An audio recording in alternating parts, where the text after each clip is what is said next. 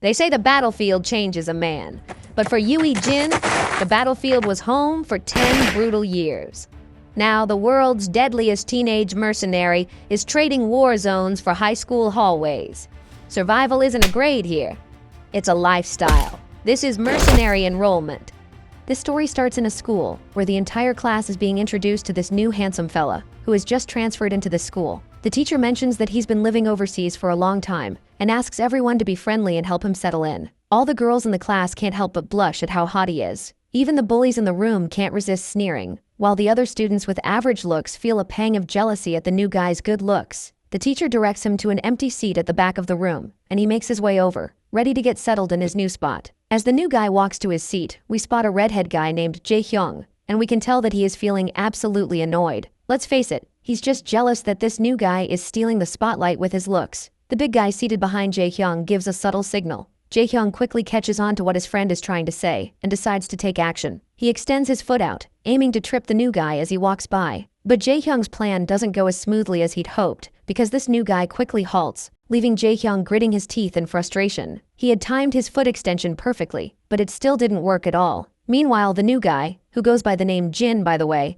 just gives Jae-hyung a death glare for his pathetic attempt, though he does not say a word. The scene then flashes back to Jin's past, where we see a blonde guy advising Jin to avoid getting into fights once he returns to Korea. Jin lets out a sigh and responds that he's already aware of this much. The senior perks up to hear this, and curiously asks about how Jin knows. Jin then explains that he wouldn't enter any combat situation without having enough intel about his surroundings. Well, it looks like Jin's response isn't exactly what the senior was expecting to hear, because it sounds way too hardcore. But Jin continues, sharing his wisdom from years of experience. He explains that making a rash decision could cost him his life, and such a mistake would be a rookie move. This makes the senior even more uncomfortable. And our boy goes on to remind his senior that he has survived plenty of battlefields over the past 10 years, because he knows his stuff. Suddenly, Major Kang, the senior, tells Jin to stop and clarifies that he wasn't referring to all this strategic nonsense, but rather, he does not want our boy to engage in fights because he wants to prevent the poor offender from getting beaten up badly. In the present moment, Major's advice lingers in our boy's mind, so he does not say anything to the bully in order to avoid fighting. The teacher then notices Jin standing there idly and asks if everything's okay. Jin simply flashes a pleasant smile, saying he is good, and continues past Jae-hyung, ignoring him. Jae-hyung snickers once again, thinking Jin is just a wimp afraid of getting picked on. Even the guy who tried to trip him earlier smiles, pleased with Jin's reaction. Once Jin reaches his seat, the teacher tells one of the students to help him get ready for the first class. With that, the teacher leaves after wishing Jin a good time studying. The student sitting next to Jin quickly introduces himself as Young-chan Park, and our boy returns the gesture, introducing himself as Ijin Yu. Young-chan then nervously glances over his shoulder to make sure no one's watching, and leans in to whisper to our boy that he saw what Jae-hyung was trying to do. He explains that Jae-hyung Lee is a troublemaker, but there's also another bully to watch out for, which is Hyuk-jin Ju, who's just as bad. Jin takes a closer look at both of the troublemakers, while Young-chan further reveals that the next class is math. Jin thanks his new friend for the heads up, and Young-chan is relieved to see that our boy isn't just another bully. He tells our boy to feel free to ask him anything, and he'll do his best to help out. The math teacher arrives and instructs everyone to open their textbooks. He starts solving math problems on the board. Some students are busy taking notes, while others look utterly bored. Jin takes in the scene, noticing that Young-chan is diligently paying attention, while some students are dozing off or messing around on their smartphones. He also glances out the window and sees a group of students playing in the playground. Jin's mind drifts back to his days as a mercenary. He remembers the heavy rain, feeling utterly exhausted and battered. The chaos of his past life, the constant roar of guns and explosions, seems to have left a permanent mark on his mind. Yet, in the present moment, as he closes his eyes, there's no unpleasant noise. Everything feels unexpectedly peaceful and serene. As dawn approaches, students start heading home. Among them is Daeon, who spots her brother standing nearby. She's momentarily startled and asks if he's been waiting for her. He replies that yes, he was hoping to walk her home. However, he adds that if she has other plans, she's welcome to go on her own. Daeon quickly glances around and insists she has no other plans, but we can tell that she is still really anxious about walking with our boy. Jin then states that if she doesn't have anything pressing, they'll walk home together. Eventually, the girl agrees. Later on the street, the siblings walk side by side, both clearly feeling awkward. Jin tries to break the ice and asks if she's feeling awkward too. Daeon is startled to hear this and quickly insists she's not awkward at all. But Jin reassures her that it's okay, as he's feeling pretty awkward himself. Thankfully, this remark finally makes our girl relaxed a bit. Jin then reveals that he was only 9 at the time of the accident, so he doesn't remember much about his remaining family, including his sister. He points out that it must be pretty strange for her too, since she was only 7 and probably doesn't remember much either. Daeon stays silent, because this is in fact true. Just then, she suddenly hears some familiar voices around the corner, and her feet suddenly come to a halt. When Daeon looks at the source of the voice, she spots one of the girls who bullied her in class. She is apparently the friend of that blonde girl who slapped Daeon in the school today. The bully girl immediately notices Daeon and calls her out. Daeon breaks into a sweat, feeling uncertain about how she is going to handle the situation. One of the guys sitting with the bully girl asks who Daeon is. The bully girl reveals that Daeon is the girl Huijin dislikes, and Huijin is the same blonde girl who slapped her earlier. The bully girl also spots her brother walking along with Daeon and starts teasing her, asking if she's out with her boyfriend. She adds some colorful remarks, saying she didn't know bitches could date as well. Our girl quickly gets timid and frantically tries to reassure her that Jin is just her brother. Well, this comes as a surprise to the bully girl, who didn't know Daeon had a brother. After hearing the rude comments, Jin asks Daeon if this girl is a friend of hers. Daeon timidly agrees and admits they know each other from their homeroom. But the cocky girl doesn't let up, calling Daeon a bitch again and asks since when they became friends. Daeon trembles as the bully continues her rant. Jin then gives the girl a cold stare, one that's enough to freeze the hell itself. The guy sitting next to the bully girl doesn't appreciate Jin's sharp glare. He gets annoyed and warns Jin to watch himself if he doesn't want to get his ass yanked. Jin continues to glare, which only annoys the fatty more. The bully girl starts egging him on and provokes him to pick a fight with Jin. Eventually the fatty's patience wears thin and he strides over to our boy, and Jin quickly shoves Daeon back and gets face to face with this stupid head. The fatty demands to know if Jin is trying to act tough in front of his sister. Jin notices how defenseless the fatty is, standing so close that all his vital points are wide open for attack. What's even more amusing is that the fatty isn't carrying any weapons. All he has is this giant ass of his. Jin can't help but feel that this guy is being rash and leaving himself wide open. But then, Major Kang's words echo in his mind once again, which reminds him to not pick fights with anyone. Jin lets out a sigh, averts his gaze, and decides to walk away quietly. But Fatty isn't letting Jin off the hook so easily. He grabs Jin by the collar and raises his hand, ready to deliver a sharp slap to Jin's face. Before he can make contact, Daeon rushes to intervene. She quickly bows down her head and explains to the bully that Jin has been living overseas for most of his life and isn't used to the way things work in Korea. On the other hand, the bully girl snickers to see her begging, while Daeon continues to tremble with fear. The fatty, however, snaps at Daeon, saying he doesn't care if Jin was living overseas or not. Seeing his sister so terrified and shaking in fear boils Jin's blood. Fueled by anger, he grabs Fatty's wrist and yanks it. Fatty squirms in pain, even though Jin hasn't done anything particularly aggressive. Jin throws his bag down and takes off his school coat. Calmly, he tells his sister to wait for him and covers her face with the coat, assuring her it won't take more than a minute. Just then, the rowdy thug charges at him from behind. Jin effortlessly twirls around and delivers a solid slap to the thug's face. The single slap sends the thug staggering, blood spilling from his mouth as he stumbles backward and crashes to the ground like a sack of potatoes. The cocky girl and the other goon feel a chill run down their spines, and I can tell they are about to crap their pants if our boy continues like this. Meanwhile, Jin lets out a sigh of disappointment, knowing he's broken his promise to Major Kang. But I guess this is not his fault entirely, as this fatty bastard had this coming. The other goon is so terrified that he has started to reconsider making any move against our boy. The next scene takes us to the countryside, where military soldiers are training tirelessly.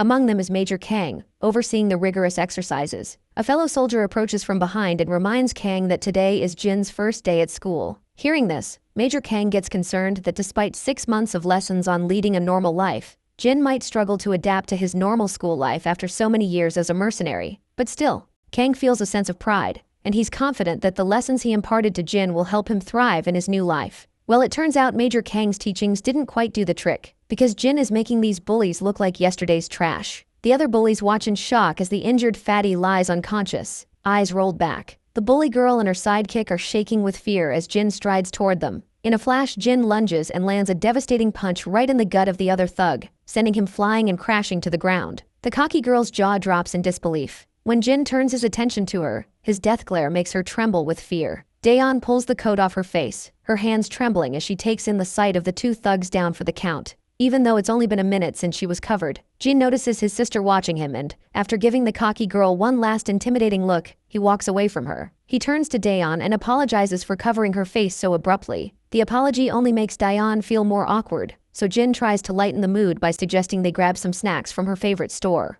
Daeon stammers that it's okay and they don't need to, so Jin decides they should just head home. As Daeon and Jin cozy up, The bully girl is left terrified to see this. She's completely blown away by how this guy who was so terrifying with just a glare is now acting like a sweet, caring brother. As the siblings walk off together, Diane gives her one last friendly wave before they head out, leaving the bully girl standing there, face frozen in terror. As they walk home, Daeon asks Jin if he was the one who knocked out those two guys earlier. Jin confirms it, and this only makes her curious about her brother, since he doesn't seem like the type to pick fights. She then explains that in Korea, staring at people like he did can be considered rude and might lead to uncomfortable situations. Jin agrees, adding that meeting someone's gaze can be risky depending on who you're staring at, which is similar to where he's from. Confused, Daeon asks why he stared at those thugs earlier. Jin simply replies that he noticed she was scared, and he wanted to protect his sister. Daeon is startled by these unexpected responses, and she simply bows her head down while blushing. An awkward silence falls between them as they continue walking. It looks like Daeon will need to get used to having a caring brother around to look out for her. When they get back to the apartment, we see Grandpa is a bundle of nerves. He frantically tells Jin to just chill and enjoy some fruit, but our boy insists on taking care of the dishes himself. Grandpa's not sure how to handle this, so he eventually lets Jin take over. As Jin washes up the dishes with a steady hand, Grandpa asks if the dinner was okay, admitting he's not exactly a master chef. Jin, keeping it casual, tells Grandpa not to sweat it. He says the food has been great and he's loved every meal. The old man looks visibly relieved to hear that Jin enjoyed the food.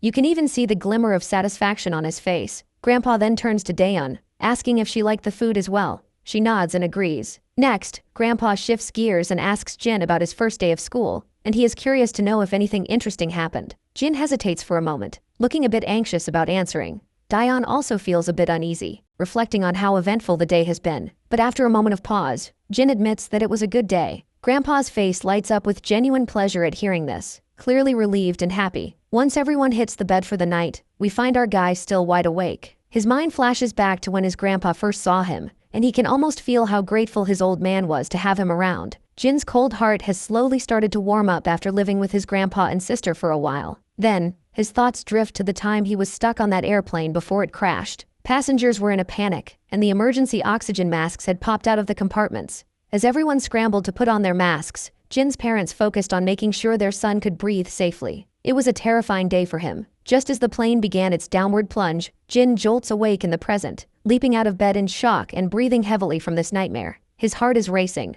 and he finally realizes it was just a dream. He glances at his clock and sees that morning has arrived. As he sits there alone, he hears rattling noises coming from the living room. He stands up and goes out, only to find his sister preparing breakfast for the day. He looks around and asks where Grandpa went. She tells him that Grandpa left for work at dawn. She explains that Grandpa took time off to be home when Jin arrived, but now his paid holidays are over, so he's back to work. She also puts on her uniform, and once she's done, she decides to leave for the day. She tells Jin that breakfast is laid out on the table and reminds him to make sure he eats. With that, she heads out, and Jin glances back at the spread of food left for him. Back at school, we see the same bully girl and the blonde girl, Huijin. It turns out Huijin has discovered that the transfer student from yesterday is Daeon's brother. The bully girl anxiously confirms this. Her mind flashes back to their previous encounter with Jin, and she feels devastated remembering how he knocked out two of her friends with just one punch. Huijin tries to ask why the bully girl is so scared, but the bully girl remains frozen in fear, unable to speak. I have grown tired of calling her a bully girl, so let's just give her an appropriate name, and let's call her Chicken Shake from this point onward. Huijin continues to press Chicken Shake about what happened. Finally, Chicken Shake swallows her fear and says they should stop picking on Daeon from now on. The glare Jin gave her is still burned into her mind and she can't shake it off. Despite her fear, she tries to reassure herself that everything will be fine because Huijin and her brother are basically the top dogs, and everyone at school bows down to them. After a while, we see Daeon again. As usual, she gets brutally smacked on the head. When she turns around, she sees Huijin and Chicken Shake together, once again there to bully her. Daeon quickly asks what they both want now, to which Huijin tells her to come with her for a second. Our girl asks where they are going. The cocky blonde is clearly ticked off and snaps at Daeon, telling her not to get too big for her boots and to follow orders if she doesn't want to get beaten down. She adds that having a brother isn't going to change a thing. A little while later, we find ourselves at the school's recycling station, where Daeon is getting absolutely pummeled by the cocky blonde. After a few solid kicks, the blonde tells Daeon to keep her head down. Daeon, trying to catch her breath, asks why she's getting beaten up in the first place. That's when Huijin reminds her about her brother. She tells Daeon that her brother doesn't have to act like a tough guy and warns her to explain to her brother to stop getting so full of himself. She further makes it clear that they won't be responsible for Daeon's brother anymore because he's in for one hell of a ride. Daeon, still clueless, asks if that means they're targeting her brother from now on. Huijin quickly confirms, reminding her that the two bullies our boy took down were friends of her brother. Since Daeon and her brother dared to mess with them, they're not going to get off easy. It's like poking a lion and expecting not to get mauled. Daeon's face goes absolutely pale upon hearing this. She yells at the two thugs, demanding to know what they're planning to do with her brother. But all she gets in response is a solid slap across the face for speaking out of turn. The slap leaves a bruise on her cheek, but the sting of the physical pain is nothing compared to the ache she feels knowing her brother is in serious trouble. Daeon clenches her jaw, steels herself, and bolts out of the recycling station, leaving the two thug women behind. The scene cuts back to third-year class 2. The atmosphere is thick with anxiety. Even the two average bullies in the class are unusually quiet. Everyone's on edge because the school's biggest bully is strolling into the classroom with his entourage, and it looks like the drama with Jin is about to kick off big time. But Jin just sits there cool as a cucumber. The two bullies who got knocked down yesterday are also strolling down with their boss. Behind them, the biggest bully of all, the top dog, looms large. Right on cue, Daeon bursts into the room like a tornado. She's panting heavily, her face is bruised, and her uniform is smeared with dirt. Jin abruptly stands up from his seat, and his eyes widening in shock as he takes in the sight of his sister's battered face and filthy uniform. The bully boss starts up with some banter, teasing how Jin's sister is worried sick about her brother. He points out how his own sister, Huijin, all she does is whine and nag at him to do things for her. Huijin also strolls into the scene, and reminds her brother that she will only feel sorry when her brother actually gets his ass handed to him by someone. Meanwhile, Jin is left visibly petrified seeing his sister so bruised up. But before we can see his reaction, the scene cuts back a little to the past. When students were just starting to gather in the classroom early in the morning, we see the terrified face of Young-chan taking hits to the head from two rowdy individuals who are using his face for target practice. Jae-hyung is feeling pretty cocky about his direct headshot and brags to his friend about it. Hyakjin then gets ticked off and demands this nearby student to hand over his eraser. Once the timid student offers his eraser, Hyakjin quickly takes it. He swings his hand with all his might and delivers a precise headshot to Young-chan. He breaks into a happy dance after landing the perfect hit, but Jae-hyung tries to downplay it, saying this was just a lucky shot. The two friends go back and forth, trying to outdo each other with their headshot skills. Jae-hyung decides to take another shot, swinging his hand violently and throwing the eraser down at the poor Young-chan. But surprisingly, Jin steps in, and the eraser hits him in the waist instead. The two bullies are annoyed by this sudden interruption, and the eraser falls to the ground.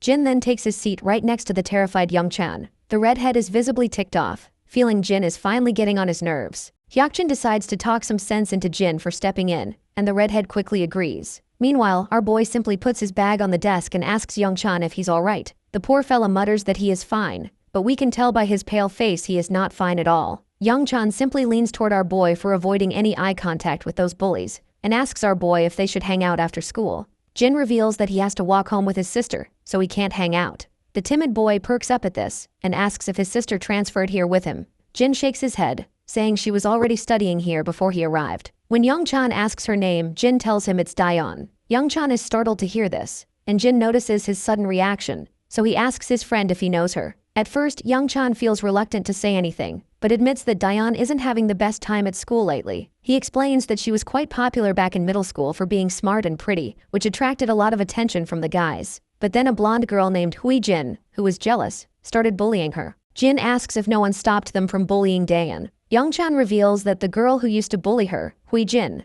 has a brother named Gisu Kim, who's one of the worst troublemakers at their school. What's even worse is that Daeon is stuck in the same homeroom as Huijin, and she gets bullied to the point where every student is amazed that she still has the courage to come to school. Jin puts two and two together and realizes that Huijin started bullying his sister just because someone liked Daeon, and that's the only reason she's being targeted. But Young-chan somberly reveals that this is just an excuse, because Huijin simply wanted a reason to bully someone. Jin's mind flashes back to several days before, when his grandpa hoped that Jin would have an easier time adjusting to his new school after living overseas for so long. The grandpa then turns to his granddaughter and asks if she's doing well in school too. At that time, little Daeon charmingly assures her grandpa that she's doing absolutely fine and never shows a hint of the grievances she faces at school on a daily basis. Her grandpa praises her, noting that Daeon is always a brilliant student, and even her teachers speak highly of her. In the present moment, Jin realizes that his sister was just putting on a brave face and hiding her struggles to keep their grandfather from worrying. Then, one of the rowdy bullies kicks the door open, and the entire gang of school bullies saunters into the classroom. Hyokjin quickly asks these rowdy bunch what they're doing in their class. Gisu Kim, one of the top dogs of the entire school, just says he's there to handle some business. Hyokjin's surprised to see Gisu and is not sure what to do. You see, Hyokjin is a small fry. While he can deal with the other bullies pretty fine, but he doesn't want to get tangled up with Gisu Kim. Meanwhile, Jisu's lackeys inform him about Jin. When Gisu sees Jin, he starts shouting at his lackeys, furious that they got their butts kicked by a scrawny little punk. He dismisses his lackeys and provocatively flicks his finger at Jin, telling him to come over. Jin stands up immediately, while the redhead and Hyokjin look totally confused about what Jin did to tick off Gisu, and they're pretty sure he is pretty much screwed now. Meanwhile, Jin stands his ground defiantly and asks if Gisu is actually the big shot here. Jisoo sneers, and he finds it fascinating that our boy took his sweet time to figure out who is in charge here. He turns to his lackey and tells him not to just stand there like an idiot and to make a move. But we can clearly tell that the lackey is absolutely scared, but he eventually steps forward towards Jin. But before the showdown starts, Daeon also bursts into the classroom, breathing heavily. In the current time, this is how Jin finds himself looking at his bruised-up sister. Tears well up in Daeon's eyes as she starts apologizing to Jin for putting him into trouble. Meanwhile, Huijin scoffs after seeing those tears and calls her the biggest drama queen ever. Jin, however, tells his sister she has nothing to apologize for. Before she can say another word, he loses it and slaps this lackey across the face with such force that he hits the ground, knocked out cold. The other bullies, who already know how hard Jin can hit, start to tremble. With one lackey down, Jin turns to his sister and says that these bullies are the ones who should be apologizing. The fatty charges at Jin with a clenched fist, but Jin effortlessly pushes his hand away. When he spots the exposed throat, Jin delivers a brutal, precise smack to it, like a ninja, leaving the bully spitting and coughing before collapsing to the floor. The other lackey, shaking with fear, tries to land a hit on Jin. Jin responds with a crushing blow to his ribs, and with lightning-fast reflexes, sends the lackey tumbling to the ground. Meanwhile, Gisu's confidence has finally started to fade away, as he sees our boy effortlessly taking down his bullies like they're nothing. The local lackeys of this class, who are still in their beta stage, stand there wide-eyed and expressionless. Even Huijin and Chicken Shake are freaking out, completely losing their composure. After taking down the last two bullies, Jin turns to Gisu and makes it clear that his sister has been suffering because of these thugs, and he's not about to stand for it. Gisu finally decides to speak, sneering as he admits that Jin is not a pushover after all. With a smirk, Gisu swings his leg with lightning speed toward Jin's face, but Jin effortlessly blocks the kick, leaving Gisu absolutely stunned, because he did not expect our boy to react so fast. Nonetheless, Gisu quickly swings his other leg, which is also blocked by Jin quite easily. Jin seizes Gisu's leg, pulls him closer, and delivers a brutal punch to his face. The punch sends blood spraying everywhere as Gisu crashes to the ground like a rag doll. His nose and mouth are bleeding, and he looks up in horror at Jin, who towers above him like a goddamn Death Reaper. Without hesitation, Jin swings his leg again, striking the bastard in the face with a powerful kick that sends more blood splattering. The guy, who was once cocky and full of himself, finally hits the ground, defeated and humiliated. The entire class falls silent, eyes wide in shock as they watch Jin take down one of the biggest bullies in one fell swoop. The two beta bullies are slack-jawed as well, unable to believe that our boy just took down a major player like Gisu so effortlessly. The girls are equally horrified, with the blonde especially stunned, unable to fathom if Jin is really this formidable. Jin starts walking towards Huijin, who is feeling terrified because she does not want to get slapped and face the same brutal treatment. But before anything else can happen, Daeon rushes to stop her brother, pleading with him not to do anything anymore. Jin reminds her that Huijin and her crew have been bullying her for a long time, and he also knows that she was targeted by them yesterday as well. Daeon's face falls as she realizes her brother has uncovered the truth, and she bows her head in silence. She then suddenly realizes that Jin is fighting for her sake, so she quickly forces a smile, telling her brother that she's fine and he should stop. Her brother hesitates at first, but eventually agrees, deciding to walk her to class. As they leave, the students in the room erupt into murmurs, unable to believe that Gisu, the top dog, was taken down by a single boy. Even the beta bullies admit that Jin is hardcore, and they are feeling a wave of relief that they didn't try to take him on earlier. As the chatter continues, the blonde girl trembles in a mix of fear and humiliation, unable to process her defeat. Meanwhile, as Jin and Daeon walk together, she expresses her shock at how good her brother is at fighting, but then starts apologizing again. Confused, Jin asks what she's apologizing for. Daeon explains that it was her fault he got dragged into this mess. She feels responsible for the fights he had to endure, both yesterday and today. Jin gives Daeon a reassuring smile, telling her she doesn't need to apologize for anything, because this is what families are for, to protect each other. He then begins to explain that back where he used to live, everyone only looked out for themselves. They didn't care what happened to others as long as they weren't the ones suffering. But even those people would act differently when their own families were involved. That is when the scene cuts down into the memory lane, to a chaotic battlefield, with smoke and explosions tearing through the area. Gunfire and bombardments echo from both sides. In the middle of the madness, we see a younger Jin, caught in the mayhem. Among the carnage, he spots one of the opposing soldiers desperately trying to save his little daughter, shielding her from a man who is holding his gun right over their faces. Even in the middle of the violence, the sight of that soldier risking everything for his child left a deep impression on Jin. It made him question what family truly meant and why it was so important. In the current moment, Diane points out that he barely remembers her, so why is he still going out of his way to help? The boy agrees, admitting it's true he doesn't remember her, but insists that doesn't change the fact that they're family. The girl just stands there in silence, but just as our boy's words sink inside her mind, she starts to feel a bit embarrassed. She quickly tells him she's fine and that he should head back to his class. She points out that they're already at her homeroom, so she waves a final goodbye and vanishes, leaving the boy with a faint smile on his face. Back in his room, Jin is still the hot topic of conversation, and he's feeling a bit awkward with all the attention he is getting. The beta bullies then flash him a thumbs up, cheerfully asking what kind of lessons he got overseas because he took those noobs down like they were yesterday's leftovers. They keep showering him with praise, but the boy just sinks into his seat, looking a bit overwhelmed. Even his friend Yang Chun chimes in, saying he was actually pretty awesome, which brings a subtle smile to Jin's face. Meanwhile, we shift to the defeated goons, who are feeling pretty anxious after their embarrassing loss. Their boss, in particular, is still fuming,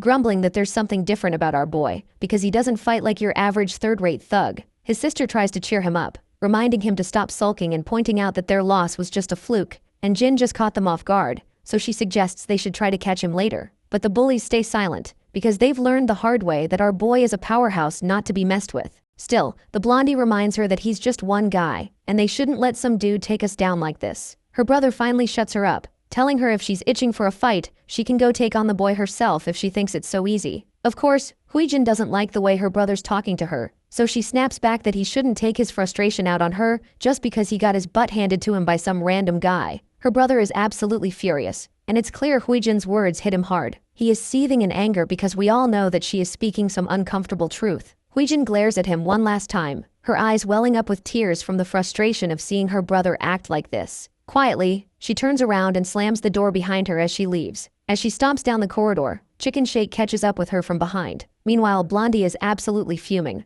It's incredibly frustrating for her that all those bullies couldn't handle just one guy. She slams the door open as she storms into the classroom, and when she sees Daeon sitting in the classroom, she asks our girl that she must be feeling pretty lucky to have a brother now. She reminds her how she now can go to school without a care in the world, and can just run to her big brother if she gets into trouble. Daeon doesn't say a word in response, which only makes Huijin more annoyed. She thinks Daeon is giving her the cold shoulder just because she has her brother around. She grits her teeth in frustration and makes it clear that she won't let Daeon do whatever she wants just because she has a brother. As dusk starts to settle, students begin heading home, and among the crowd is our girl, looking pretty dejected. She's lost in thought, recalling the scene where her brother stood up for her and fought those thugs. She remembers him saying they're a family, and wonders if this means she can finally go to school without worrying about getting bullied. Her mind drifts back to her miserable days under Huijin's rule, where she was constantly bossed around and obeyed every command like a faithful dog. Whenever she tried to speak up for herself, she'd get slapped down. Suddenly, her brother appears behind her and asks if something's bothering her. She is startled by this sudden call, but our boy reminds her that he'd called her a few times already, but she did not respond. The sister quickly says sorry, explaining she didn't hear him, and then asks if he was waiting for her again. The boy nods, saying he was because he still doesn't know his way back home. So, they start walking together, talking about how they should grab some groceries on the way, since Grandpa always gets super hungry when he's home late. As they walk side by side, that rowdy bitch stands behind them. She's looking utterly mad, and just can't handle seeing the smile on our girl's face. This bitch is biding her time, waiting for the perfect moment to make Daeon forget how to smile. In the next scene, we see our duo is shopping around the store. The girl seems to be having a tough time choosing what to get, while people around the store are looking at our duo. Girls in the store can't seem to take their eyes off our boy, and Daeon can't help but notice how much attention he's drawing from the ladies. She knew he was popular at school, but it seems he stands out even outside of it. Out of curiosity, Daeon finally asks her brother if he's ever had a girlfriend back when he was overseas. The sudden question takes him by surprise, and he looks like he's never even heard of the term girlfriend before. Seeing his confusion, Daeon clarifies, saying she means a girl he might be dating. He simply replies that he hasn't had any, which prompts his sister to suggest that he should consider having a girlfriend, especially since he's always attracting girls like a magnet wherever he goes. The boy stays silent for a moment before saying that he's always been too busy to have time for a girlfriend. Daeon understands where he's coming from, especially since he's been busy adjusting to a new country. That's when the boy turns the question back on her, asking if she's ever had a boyfriend. The question catches her off guard, and she quickly replies that she hasn't had one either. When he asks why not, she just says she's been busy as well. When they finally get home, we see our boy has been gifted a Samsung Galaxy phone by his grandpa. He's a bit disappointed because he wanted an iPhone instead. Daeon, on the other hand, is pretty excited because she wanted a Galaxy phone for herself, and she can tell it's the latest model. The boy starts playing around with the phone, while Grandpa reveals that he's already saved Daeon's and his own number in it. Daeon is surprised to find out that Grandpa saved the phone numbers himself since she usually helps with stuff like that. Grandpa quickly clears it up, saying he got some help from the salesperson. He adds with a grin that he's heard how the younger crowd loves to unbox new things themselves, so he hoped our boy wouldn't mind that he opened the box to save their numbers. In response, Jin quickly says he's totally fine with it. Grandpa then apologizes to Daeon, saying the store only had one of those phones, so he couldn't get one for her too. Daeon reassures him it's no big deal, and they end up having a great dinner, chatting and enjoying their family time. Later that night, the boy is still playing around with his new phone, and he is really digging into the Galaxy experience. He starts to think maybe Samsung phones aren't so bad after all and could be even better than iPhones. The scene cuts to Major Kang, who's busy working at his computer when his phone rings. He picks it up and sees it's Jin, who lets his senior know that he's got a new phone and this is his new number from now on. The senior is a bit surprised by this news, and even the junior standing behind him asks if Major Kang didn't already give Jin a phone. Major Kang confirms that he did. That's when the senior gets tomato red with anger, pointing out that he had given Jin the most expensive iPhone they had, so he is kind of furious that Jin has changed his phone already. The next morning arrives, and Jin comes out of a cozy shower and notices his sister rushing out in her uniform. Before she leaves, Jin asks why she's heading out so early. She tells him she's actually running late and bolts out without wasting any time. She also reminds him that dinner is already set up, so all he has to do is put the dishes in the sink. As she's rushing down the street, she glances at her phone and is relieved to see that she'll make it on time. She had gotten delayed because she wanted to make a delicious soup for Grandpa, and seeing him smile after eating it made it all worth it. She's just happy to do something nice for him. Her moment of happiness is abruptly cut short when she gets a solid kick to her ribs and crashes to the ground. Standing over her are 3 girls, all decked out in hoodies and masks to hide their identities. The one at the front tells Daeon to watch where she's running and accuses her of nearly breaking her ankle. It's clear these girls are just looking for trouble and making excuses to pick a fight. They demand that Daeon apologize for her so-called blunder. The poor girl quickly nods and says she's really sorry. But the rowdy leader isn't satisfied and slaps Daeon across the face and insists she apologize like a whimpering dog. That's when one of the girls with a ponytail suggests they all head to a karaoke spot to blow off some steam. Another girl quickly agrees, saying that they definitely need to relax and have some fun. The ponytail girl crouches down to meet Daeon at eye level. With a smug grin, she invites our girl to join them in their karaoke session, and she is sure that they are going to have a blast there. The second Daeon hears that voice, she instantly recognizes that this is Huijin Kim, and she is definitely here to make our girl's life miserable. Before she knows it, they're all at a dingy karaoke place. The manager, catching sight of these shady-looking girls, can't help but feel uneasy. A while later, we see the manager again, who is pacing nervously toward the room where those girls had their karaoke session. He mutters to himself about how rowdy kids have gotten these days, and wonders what kind of mess those ladies might have left behind, because in their entire karaoke session, all he heard was loud screaming noises. The manager turns the lever and opens the door, only to find Daeon sprawled on the floor, clearly beaten up. Thankfully, she's conscious, and starts to slowly get up. She fumbles with her things, her hands shaking as she gathers her stuff. The manager is utterly confused to see this unexpected sight and decides to call an ambulance, but Daeon flatly refuses and stumbles out the door. Meanwhile, back in the classroom, the teacher is taking attendance and notices that Daeon is still missing. When the students confirm she's not there, everyone is confused since Daeon wouldn't just skip school without letting anyone know. In the background, Huijin Kim is smirking, clearly pleased with herself. Chicken Shake turns to her friend and asks if she thinks Daeon will be okay. In response, Huijin simply tells her friend not to panic. She reminds her that Daeon missing school has nothing to do with them. Chicken Shake nervously agrees, playing along and affirming that it's indeed true and has nothing to do with them. Finally, the school bell rings, signaling the end of the day. As usual, the boy waits outside for his sister, but he can't seem to spot her in the crowd of students. The crowd begins to thin out, and soon there's hardly anyone around, but his sister is still nowhere in sight. He waits for a bit, then pulls out his phone and tries calling her, wondering if she might have gone home already. Meanwhile, she's already back home, and her phone rings endlessly as her brother keeps calling, but she doesn't bother to answer and lets it ring. Eventually, the boy heads back home. His eyes immediately spot the sneakers she wears sitting over the doorstep. He pulls off his bag from over his shoulder and goes to her door, giving it a gentle knock and asking if she's inside. The girl quickly responds, and the brother feels a wave of relief knowing she's indeed there. Daeon quickly asks if Jin waited outside the school today too. Jin no Diaz and mentions that he even tried calling her, but she didn't answer. The girl apologizes heartily, saying she must have been asleep. Jin picks up on the odd tone in her voice and asks if he can come in for a second. Daeon quickly comes up with an excuse, saying she's in bed because she's not feeling well. Worried, Jin asks if it's something serious. She reassures him that it's just a slight fever and that she'll be fine after some rest. Jin tells her to call him if she needs anything and decides to head out, planning to grab some medicine for her. But Jin suddenly stops at the door and notices that her sneakers are stained with blood. It doesn't take him long to realize something serious must have happened, since blood on her shoes isn't something you see every day. Once he pieces it together, he grabs the first aid kit and heads into her room to tend to her injuries. She winces as he applies bandages to her bruised face. It seems Jin still doesn't know the full story. Daeon tells him she fell down the stairs while trying to dodge a bicycle. However, Jin points out that her injuries seem quite severe for a simple accident and asks if she doesn't want to see a doctor. She hesitates for a moment before insisting she's totally fine. I guess her hesitation to visit the doctor is understandable, because if she goes to the hospital, they'll discover the bruises aren't from a fall down the stairs. The scene then cuts to Daeon's past, where we find ourselves in the principal's office. Daeon is telling the principal that she was beaten up by Huijin. However, Huijin flatly denies the accusations. The police are also involved in the case, and Daeon insists that Huijin was the one who beat her up.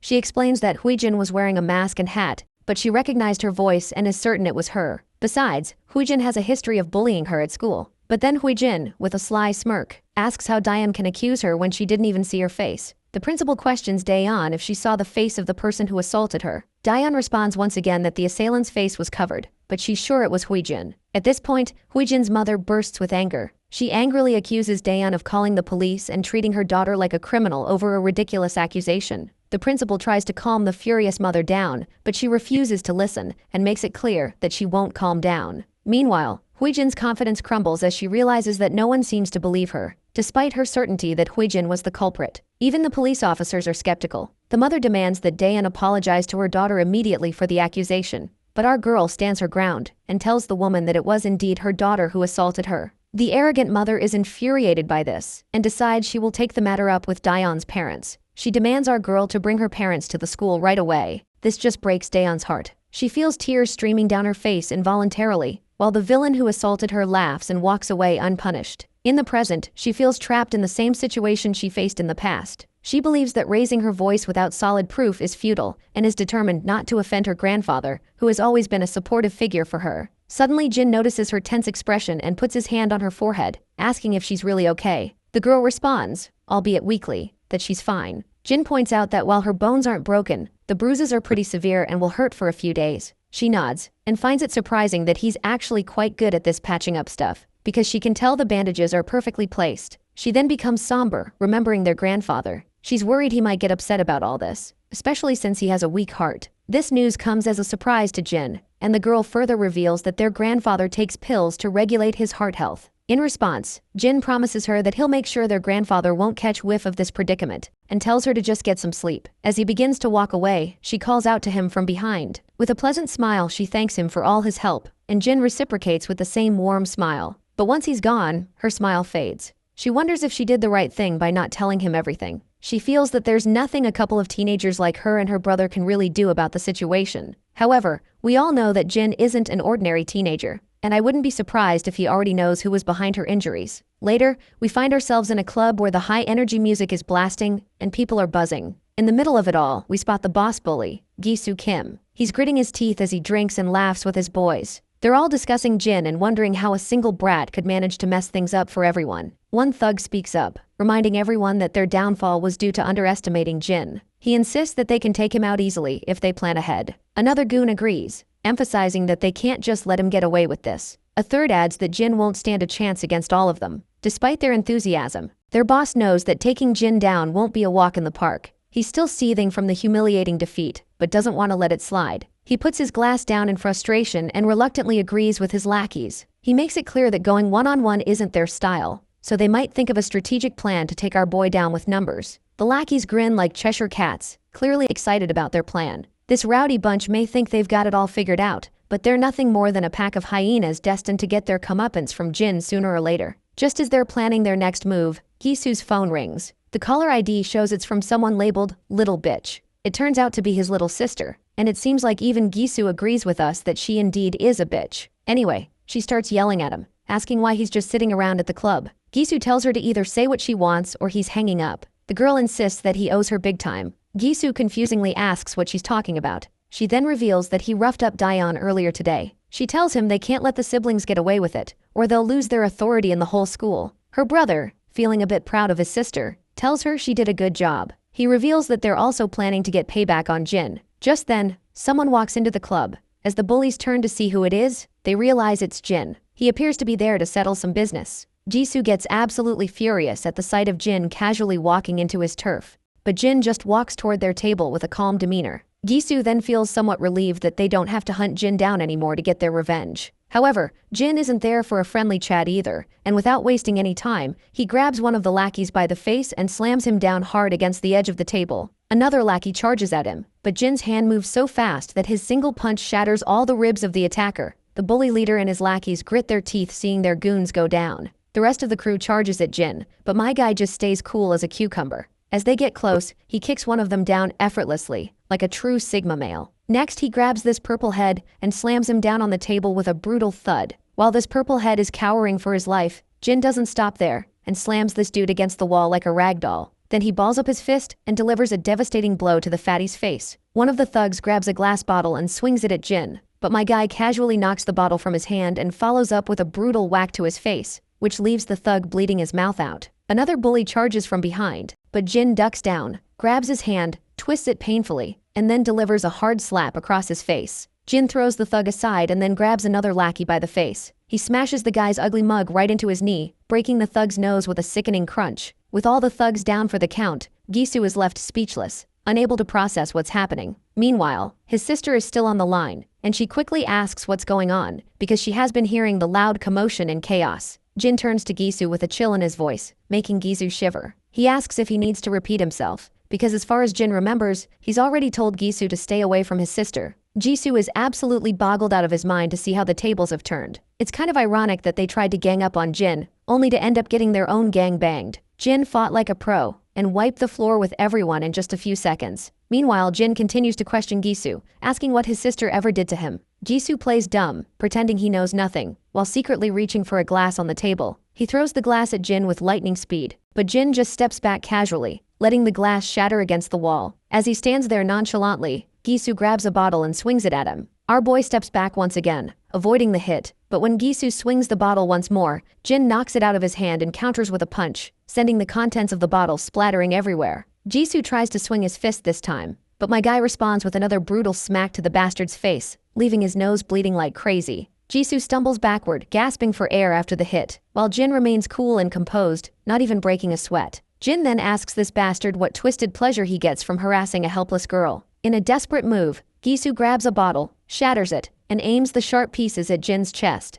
But our boy shows no fear, and he quickly slaps Gisu's hand hard, making the bottle drop. Then he grabs Gisu by the throat and squeezes, causing him to struggle for breath. Gisu's feet trip over themselves as he struggles helplessly, and Jin forcefully drives him to the ground. The bastard writhes and squirms, desperately trying to break free from Jin's iron grip, but my guy doesn't let up. His hand pressed firmly on Gisu's throat, ensuring the once cocky bully knows exactly who's in control now. Jin then leans in and asks Gisu what he should do with him. Gisu, barely clinging to consciousness after the brutal beating, can't muster a response. Jin delivers his final warning, making it clear this is the last time he'll spare him. He warns him to stay away from his sister and to keep Huijin, who is Gisu's sister, in check as well. He emphasizes that if he hears even a rumor about Gisu or Huijin bothering his sister again, he'll be back to finish what he started. To drive his point home, Jin tightens his grip on the bastard's throat even further, pushing him to the brink of unconsciousness. The bully is now desperate and on the edge, starts squirming and apologizing profusely. After that, Jin finally releases his grip, leaving Gisu gasping for air and coughing violently as Jin walks away. As Jin walks out of the club, the staff inside exchange nervous glances, unsure of what just went down. Meanwhile, Huijin and her friend Chicken Shake are strolling down the street.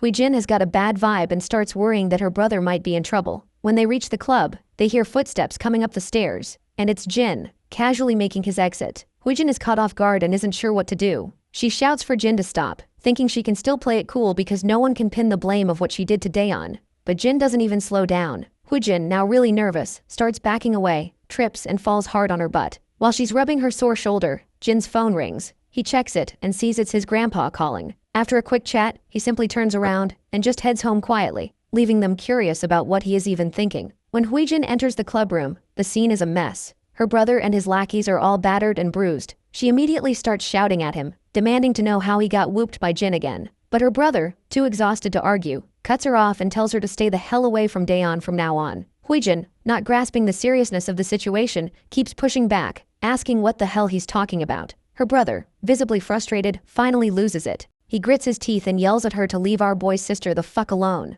But Huijin doesn't back down and keeps shouting, questioning why he's so afraid of that bastard. That's the breaking point, and her brother snaps with his eyes blazing with anger. He makes it crystal clear that if she doesn't steer clear of Daeon, he'll make sure to mess her up himself. Yikes, these siblings have a seriously twisted way of dealing with each other. It's wild how casually they talk about screwing each other over. Huijin is shaken by her brother's outburst, and she begins to tear up. We're back with our boy, who spots the grandfather once again. They sit down on a bench in the park. First off, Grandpa apologizes for pulling our boy away while he was having fun with his friends, but our boy says it's all good. The old man then gets a bit sad, mentioning that Daeon got injured, and our boy was the one who treated his injuries. Our boy confirms it, and the old man explains that her injuries are pretty serious, but she refuses to go to the hospital. He shares how tough it's been raising Daeon on his own. He never really knew how to raise a young girl and was always working hard to put food on the table, and he is just grateful she's come this far on her own. Grandpa reflects on all those years and says that looking back, Daeon has given him so much more than he's ever been able to give her. He lost everything in that accident, and Daeon was the only thing that kept him going after the plane crash took everything away from him. It breaks his heart to see her so hurt, and not even tell him the real reason behind it. He wonders if she thinks he's too old to understand. He mentions a saying about how kids become distant from their parents as they grow older, so it must be even harder for her to reach out to an old grandpa. But our boy quickly reassures the old man that he's just overthinking. He points out that it's clear how much Grandpa loves Daeon, and he's sure Daeon loves him just as much. He tells Grandpa to stop worrying so much and promises that he'll look out for her at school. Hearing this, the old man is finally a bit relieved and genuinely happy that Daeon has a brother-like figure in her life. The next scene shifts to Omnia Medical Examination Center. Inside, we see Gisu with his injuries finally patched up. He's getting an earful from his father, who's clearly disappointed in him. His dad doesn't hold back, making it clear that Gisu deserves every one of those injuries because, as he puts it, if you're going to play stupid games, you're going to win stupid prizes. The arrogant mother starts yelling at her husband, clearly outraged. She reminds him that their son is in the hospital, and this is all he has to say? She tells him to go find the brute who did this and yell at him instead. She also points out that the same brute busted Huijin's arm too. Honestly, it's a real mess. Huijin is a bitch to the point that she even pinned the blame of her own mishap on our boy. We all know that she tripped and banged up her shoulder, but instead of taking responsibility, she's blaming him for everything. The angry father finally calms down and lets out a deep sigh. The concerned mother tells her son to just focus on resting and recovering. As they start to leave, the mother grumbles about making the kid who hurt their son pay if she ever gets her hands on him. Once they're gone, Gisu finally asks his sister why she had to tell their parents everything. He explains that by doing so, she's just made things worse for him. He feels humiliated that people will think he ran to their parents like a whining brat after getting beaten up. His sister then asks how she was supposed to hide the fact that her brother was in the hospital and that her arm was broken. Gisu gets pretty ticked off and demands to know if Jin was the one who did this to her arm. She remembers how she tripped and fell, but she doesn't mention that to him. Instead, she just says that Jin was responsible. It's messed up how she's shifting the blame so shamelessly. She then quickly stands up and tells him to just stay here and get better. She says she'll make sure they realize once and for all who they're dealing with. Gisu sits there, unsure if they should mess with our boy again. Meanwhile, we're back with their parents. The woman reveals that she's just spoken to Mr. Cha,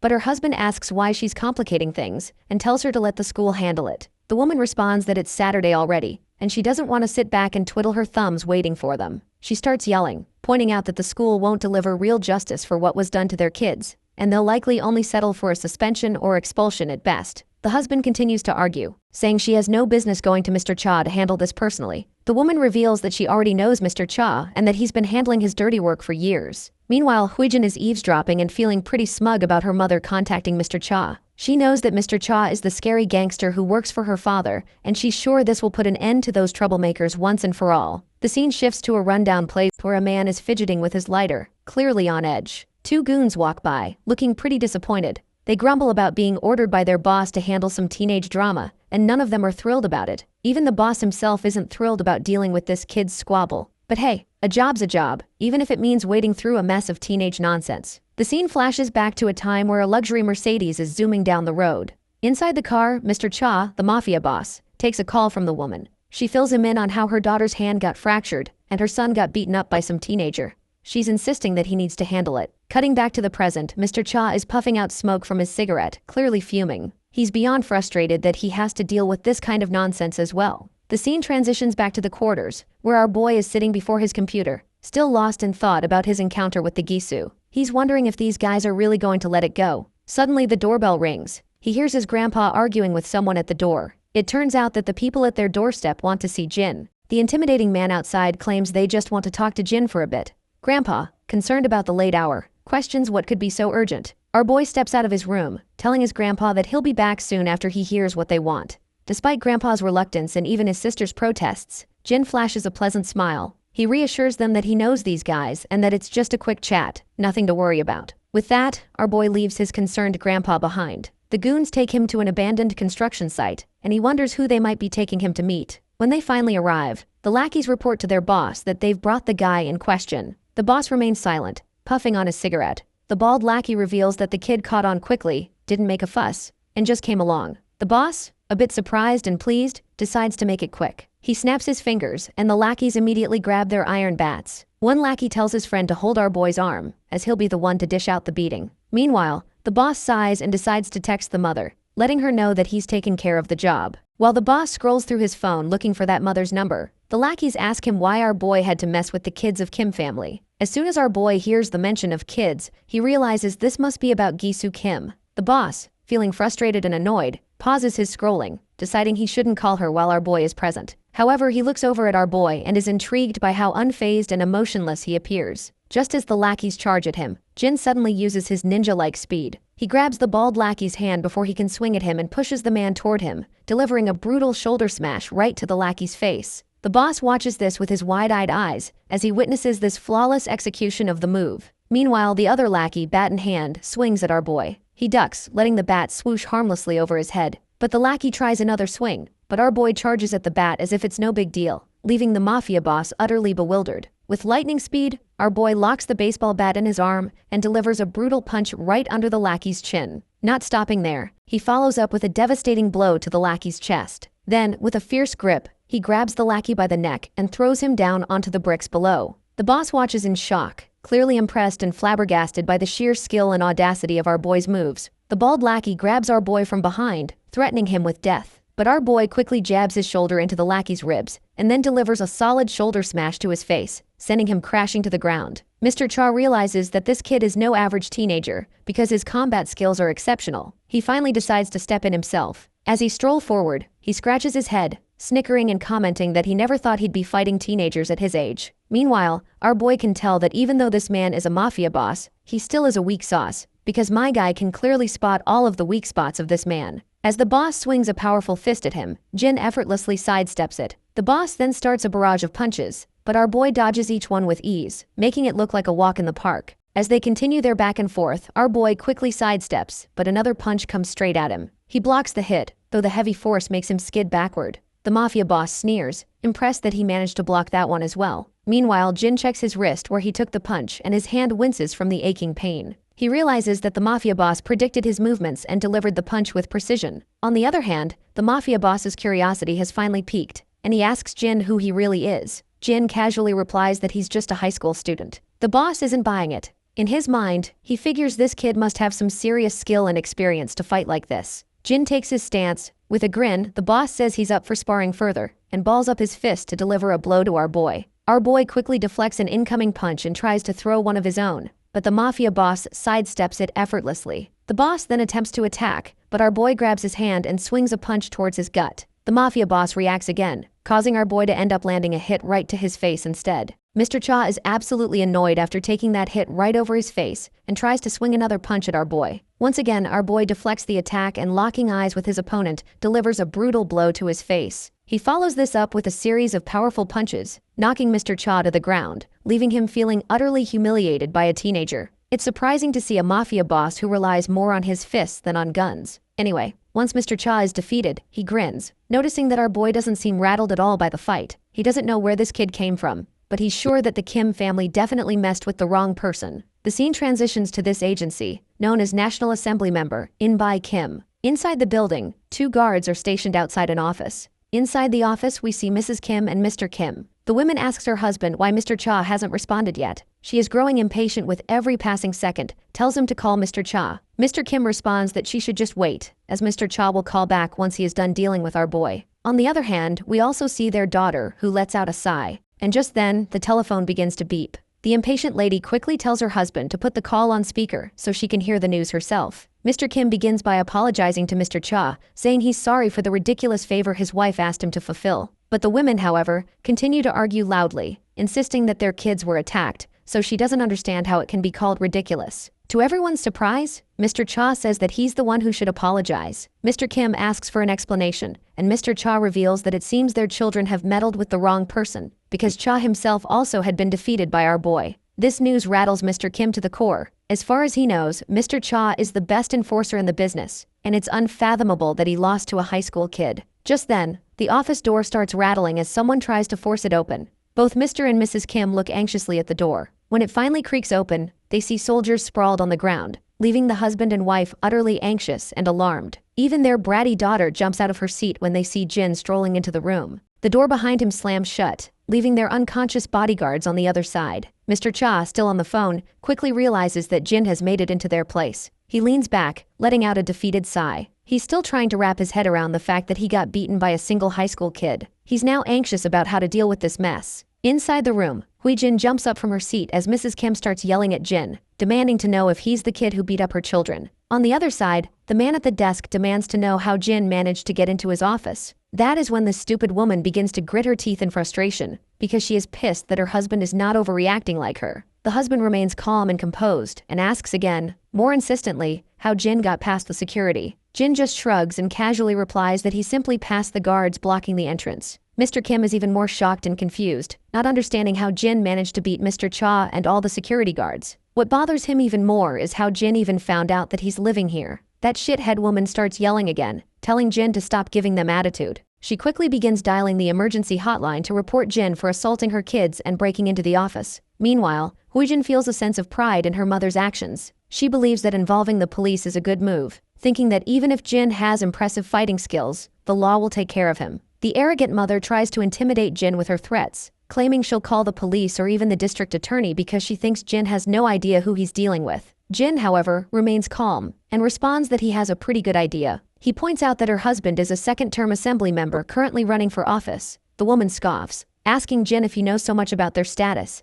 Then why did he assault her kids? On the other hand, Hui-jin smugly sneers, feeling satisfied that they've cornered Jin, and faintly tells him that it's game over. The authorities pick up the call, and the lady starts yelling into the phone, demanding that the officers reach Kim's office right away. But before she can say anything more, she falls silent when she hears something unexpected. Apparently, Jin plays the full footage of the karaoke room where Hui-jin and her lackeys assaulted her sister. The undeniable evidence leaves Hui-jin speechless, her eyes widening in shock as if they might pop out of their sockets. Mr. Kim stays silent, feeling utterly devastated. The screams of Daeon begging for forgiveness echo through the room, as the trashy ladies continue to beat her to a pulp. Seeing the concrete evidence, Mrs. Kim's jaw drops, and she quickly hangs up the hotline, saying she'll call them back later. On the other hand, Hui-jin starts yelling at Jin, demanding to know how he got those files. Jin remains silent for a moment, and then the scene flashes back to the outside of the Kim's residence. Inside one of the rooms, Jin is seen sneaking around the house. He opens a laptop and copies all of the data onto a pen drive. In the present, Mr. Kim grits his teeth in frustration, feeling that his kids are a total disappointment. But Hui-jin quickly tries to reassure her father,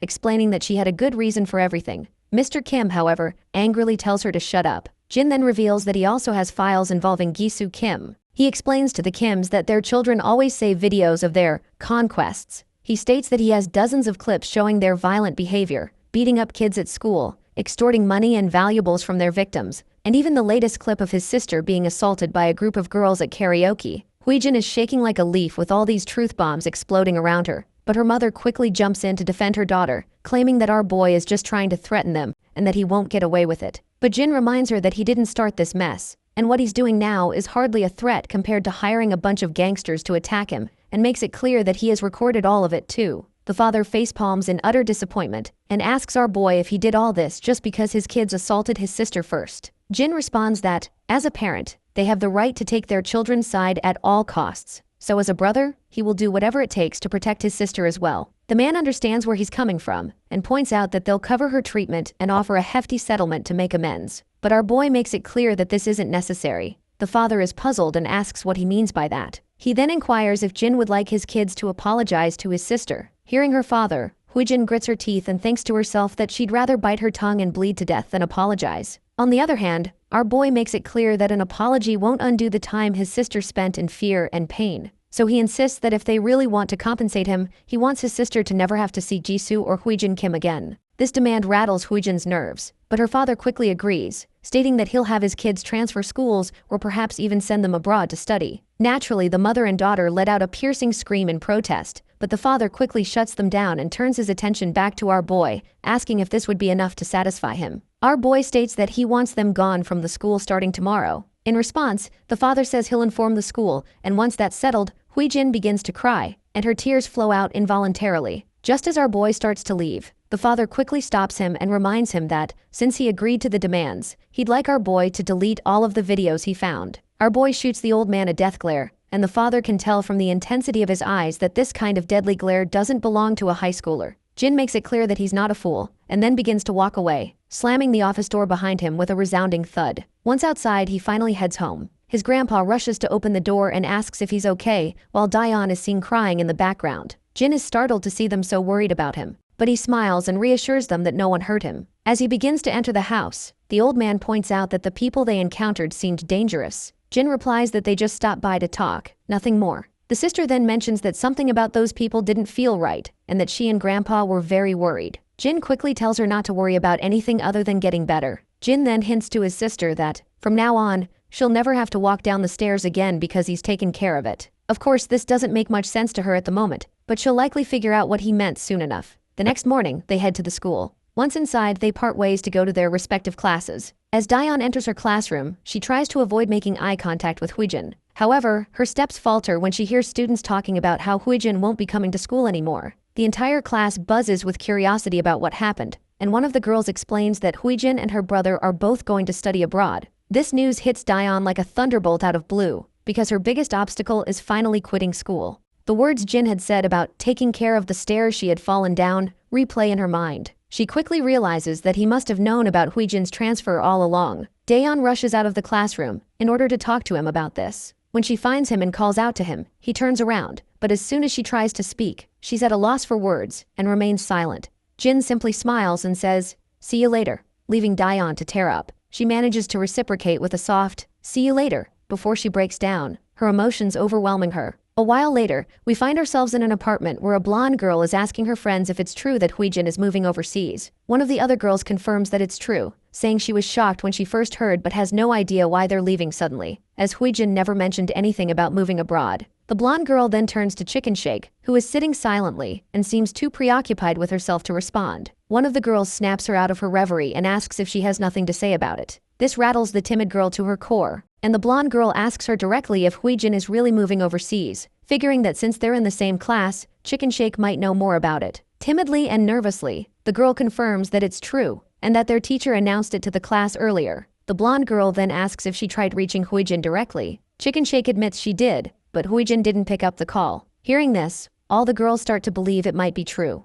Meanwhile, Chicken Shake nervously checks her phone, biting her nails in anxiety. The last message she got from Huijin was that her mother was going to take care of our boy, and ever since, Chicken Shake has been freaking out, wondering if Huijin's sudden move has anything to do with him. Just then, Huijin herself arrives in the room, looking absolutely furious. The girls are shocked to see her, and Huijin just takes a seat on the sofa, grumbling about how she barely managed to sneak out of the house. The girls ask Huijin if she's really moving overseas. Frustrated, Huijin grabs her head and says it just happened, but she explains she'll be back after one semester. We then flash back into the past, where her dad told her to spend a semester abroad, promising he'd sort everything out by the time she gets back, because he doesn't want those videos going public either. She keeps this part to herself though, and the other girls just laugh and tease her, saying she's going to enjoy her vacation. The blonde sneers, clearly annoyed by their attitude. Another girl asks why the sudden move and if Gisu is going too. Huijin simply says it's a family matter, and she doesn't need to go into details. The redhead girl then asks about Daeyeon and her brother, curious about how things went and if Gisu managed to beat our boy or not.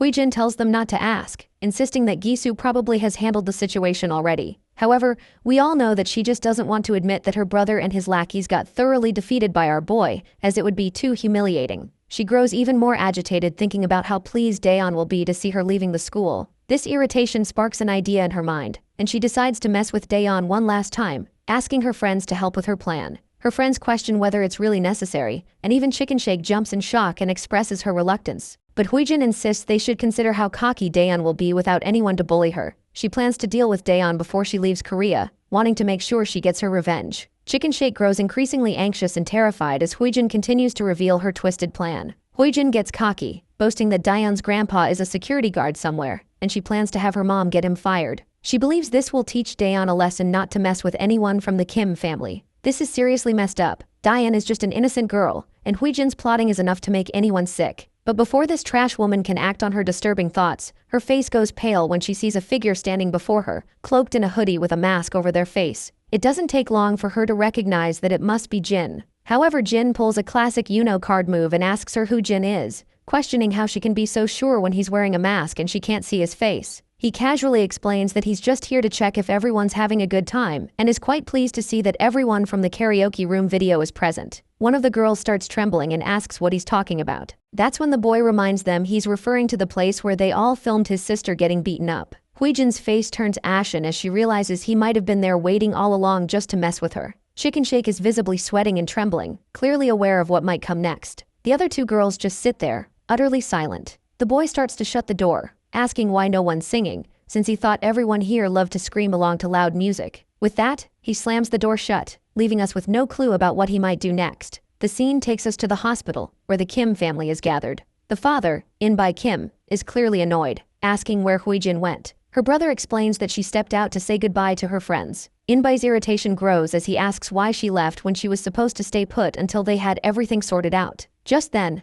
a guy bursts into the room, quickly turning on the TV and telling his master he needs to see what's going on. On the screen, it's clear that our boy has already made the videos of what Huijin did go viral. The footage is spreading fast, and the situation is quickly becoming a public spectacle. The entire Kim family falls silent as they watch the news. The reporter continues to drop bombshells, revealing that there are dozens of violent videos circulating, with many more incidents likely unrecorded. Civic groups and politicians are now proposing a special bill to bring the culprits to justice. Gisu starts to lose his composure, and the reporter adds that the nation is especially appalled by the revelation that the culprits are the children of candidate In-by Kim. It's clear that the father is in deep trouble, and it's all thanks to his outrageous wife who pushed everything to this point. Given Huijin's plan to make our grandpa jobless, it seems they're getting exactly what they deserve. We cut back to our boy being grilled by Mr. Cha, who demands to know why he went ahead with his plan when he had already come to terms with the Kim family. Our boy's mind flashes back to the past, where we find him learning all about the Kim family's deep political connections. He reveals that it was highly unlikely everything would have gone smoothly, so he did what he felt had to be done. In the present, he admits he did not honor the agreement they had. Mr. Cha questions whether he really thinks the Kim family would just let him walk away.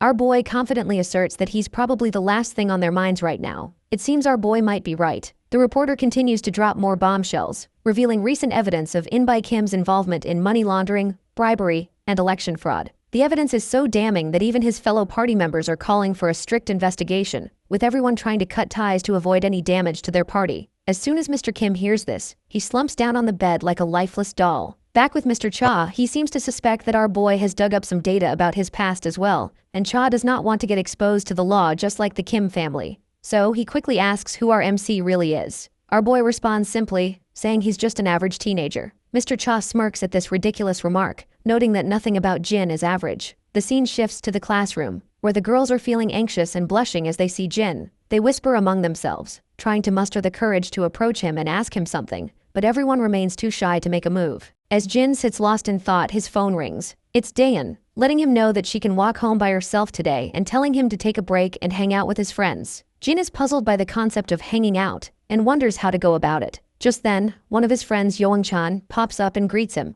As Young-chan sits down, he asks if he is busy today. Our boy remains silent, which prompts Young-chan to remember that Jin always walks his little sister home, so he must be busy after school. But not surprisingly, Jin tells his friend that he's actually free today. Young-chan's face lights up with happiness, and they plan to hang out after school. However, Young-chan's enthusiasm quickly fades when he hears an unpleasant voice. As the scene zooms out, we see these two beta bullies of the class step forward. They both reveal that they've heard the news and know that Jin is the reason Gisu Kim is moving abroad. Youngchan is totally shocked by the news, and the other students lounging around are equally caught off guard. The bullies spill the beans that even though Gisu and his sister were all set to move abroad, they're stuck now because their whole family's in hot water after the info leak. Our boy jumps in to set things straight, telling the bullies they've got it all wrong. But Jaehyung chimes in, saying there's no need for modesty because everyone knows our boy trashed Gisu and his crew at their hideout a couple of days ago. Hyukjin backs him up, explaining that Jin took them all out by himself, and now everyone's saying Gisu is too embarrassed to show his face at school. He's itching to hear just how badly our boy must have beaten Gisu to make him leave the country altogether. Youngchan is finally convinced that Jin is actually a skilled fighter, and that his performance that day wasn't just luck. Hyukjin leans in and says, now that they won't have to deal with that jerk anymore, he's itching to throw a party, so he invites our boy to celebrate after school today. Jaehyung agrees, adding that they've been in the class for days without really spending time together, and he suggests they show our boy around the area. But our guy flatly turns them down, saying he already has plans for today. Naturally, the bullies are puzzled and ask what he's up to. With a pleasant smile, Jin replies that he's planning to hang out with Youngchan. That's when Jaehyung starts creeping in with his disgusting grin, leaning toward Youngchan and saying he'll join their hangout. Hyukjin also leans closer to the terrified guy and expresses his desire to join in as well. After forcefully making Youngchan agree, they start to walk away, saying they'll meet up later. Our boy quickly asks his friend if he really wants to let these goons join in, and the poor guy stutters a positive response with a pale face. The teacher finally arrives in the classroom, and she's brought along 2 transfer students. One of them is a plain-looking guy, but the real standout is a stunning beauty with striking black hair. Youngchan's eyes immediately light up at the sight of her, and our boy quickly asks if he knows who they are. Youngchan explains that everyone knows this girl. She's Yeona Sin, and her grandpa owns SW Corporation, the biggest company in Korea. The guy next to her is Seokju Ko, and there are rumors that he's been with her since they were kids and is seen as her associate and bodyguard. The teacher notes that since everyone's familiar with these two, she won't waste time on introductions. She reveals that both of them have been studying in the US for the past 2 years and will be joining the class starting today. The beta lackeys don't seem too thrilled about these 2 newcomers in the classroom. With just Jin before, their chances to rule the classroom were slim to none. But now, with these 2 around, they're not so sure they can even think about bullying anyone. Meanwhile, Youngchan was curious about the 2 extra desks in the class, but it's clear now who they're for. He can't help but think Yeona looks even more stunning than he remembered. Even the students in the class can't keep their eyes off her. As Seokju behind the lady walks forward, he could not help but notice our boy, and their eyes lock for a moment. Yeona too can't resist but glances at him while she is walking past him. Once both of the newcomers take their seats, Seokju tells Yeona that our boy wasn't in the evaluation report he received a week ago, and he wants to double-check. Yeona is intrigued and glances at our boy once more, and we can tell she is clearly curious about him. Our boy notices Yeona glancing at him, and when he looks back, he finds her smiling. However, he just turns his gaze away again, which seems to irritate her since she didn't get a reciprocating smile. Meanwhile, Youngchan continues their conversation and asks if he has any particular place he wants to go. Jin says he's okay with anywhere, so Youngchan suggests hitting the game room. Well, it seems like the word gaming room triggers some memories for our boy, while his friends explain that it's nearby and just upgraded their PCs. That's when we flash back to the past, where we hear the authoritative tone of a senior telling a group of soldiers that they will begin today's portion of their practical life training program. He explains that there's one thing every Korean teenager must know, and that's the gaming room. This is the first time our boy has heard about the gaming room. The senior further explains that gaming rooms offer personal computers for a fee, and both students and adults can use them. Curious, our boy asks what people do there. The senior explains that while some users browse the internet or watch X-rated videos, most people are there to play games. For the average high school student, over 90% are playing some kind of computer game. The senior then introduces some of the most common games. First up is Legends of League, followed by Battle Royale. Back in the present, our boy reflects on how he can finally make use of the major's intel. Meanwhile, Youngchan adds that they'll also grab some ramen at the game room and maybe check out koinka afterward. Well, it seems like koinka is yet another term our boy picked up during his military days while learning about practical life. The senior explains to him that high schoolers frequently visit coin karaoke, also known as koinka. These establishments basically allow for sing-alongs with just a few coins. Major Kang tells our boy that he should prepare a few songs to sing in case he ends up going to one, and promises to send him a list of popular songs for kids his age to learn. As our guy starts brainstorming ideas and trying to remember some songs, his friend sits nervously nearby, wondering why Jin suddenly looks so serious. Once the bell rings, the students head out for the day, and that's when we see this hottie once again. And as usual, she is with her lackey. Apparently, they're discussing our boy, and discover that he transferred just a few days ago, is 18 years old, and happens to be Daeon Yu's older brother. Yona is surprised to learn that Daeon has a brother because she thought her only family was her grandpa. Seokju-ko agrees and explains that Daeon has been living with her paternal grandfather since her parents and brother died in a plane crash. Yona then asks how she still has a brother. Seokju-ko replies that it's hard to believe, but apparently, her deceased brother has suddenly come back to life just before they transferred to school. He suggests they should dig a little deeper into our boy's past. Meanwhile, it's gotten pretty late already, and we find our boy strolling alone. His phone keeps ringing with notifications from his friends, showing they had a blast at the gaming center. We flash back to the gaming club, where we see Hyokjin, our boy, Jaehyung, and Youngchan all hanging out. Everyone is amazed by how Youngchan carried them through the game. Jaehyung even asks about his rank, guessing it must be Diamond or Master. Their jaws drop when Youngchan timidly reveals that he's actually at Challenger rank. From that moment, their attitude toward Youngchan shifts completely. In the present moment, even our boy finds this sudden change odd as they keep chatting excitedly about Youngchan's impressive rank. As he's looking at his phone, his sister arrives. He quickly asks her what she's doing here. She explains that they ran out of garbage bags at home, so she went to get some, and she also picked up a few snacks. Our boy offers to carry the bags, but his sweet sister insists it's not necessary. She then asks if he was hanging out with his friends, and he confirms that he was. She feels a warm sense of relief, glad to see that he's made friends and that people aren't avoiding him because of the fight. When she asks where he went, he bluntly replies that he went to the game room. Well, it seems like this isn't exactly what she expected to hear, as she thought he might have developed different interests after living overseas for so long. Curious about her own experiences at school, he asks how things have been for her. She pauses for a moment before responding that school hasn't been this fun in years. She then asks if he also had something to eat. He nods, saying they had a blast at the game room, where every kind of snack was available. He then asks her about her plans, and she mentions that she's waiting for Grandpa to come home so they can eat together. Our boy then asks if he can join them, which confuses her since she thought he'd already eaten. He awkwardly admits that he's still a bit hungry. We already know that our boy just wants to have some quality family time. When they get home, there's a spread of delicious food laid out on the table, and they all seem to be having a great time eating together. It does seem odd that Grandpa only works a security job, yet they have such a variety of food every day. It's a bit of a mystery how they manage that. As they're having a good time eating together, our boy's thoughts drift back to his mercenary days. After a moment, he shakes off the nostalgia and is back to smiling. Just then his phone rings. It's Major Kang calling. The Major reminds him that he should just call him bro instead of using his rank. The Major asks how things are going, and our boy says he's doing well. But when the Major probes about his school life, there's an awkward silence on the line in response. Getting a bit anxious, the Major quickly asks if our boy has killed someone. Jin quickly says no, but admits he did run into some trouble that was quickly sorted out. The senior lets out a sigh of relief, and our boy reassures him that everything is fine now, and there's nothing to worry about. Kang is relieved and reminds our boy that they're always there for him. In response, Jin promises he won't forget that. The next day at school, we see the trio in class, but our boy is noticeably missing, and Youngchan seems a bit awkward among the two bullies. Jaehyung starts asking odd questions. Curiously, he asks who they think would win in a fight between Jin and Seokju-ko. Hyokjin points out that while Jin is good, he probably couldn't beat Seokju-ko, who's been training in combat since he was a kid. To him, our boy seems like an amateur in comparison. Jaehyung agrees, adding that Seokju-ko is one tough mother fudger. Youngchan then asks if it's true that Seokju-ko fought against 20 dudes and won.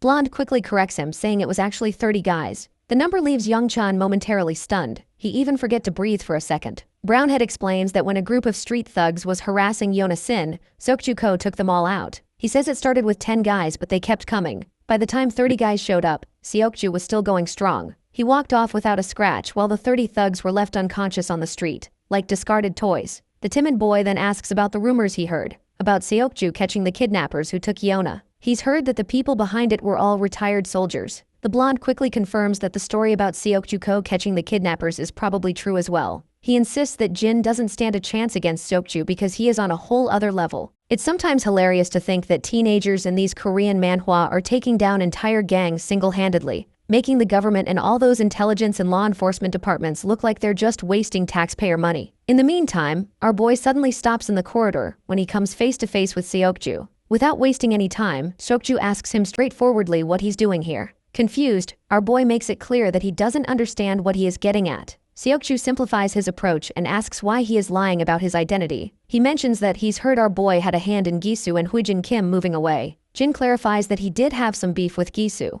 but he had nothing to do with their departure. That is when Seokju points out that he checked with the school our boy supposedly attended overseas, and they've never heard of him. Things seem to be heating up, but before we get our boy's response to Seokju, the scene shifts to Daeon. She's approached by Yeona, the stunning girl from earlier. After a while, the two ladies are catching up, and Daeon mentions she didn't know Yeona was back in Korea. Yeona explains that she just started school the day before and is actually in her brother's homeroom class. Daeon perks up in surprise. Yeona then points out that she doesn't remember Daeon mentioning having a brother before. Daeon explains that everyone thought her brother had died in the crash with her parents 10 years ago, but he survived. They only found out about his survival about 6 months ago. The scene flashes back to the past again. Daeon has just returned home and finds her grandfather frozen in place while holding the telephone receiver. Tears are streaming down his face as he reveals the shocking news that Jin is alive. This revelation leaves Daeon stunned, and it's how she learns about her brother's survival. Back in the present, Yeona asks why no one didn't know about her brother all these years if he was alive but didn't reach out.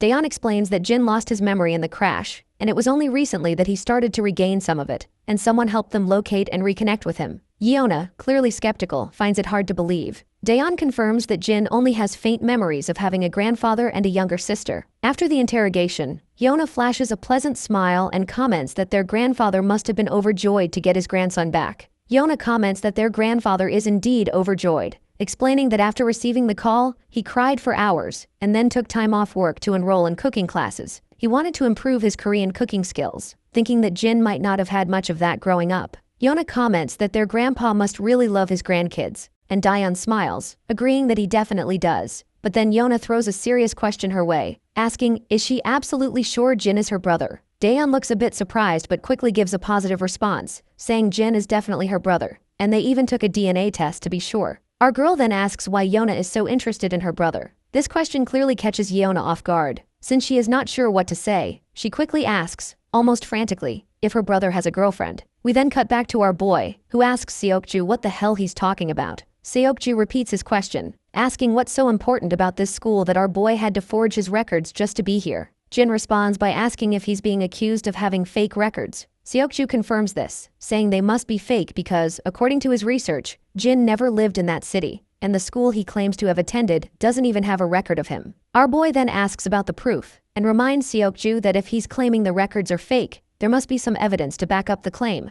Seokju is momentarily at a loss for how to counter this question. He discovered the discrepancy by digging around and talking to people connected to the school overseas, but he has no tangible proof. He's amazed at how Jin handles the situation without flinching or showing any sign of being startled. Then, our boy finally asks why Seokju is running a background check on him. In response, the blackhead explains that he can't just sit around and watch a suspicious kid who might pose a threat to his mistress. A silence falls between them for a moment, but then, our boy finally answers, saying he came back home. Seokju is baffled by this vague response, so our boy clarifies that he was asked what he came here for, and his answer is simply that he returned from overseas for his family. With that, our boy starts to leave. Seokju stares after him with skeptical eyes, thinking that since he already suspects our boy has forged his records, it won't be long before he figures out his true identity. Once the class begins, we see Jaehyung quietly immersed in playing video games, while the blondie scrolls through his phone idly. Our boy Jin notices that both Seokju and Yeona are absent from class. He's intrigued by how quickly these two, having just transferred yesterday, managed to gather so much information about him in less than a day. When the bell rings, the beta bullies approach Young Chan, inviting him to play games and push ranks. They also invite Jin, but he declines, mentioning it's his grandpa's birthday today. The bullies decide to hang out themselves, and Young Chan is on board with that plan.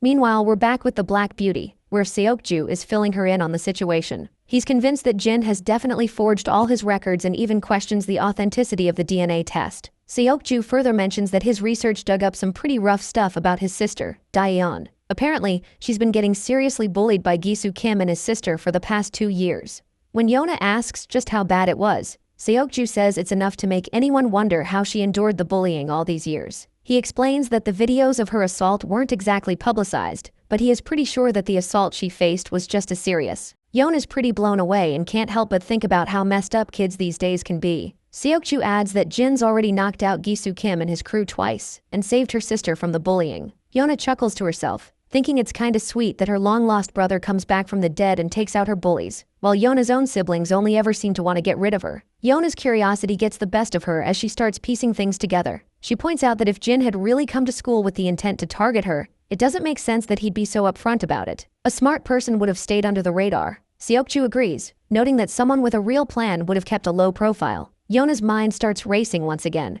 and she asks if Jin might have some kind of ulterior motive related to Daeyeon's family. She brings up the insurance money from the plane crash. Seokju then reveals that the grandpa received it but hasn't used it, making it grow over the years. Furthermore, grandpa returned the share of money which he got for Jin's death, since he was alive. But there's still a substantial amount left, so there is still a possibility that he might be after the money. Yona connects the dots and highlights that if Jin might actually be after the money, then it could mean Daeyeon is in danger from her own brother. The scene shifts back to the grocery store where our duo can be seen shopping, and as usual, Jin is drawing a lot of attention from the girls around. While they browse for items, Daeyeon takes a deep breath and admits she hesitates to ask, but her curiosity is overwhelming, so she desperately wants to know what his life was like after the crash. Our boy remains quiet for a moment, and the girl starts apologizing frantically, saying he doesn't have to answer if it's uncomfortable. But he just smiles and reassures her that it's okay. He begins his story, explaining that he was deeply traumatized and could barely think straight. He did whatever he could to survive in a place where he didn't even speak the language, staying constantly busy just to get by. The girl falls silent, absorbing this heavy revelation. Then she starts to chuckle and asks if he was too busy to have a girlfriend during that time. He nods, agreeing with a laugh. She then reveals that she was surprised to learn he's in the same homeroom as Yeona,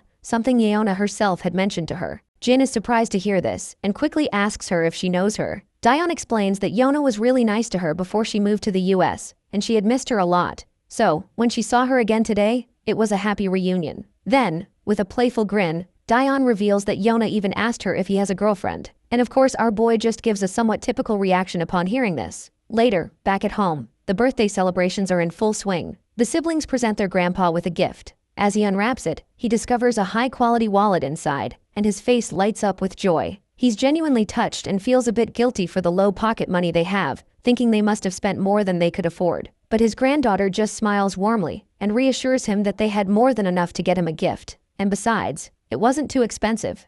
The old man's hands tremble with happiness as he holds the wallet.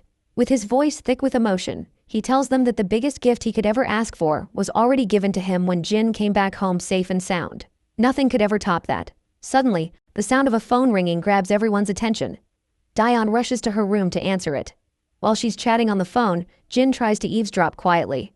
That's when he hears the girl mention she's heading out to the convenience store for a bit. The old man questions why she's going out at this late hour, and it turns out she is heading out because Yeona stopped by for a quick chat.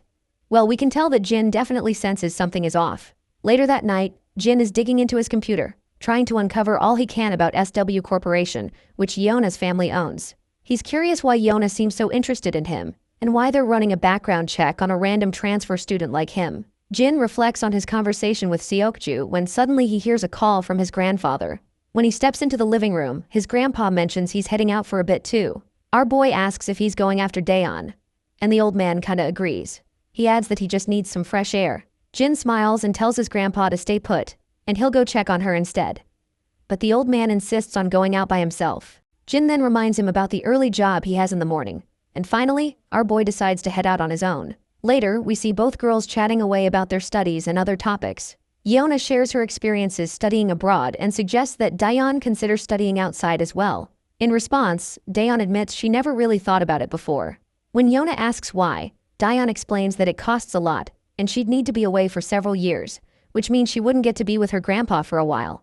Yeona finds this a bit strange, so Daeyeon further elaborates, explaining that she doesn't want her grandpa to be alone, especially since he's not in the best of health these days. However, she's grateful that her brother is always around, as his presence really helps her feel better. Meanwhile, Yeona's having a hard time bringing up the real reason she came over. Since Daeyeon seems to really trust her brother, she's not sure how to bring it up without causing problems. We then flash back a bit, where Seokju tells Yeona that someone from the supposed overseas school confirmed that Daeyeon's brother never attended there. They even looked at his photo and verified he was never a student. Plus, the current resident at his false address gave solid proof that he never lived there. Seokju's also checking out some other leads, so Yeona decides she needs to meet with Daeyeon to discuss what they've found. But Seokju reminds her that while they have proof the records were forged, they can't yet prove that he isn't Daeyeon's real brother. Yeona's concerned because the records from the decade he was missing are basically fake. Since she's now living with him, it's a big deal that can't be ignored. She thinks Daeyeon deserves to know the truth about the records and wants to at least fill her in on what they've found so far. In the present, Yeona is struggling to bring up the main topic she came here to discuss, even though it's her primary reason for visiting. Just as Daeyeon expresses how happy she is to be chatting like this after a long time, we also see our boy making his way toward the both of the girls. However, Seokju steps in front of him, but Jin simply tries to walk past him, but the newcomer quickly tells him to stay put. In Seokju's mind, he's sure Jin must be here because he's worried they're going to share everything with Daeon. So he quickly blocks our boy's path and tells him that the both girls are just catching up and asks him to give them some time alone. Suddenly, a high-speed Volkswagen comes barreling toward them. Before anyone can react, the car slams into both of the boys, knocking them down like bowling pins. They hit the ground, as the Volkswagen screeches to a halt right where the two girls are sitting. Jin tries to stand up, but it's clear he's severely injured, especially around his head. As he struggles to focus, his groggy eyes catch sight of some shady people from the van trying to abduct both of the girls. Without wasting a second, Jin starts sprinting like a madman. But his efforts are in vain. The kidnappers have already taken the girls, and there's no way he can outrun a car, so they're left behind. Helpless. The both of them quickly look at each other and, in their anger, grab each other by the collars. But after exchanging a few heated words, they realize neither of them is behind the abduction, so they let go. The black-haired guy immediately pulls out his phone and calls the security team at SW Corporation, urgently reporting that Yona has been kidnapped. He tells them to track her down using the security footage. Meanwhile, Jin starts walking off, and the black-haired guy quickly asks him where he's going and if he's actually not behind all this. Jin simply replies that he doesn't have time to argue with anyone. Seokju points out that SW Corporation's security is already on it and will find the girl soon. Until then, Jin will need to stick with him so they can confirm his identity. But our boy makes it clear that he's going to find his sister, and if Seokju wants to follow him, he can gladly do so. Seokju starts to get the sense that Jin might not be involved after all. But then our boy suddenly stops and humorously asks Seokju if he brought his car with him. The scene shifts to the bustling heart of the city's entertainment district. Inside one of the pubs, Mr. Cha is sitting back, puffing on a cigarette and enjoying his laid-back time. Just then, his lackey informs him that someone is here to see him. When Mr. Cha turns around, he sees Jin standing there. The scene then shifts to Saw Corporation, where we see a regal-looking lady sitting in her chair. I can tell she's definitely Yeona's sister because she looks just as gorgeous, with her flowing black hair. Suddenly, an assistant bursts into the room. The woman looks a bit annoyed at this sudden intrusion, and wants to know why he didn't bother to ask for permission before barging in. The assistant quickly reports that Yona has been kidnapped. The news surprises the lady, but surprisingly, she doesn't seem too troubled by it. In fact, she starts to smile faintly and seems to think that the rumors must be true after all. Not entirely sure what she's referring to, but let's roll with it. She then asks if their grandfather is still planning to go after the company. The assistant states that he is not sure, so she leans back, hoping that if he continues to pursue them without backing down, Yuna will eventually die. It's definitely something she's looking forward to. The scene transitions back to the pub, where we pick up the story with our main character meeting with Cha. And Seokju is also tagging along with him. Seokju already seems to know about Cha as he recognizes him from their database, and is curious about how our boy knows this gangster. Cha starts by asking what our boy wants. In response, Jin simply says he needs some intel. Cha lights up another cigarette and scoffs, asking why he would bother to help him. Our boy cuts to the chase, revealing that the granddaughter of Saw Corporation has been kidnapped. Well, that is something Cha definitely was not expecting to hear. However, he quickly brushes it off, saying it's not their problem and that they don't deal with such issues because it would be incredibly risky to mess with Saw Corporation. Our boy asks if Cha has any leads to offer, but the mafia boss makes it clear that there's no reason for him to share anything, especially since he's already in a difficult situation thanks to our boy. That's when our boy reveals that his younger sister was also taken along with Saw's granddaughter. Cha finally realizes he's in a tough spot now, as messing with our boy's sister is like messing with John Wick's dog. Both are equally dangerous. So he then starts explaining, and mentions that some people speaking broken Korean were asking around for untraceable warehouses, as well as for burners, cars, and a few extra hands. The offer was tempting, but he turned them down because dealing with this kind of trouble isn't something you can easily wash off. He adds that he's heard another crew took the job, and all he knows is they're working out of Incheon. That's all the info he's got. It wouldn't be surprising if Seokju had already figured out who's behind this mess. Meanwhile, our boy starts to walk away after giving a final thanks. But then, the mafia boss tosses his phone to our boy and tells him to save his number. Jin cluelessly looks at him, puzzled about why he'd need his number. The mafia boss gets a bit agitated and clarifies that he'll need it to contact him once he digs into the warehouse for more info. With that, our boy starts entering his digits. He also asks if the bike outside the door belongs to him. Cha knows exactly what our boy is planning to do with it, so he feels hesitant to respond. But eventually, my guy takes the heavy bike, and before leaving, he tells Seokju figure his own way out to get there, because he's taking the bike. Seokju questions whether he is going to trust this shady half-baked info and going to chase those kidnappers based on that. Our boy explains that he doesn't have time to waste, because Yeona will probably be safe until the kidnappers get what they want, but there's no telling what they might do with Daeon. Seokju gets the logic behind Jin's reasoning and stays quiet, and he can tell that he is a quick and sharp thinker. Seokju then tells him that he's already passed the info to his security team and will follow him in his car. Jin just gives a cold response, saying Seokju can do whatever he wants.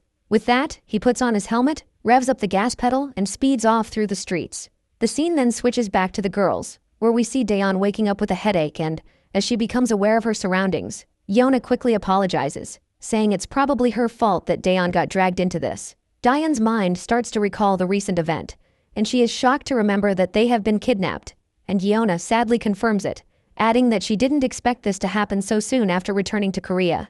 Just then, the kidnappers arrive, and Yeona coldly asks them why they had been abducted. One of the kidnappers snaps at her to shut up and stay quiet, and it'll be over soon enough. Of course, it does not take her long to realize that these filthy people must be planning to use her as leverage against her grandfather. One of the lackeys then asks the boss what they should do with Daeon, who was kidnapped simply because she was with Yeona. Unsurprisingly, the boss decides she is useless to them and orders his lackeys to get rid of her. But Yeona immediately speaks up, insisting she won't let them harm Daeon. The boss asks what she can possibly do, and Yeona threatens that she'll bite her tongue and bleed to death, making it impossible for them to use her as a bargaining chip. The mafia boss finds it hilarious that she's willing to risk her life for someone she barely knows. He further taunts her, urging her to go ahead and try biting her tongue. Well, the mafia boss should have been more careful with his words because Yeona doesn't hesitate and bites her tongue, leaving blood pouring from her mouth. The boss yells in surprise, while the other lackey watches in silence, clearly startled to see her steal like guts. The boss quickly stands up and tells her that her guts have bought her some time. The lackeys ask what the next order is. The boss tells them to get rid of Daeon later and instructs them to stuff her mouth shut so she can't make any noise. The scene then flashes back to our boy and Seokju. It looks like they've arrived at the location Mr. Cha mentioned. Seokju points out that the location seems legit because SW security tracked the minivan footage to this area. As our boy starts to move forward, Seokju tells him to stop and wait for backup, since he sent their coordinates to SW security and they should arrive soon. But our boy reminds him that Daeon doesn't have much time left, so he gotta make it quick. There's no room for argument, so they proceed forward and spot a bunch of goons patrolling the area. Suddenly, our boy leaps over one of the goons, grabs him by the throat, and starts choking him out. The lackey eventually loses consciousness, and our boy quietly drags him into the shadows, adding him to a pile of other goons he's already taken down. Seokju is also helping out, and he's blown away by Jin's ability to take down opponents silently. He's so impressed that he asks Jin who the heck he is. Jin just casually replies that he's an average student at the same school. The scene shifts to SW Corporation, where we finally meet the big boss, the grandpa of the company. He's getting a report from the black-suited guy about the kidnappers' demands. The guy explains that the kidnappers want SW Corp to cancel their recent contract. If SW Corp doesn't respond within an hour or refuses to comply, they'll kill Miss Yeona. The old man asks about the security details, and the black-suited guy says that SW security will reach the location where Yeona is being held within 50 minutes. Back at the shady location, we hear two lackeys chatting. They're curious about their client and why they're making them do this kidnapping. One of them says their boss has already made it clear that it's none of their business and they should just follow orders. Just then, one of the lackeys gets a smack right on the head and crumples to the ground. He turns around, wincing, to see Jin, who's already taken out the other guy. After they're done with the goons, Jin asks his fellow how many he's knocked out. Seokju says the guy he left behind makes it 5 in total. Jin then does a quick mental tally and realizes they've taken down 14 guys, meaning the enemy have got plenty of muscle and resources. Seokju is blown away that Jin managed to take down 9 guys while he struggled with just 5. Finally, Jin asks the blackhead who's pulling the strings. The guy lets out a heavy sigh and says they don't really know. Apparently these kinds of incidents pop up now and then. This kind of thing also happened when they were in America. He never thought it would happen again so soon after coming back to Korea, and feels like he should have been more on the ball. Jin points out that the real mastermind must be with Yeona right now, so he decides to push deeper into the location. Before he moves on, Jin asks Seokju if he'll be okay. Seokju looks puzzled and asks, "Okay? About what?" Jin explains that he was pretty banged up when that van ran over him. The blackhead just shrugs it off, saying our boy should focus on his own injured leg instead. Suddenly, someone starts shouting, asking where all the lookouts went. Another one jokes that maybe everyone went to take a dump. But then another questions why they'd all need to take a dump together. As they walk forward, they finally spot their guys lying unconscious. Before the confused goons can figure out what's happening, Jin delivers a brutal knee smash to one's face. Jin then turns to the thin mustached goon, grabs his hand, and delivers a savage kick to his leg, followed by a brutal smack to his head. With that, both goons are out cold. Jin decides to split up, but before they part ways, Seokju calls out to him. When our boy turns around, Seokju says that once they're out of this mess, he owes Jin an official apology. Back with the boss, he's hearing the commotion outside and tells his lackeys to check it out. We see our ladies with their faces covered in clothes to keep them from screaming. As Jin walks down, he runs into the lackeys. The guy in the mask points out that he has seen Seokju in pictures, so he can confirm that this brat definitely is not him. He then questions our boy how he came inside. Jin stays silent in response, and he quickly figures out these are the guys behind the kidnapping. Meanwhile, the masked guy orders his lackeys to just get rid of this brat. Just before we see Jin take out the goons, the scene cuts to Seokju, who's hiding in the storeroom, looking around cautiously. There he finds both ladies tied up, and thankfully, no one else is around, so he figures they must all be out looking for Jin. He sneaks over to the girls, quickly pulls the mask off Yona's face, and she asks if the security team has arrived. Seokju tells her they're on their way. Yona is shocked to hear this and asks how he found them out here. That's when the mafia boss chimes in, and he is thoroughly pleased to hear that the security team won't be arriving anytime soon. The boss then says he must be Seokju from SW Corporation, and he's heard a lot about him. He adds that this brat has been quite the pain, always lurking around Yona and ruining their plans. The mafia boss makes it clear he has no clue how Seokju found their hideout, but he's certain it wasn't smart to come here alone without backup. One of the lackeys suddenly lunges at Seokju, but my guy sidesteps the attack and throws a punch of his own.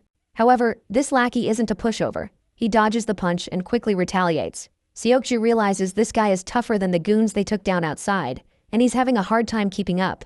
But then, Seokju lands a brutal whack and follows up with a devastating punch to the lackey's gut, leaving him doubled over in pain. To finish things off, Seokju delivers a powerful leg swing, and the lackey finally looks like he's down for the count. Just when we think it's over, the thug tries to swing back in retaliation, but Seokju meets him with a devastating knee smash to the back, and the guy quickly starts to crumble. The scar-faced boss notes that he knew Seokju had been trained from a young age, but he didn't realize he was this impressive. Even the two girls are shocked by what they're witnessing. But the mafia boss isn't here for a duel of pride. With those words, the lackey pulls out a blade and starts slashing at Seokju, landing several brutal cuts across his body. The boss grins under his mask, saying he didn't expect this brat to fight empty-handed, which makes dealing with him a lot easier. The lackey charges at Seokju again with the dagger and begins swinging left and right like a madman. Seokju does his best to dodge, but he's still taking deep, painful cuts that leave him struggling to move. The boss pulls out his own dagger and starts juggling it in the air, clearly enjoying himself as he eyes the girls. As soon as Seokju sees this, he immediately knows Daeon is in serious trouble. The poor girl is already terrified, just imagining what's about to happen. Before Seokju can react, the bastard throws his dagger straight at her, aiming to end her life. But at the last second, Yona leaps in front of Daeon, and just as the dagger is about to hit, Seokju jumps in front of both girls, taking the blade straight into his back. The mafia boss scoffs at Seokju, mocking him as a pitiful bastard who's only good for the empty praises people give him. He then orders his lackeys to leave Yona alone and kill the other two. The lackeys quickly agree, and begin to walk forward to carry out the order. Suddenly, everyone hears the door creak open, and all eyes turn to see Jin making a badass entrance after taking down the goons and leaving them sprawled on the ground. Back at the club, Gangster Cha is there with his lackeys. They fill him in with the latest info, reporting that the Gosheng cartel is behind the abduction.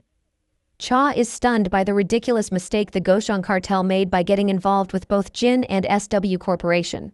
It was bound to backfire, considering how the cartel never digs into their clients before taking a job. One of the lackeys then asks Cha why he helped Jin. He further points out that Jin is the one who put them in a tight spot, and he's the one who exposed all the dirt on the Kim family they'd been keeping under wraps for years.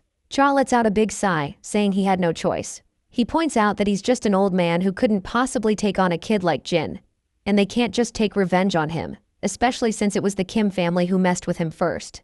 The lackeys then remarks that they don't have to help Jin either. Cha falls silent for a moment, then chuckles to himself, and further states that he had no choice but to help him since his sister was kidnapped. Back at the hideout, Jin makes his grand entrance. The lackey leader asks who this guy is, while Yona is stunned to see him. Daeon is also shocked to see her brother, and when she mentions this out loud, the mafia boss overhears and realizes Jin is her brother. The boss bursts into laughter, nearly losing his breath. He finds it hilarious that he kidnapped a girl, and now her adorable brother is here trying to save her. He finds the whole situation quite amusing. Meanwhile, Jin turns to his sister and asks if she's okay. Daeon starts to cry, her tears streaming down as she begs her brother to just get out of here. Meanwhile, Yeona is heartbroken seeing these two siblings dragged into this mess because of her. She shouts at the lackey leader and offers to cooperate and tells them to let everyone else go in exchange for her cooperation. The mafia boss snaps back, asking why he should do her any favors. Yeona falls silent, realizing she doesn't have much leverage. Seokju, battered and bruised on the ground, watches Jin with a mix of admiration and amazement. Despite the tense situation they are in, Jin doesn't seem to flinch. Finally, the lackey leader orders his goons to take Jin down. He says they've already given him enough time and it's time to finish this. The lackey steps forward, dagger in hand, ready to take down Jin. But before he can make a move, Jin quickly deflects the attack, grabs the lackey's wrist, and drives the dagger into the lackey's own chest. The mafia boss is utterly stunned by this turn of events, and Seokju watches in shock as well. Daeon is also blown away by the sight of her brother's skill, and her brother quickly tells her to close her eyes. The girls quickly comply, shutting their eyes tightly. Jin then slashes the lackey, leaving deep, bloody gashes across his body. Blood splatters everywhere as the lackey collapses to the ground, covered in his own blood. Yeona is still trying to process what just happened, because it's all too overwhelming for her. Meanwhile, Seokju is left in absolute awe, realizing Jin isn't just swinging his knife around aimlessly. Instead, he has expertly severed the lackey's muscles and ligaments to neutralize him. The mafia boss is also quite amazed to see this, and comments that he doesn't seem like a brother at all, but more like a bodyguard. Jin keeps advancing toward him, and the boss retracts his previous statement quickly. He admits that Jin must be more than just a bodyguard because no ordinary kid could wield a knife like that and maintain such a cold gaze. He then brushes it off, saying it doesn't really matter because he's still planning to kill Jin anyway. He swings his dagger at him, but my guy quickly ducks down with a godspeed, and the boss keeps on swinging his dagger left and right. As the mafia boss lunges at Jin with his dagger, Jin easily blocks the attack with one hand and swings his own dagger at the boss. The boss, quick on his feet, steps back just in time to avoid the brutal hit. The two engage in a deadly dance of blades, each strike more vicious than the last. But this time, Jin's blade finds its mark, slicing through the boss's hand, leaving it temporarily useless. The mafia boss, now in pain and disbelief, demands to know who Jin really is. But my guy remains silent, his expression unreadable as he prepares for the next round. Without hesitation, the mafia boss charges at Jin again. This time, Jin effortlessly grabs his wrist, and with a quick motion, slashes through the boss's other hand. After delivering a few brutal cuts, Jin follows up with a crushing punch to the lackey's face, leaving him staggering backward with a bloodied nose. The mafia boss, now enraged and desperate, grabs a gun and aims it directly at Jin. But before he can pull the trigger, Jin throws his dagger with deadly accuracy. It embeds itself in the boss's shoulder, causing him to wince in pain. Seizing the moment, Jin launches himself at the boss with lightning speed. He delivers a devastating slap under the boss's chin, sending him crashing backward like a sack of potatoes. The mafia leader, now thoroughly beaten, collapses to the ground, his pride and power shattered. The others watch in stunned silence as Jin stands tall like a total badass, his presence alone making Yeona and Seokju tremble slightly. Jin steps forward, gently telling his sister to open her eyes. When she does, she sees him standing right there, a reassuring smile on his battered face. Without missing a beat, he tells her he's here to take her home. Yeona is momentarily shocked by his injured appearance and places her hand over his wounds, asking if he's okay. Jin, with a warm smile, reassures her that he's fine, despite the injuries. His calm behavior and comforting words make her emotions overflow, and she starts to cry uncontrollably. Jin does his best to comfort her, his own heart aching to see her so upset. Yeona is deeply moved by the compassion Jin shows for his sister, observing them with admiration. The next day, we are at SW Seoul Medical Center. Jin sits quietly in the corridor, his handsome face drawing the attention of passing nurses. His phone buzzes with a message from Jae-hyung, who's curious why Jin isn't at school. Jin replies that he's got an errand, and as he checks his messages, he sees his friends excitedly discussing their hangout and teasing him for missing out. Jin smiles as he reads his friends' messages, feeling a warm connection despite missing out. He leans back in his seat, letting his gaze drift around the corridor. His eyes fall on the room across from him, marked with a sign that reads, Psychiatry Department. The scene transitions to later that night. After Jin's intense battle with those Goonies, the police and authorities arrive at the scene. They round up all the criminals present, and doctors begin tending to Jin's sister. Yeona approaches Jin and tells him that he should take his sister to the hospital, and promises to take care of the bill. Jin looks puzzled and asks why, given that his sister seems to be unharmed. Yona explains that even though Daeon doesn't appear injured at the moment, she may have sustained unseen injuries. The trauma of the situation is significant, and she emphasizes that it's crucial to ensure Daeon gets thorough medical attention. She also mentions that she recently discovered Gisu and Huijin Kim had been harassing Daeon, and while she's relieved they've been penalized, the resolution for the victims is still incomplete. She further explains that speaking with a counselor could be beneficial for Daeon after the traumatic experience. This is why we are waiting outside a psychiatrist's office rather than an emergency ward. As Daeon exits the room, she approaches Jin and asks if he's been waiting long. Jin reassures her that he just came here a few minutes ago. He then inquires about what the doctor said. In response, she explains that there's nothing serious to worry about. She will need to attend sessions once a week for a while. But overall, she's fine. Jin also shares that his own injuries are minor, just a few light bruises. The girl also let out a sigh of relief. She is relieved that he's okay. Jin's mind drifts back to how she was so emotional after being bullied. A tough reminder of everything she went through. She calls out to him, and he flashes her a smile, asking what's up. She just smiles back and says she forgot for a moment what she was going to ask. But inside her head, we can tell she's hesitant to bring up her question. The scene shifts back to earlier when the doctor was checking on her well-being. In the background, she overhears soldiers talking, completely amazed that a kid took down most of the kidnappers on his own. It just doesn't make sense to them. At that moment, Daeon is just as stunned by what the soldiers are saying. She's curious about how Jin can fight so well and what his life was like before coming back to Korea, but she can't make herself ask her any of these questions. As they walk down the corridor, they run into Yeona. The moment Daeon spots her, she lights up with happiness. Upon seeing each other, Yeona quickly asks her about how the therapy went. Daeon says it went well and mentions she heard Yeona covered the bill for her treatment, so she tells her she really didn't have to do that. Yeona waves it off, saying it's no big deal, and reminds her friend that she's the one who got her into this mess. She then apologizes to her sincerely. Daeon laughs it off, saying she's already apologized plenty. Besides, Yeona herself was a victim too. That's when Jin notices a massive bodyguard standing behind Yeona with a seriously intimidating look on his face. Despite the intense stare he is giving our boy, Jin remains totally unfazed. Yeona then turns to Jin and asks if he's had his checkup. Our boy quickly says yes, and Daeon chimes in, saying she had to drag him there. He only agreed to go after she threatened not to go to the hospital herself if he didn't. Daeon then asks about Seokju, and Yeona confirms he's in the same hospital. Daeon appears really eager to see him, and decides they should stop by before leaving. Even though she is excited about the visit, we can tell Jin's feelings are less clear. Still, they end up visiting Seokju, and Daeon makes sure to thank him for saving her from the blade. Seokju is a bit startled by her sudden gratitude and stutters, saying it's no big deal. She then asks Seokju if he's feeling better, and he replies that he's indeed feeling much better now. Meanwhile, Jin isn't too happy seeing his sister getting cozy with Seokju. He just stands there in silence, clearly uncomfortable. Even Yeona and her bodyguard notice that Jin seems to be troubled. Daeon then hopes Seokju recovers quickly. With that, they decide to leave. Yeona waves them goodbye, and they walk away through the main door. Once they're gone, the bodyguard is deep in thought, remarking how hard it is to believe that someone like this seemingly scrawny kid could take down a bunch of people at once. It's just unbelievable. Yeona chuckles and admits she's pretty amazed herself.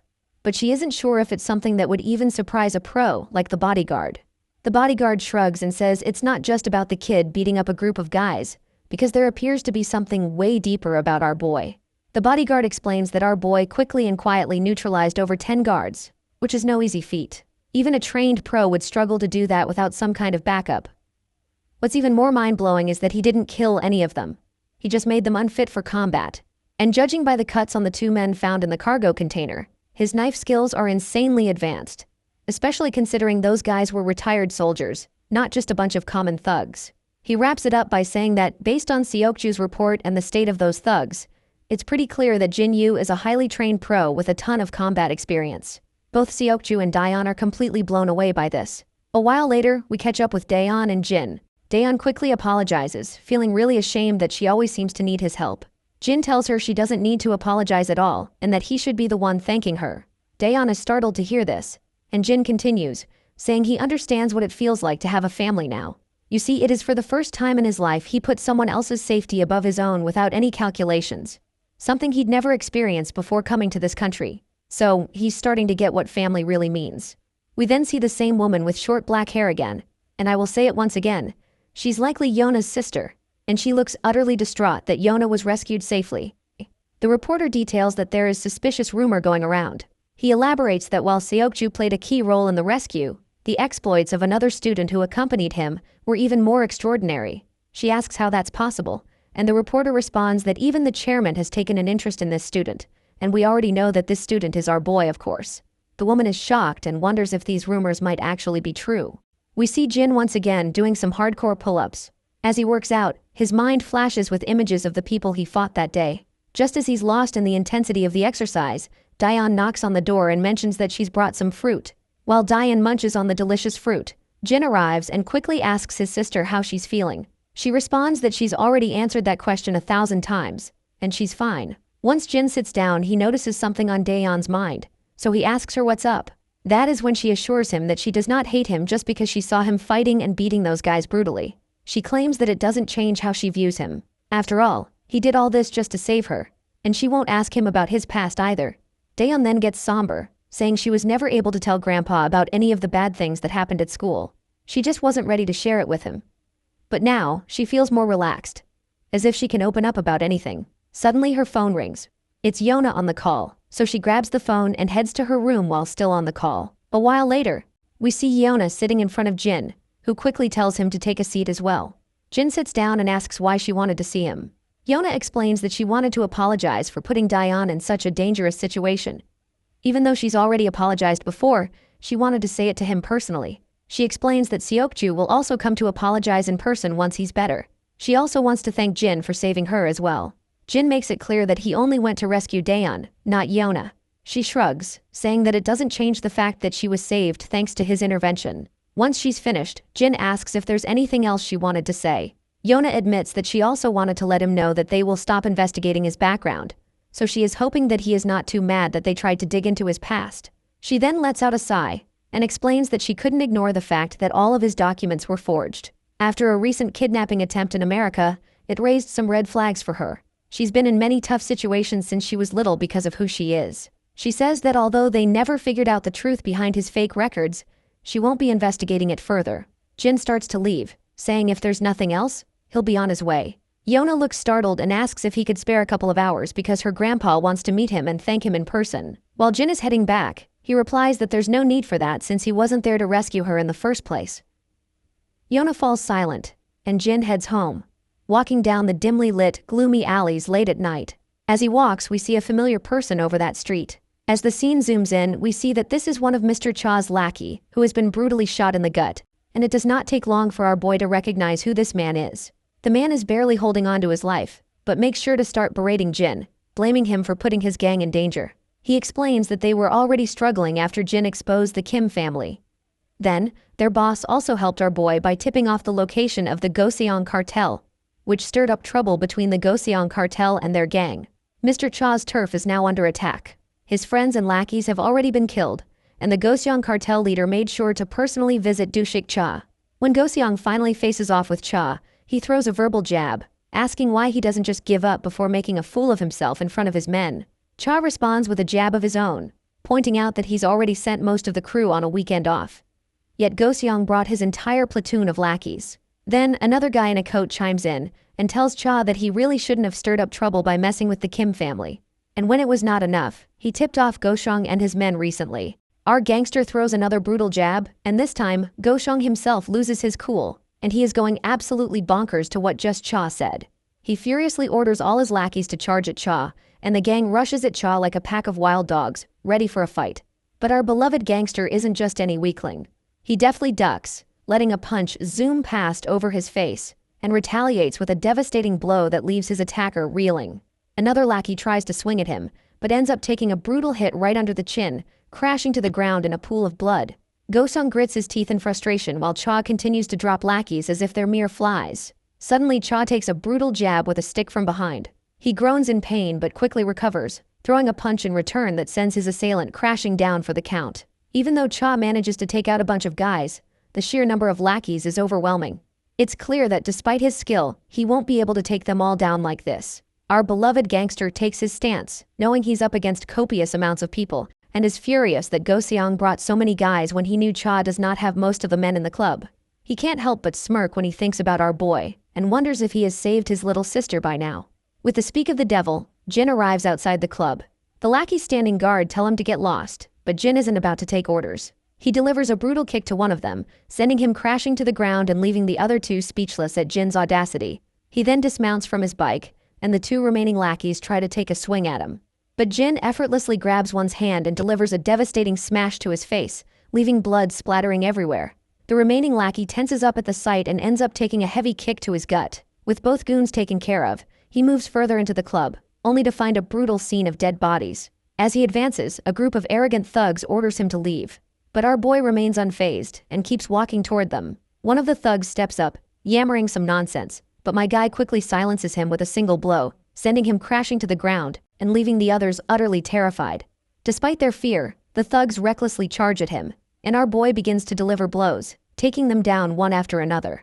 The scene switches back to gangster Cha, who is now exhausted after knocking out a bunch of thugs.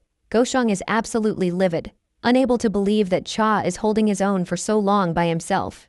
On the other hand, Goseong's assistant feels a sense of relief that they only attacked Cha while he was alone. Otherwise, it would have been a massacre. More lackeys charge at our gangster, but he quickly takes out the one in front of him. Before he can fully move around, he receives a devastating punch to the face. Cha responds in kind, delivering a powerful punch back with equal force. At this point, Cha is barely hanging on. Even Goshong reluctantly admits that he is a tough nut to crack and deserves praise for his efforts. However, he makes it clear that Cha looks like he's at the end of his rope and should just give up now. They'll make it worth his while. Cha spits out a mouthful of blood and asks why he should do that.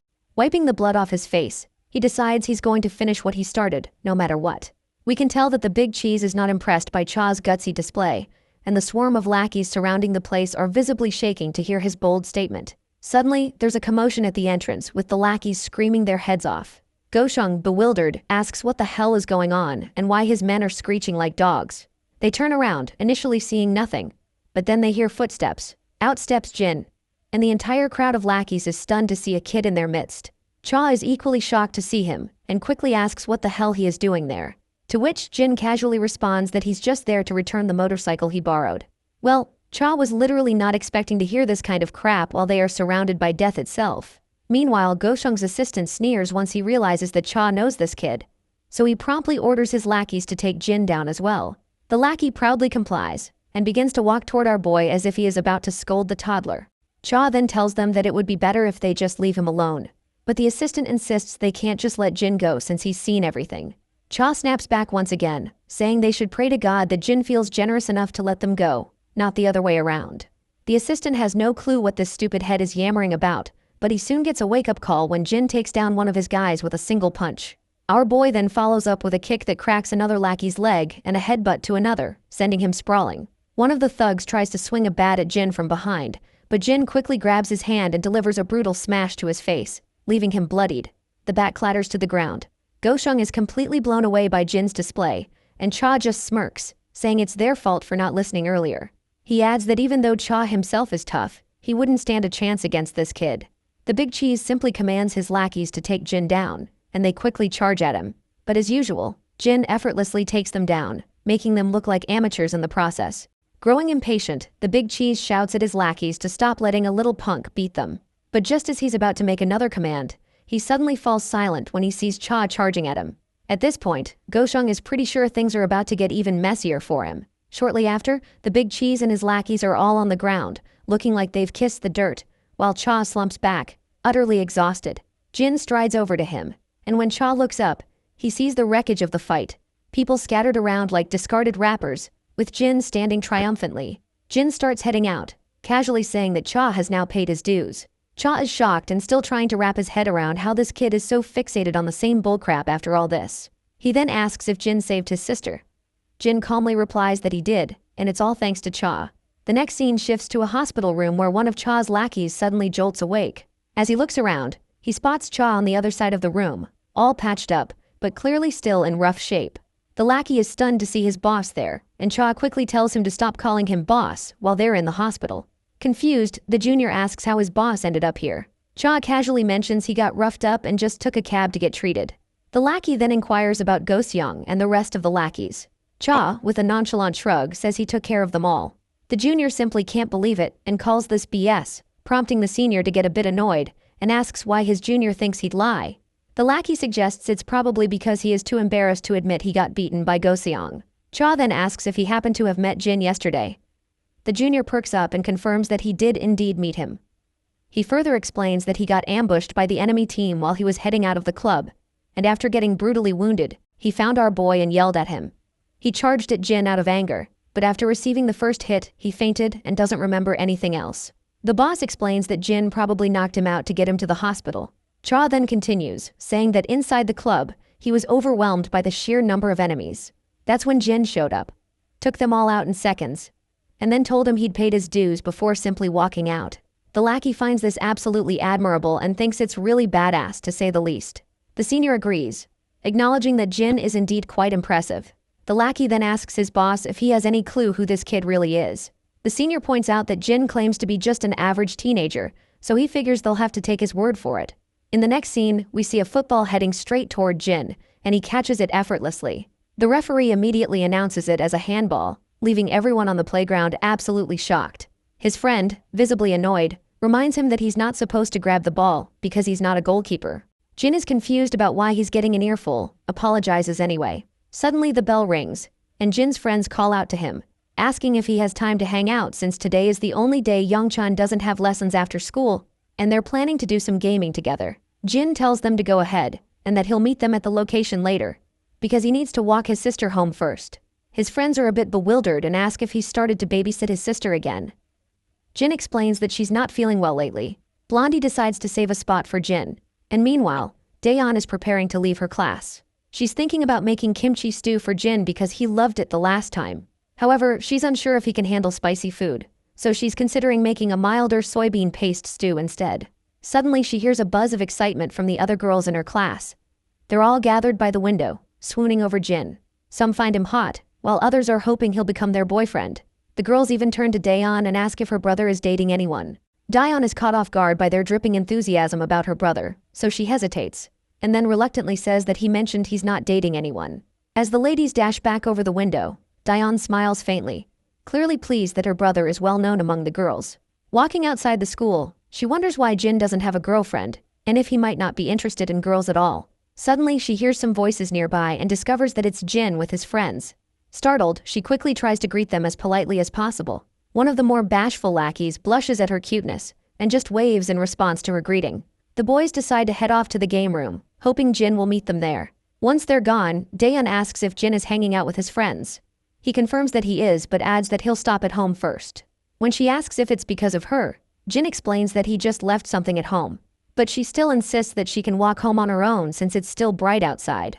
However, Jin claims that he really needs to pick up something he left at home. She then points out that he doesn't need to go out of his way for her, just like she told Yona when she offered to have security escort her. All she wants is to lead a normal life.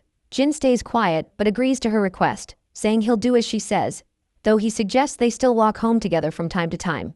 Daeyeon pouts, saying he worries too much, but Jin explains he's not just worried, he actually enjoys their walks. In the end, she finally agrees to keep walking with him. As they're walking, Jin suddenly stops when he spots that same woman with black hair which we suspect to be Yona's sister.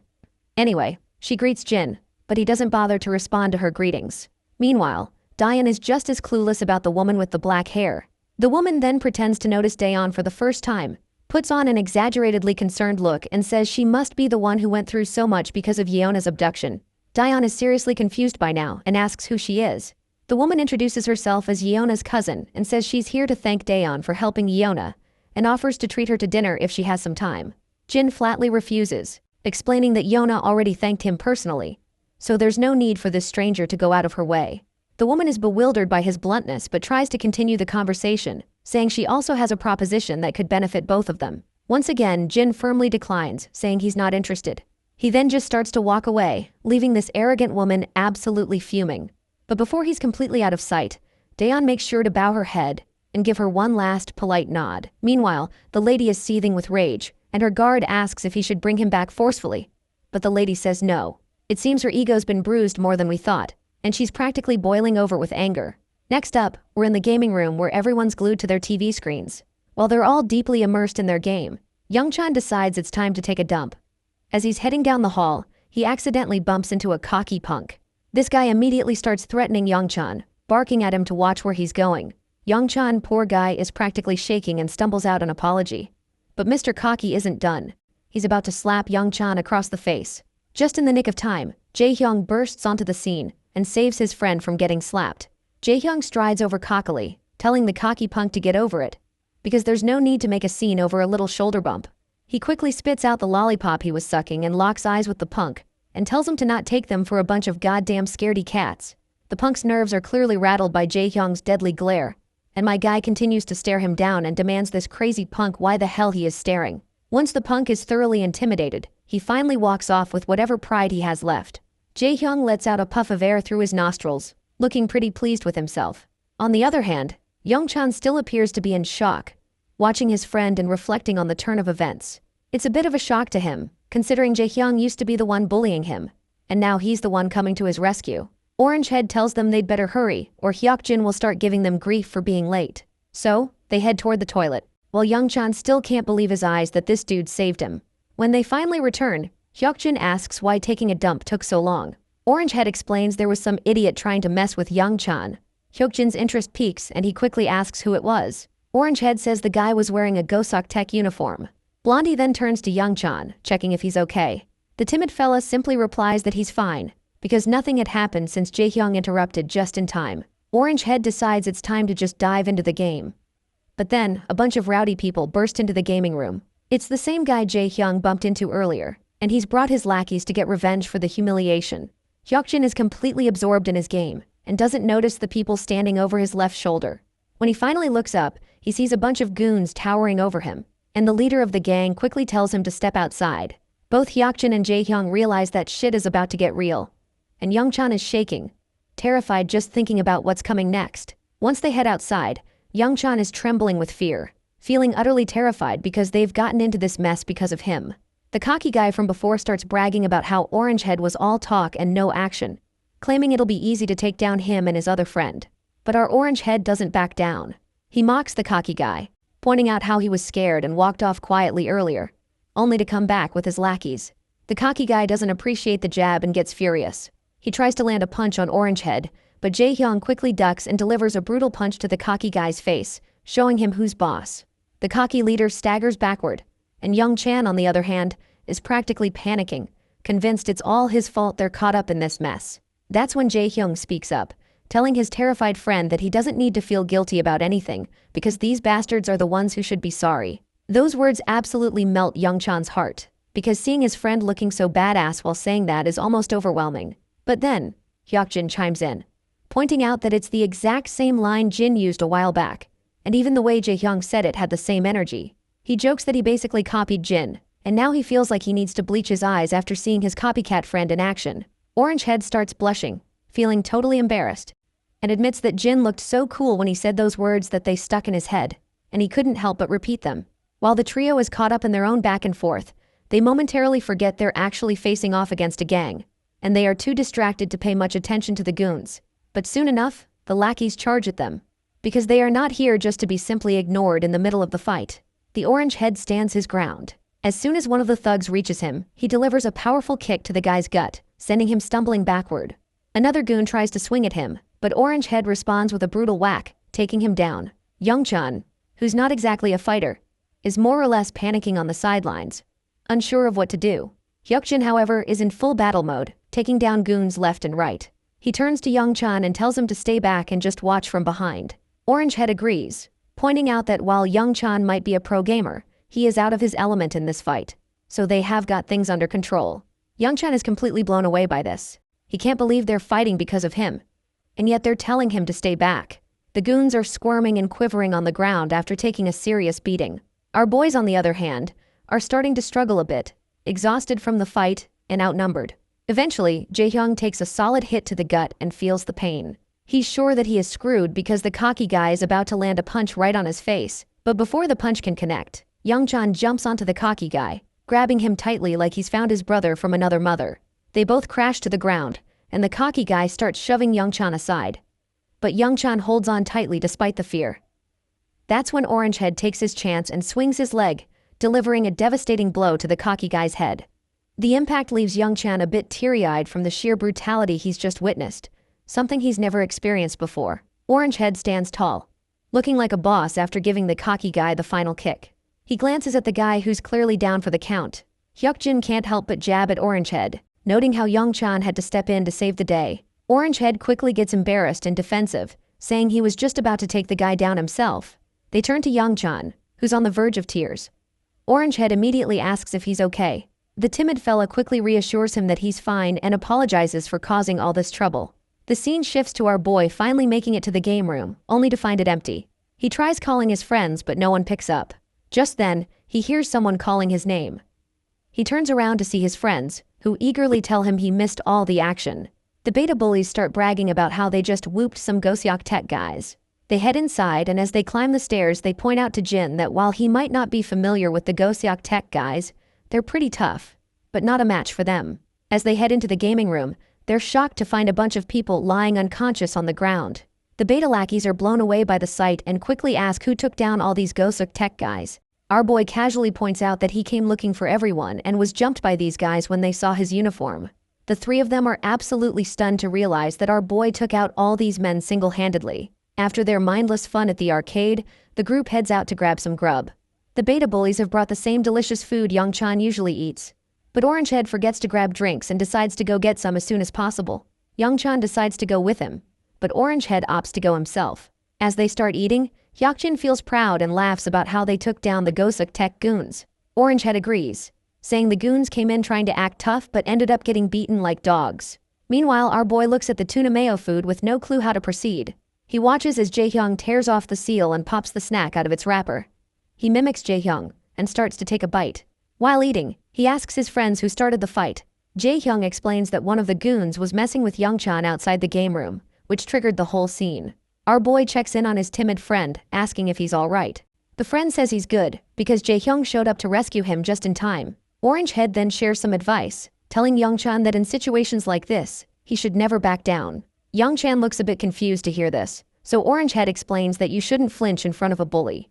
You need to make it clear you're ready for anything, or they'll just take advantage if they think you're scared. Hyukjin agrees, saying you've got to show you won't take any crap, or they'll just walk all over you. Youngchan asks what if they end up hitting him. Orangehead just shrugs and says they're going to try to hit him even if he's scared, but Youngchan worries they might hit him harder. Orangehead agrees, but he points out that if you don't stand up for yourself, you'll just be seen as a pushover, and that's worse than getting beaten up.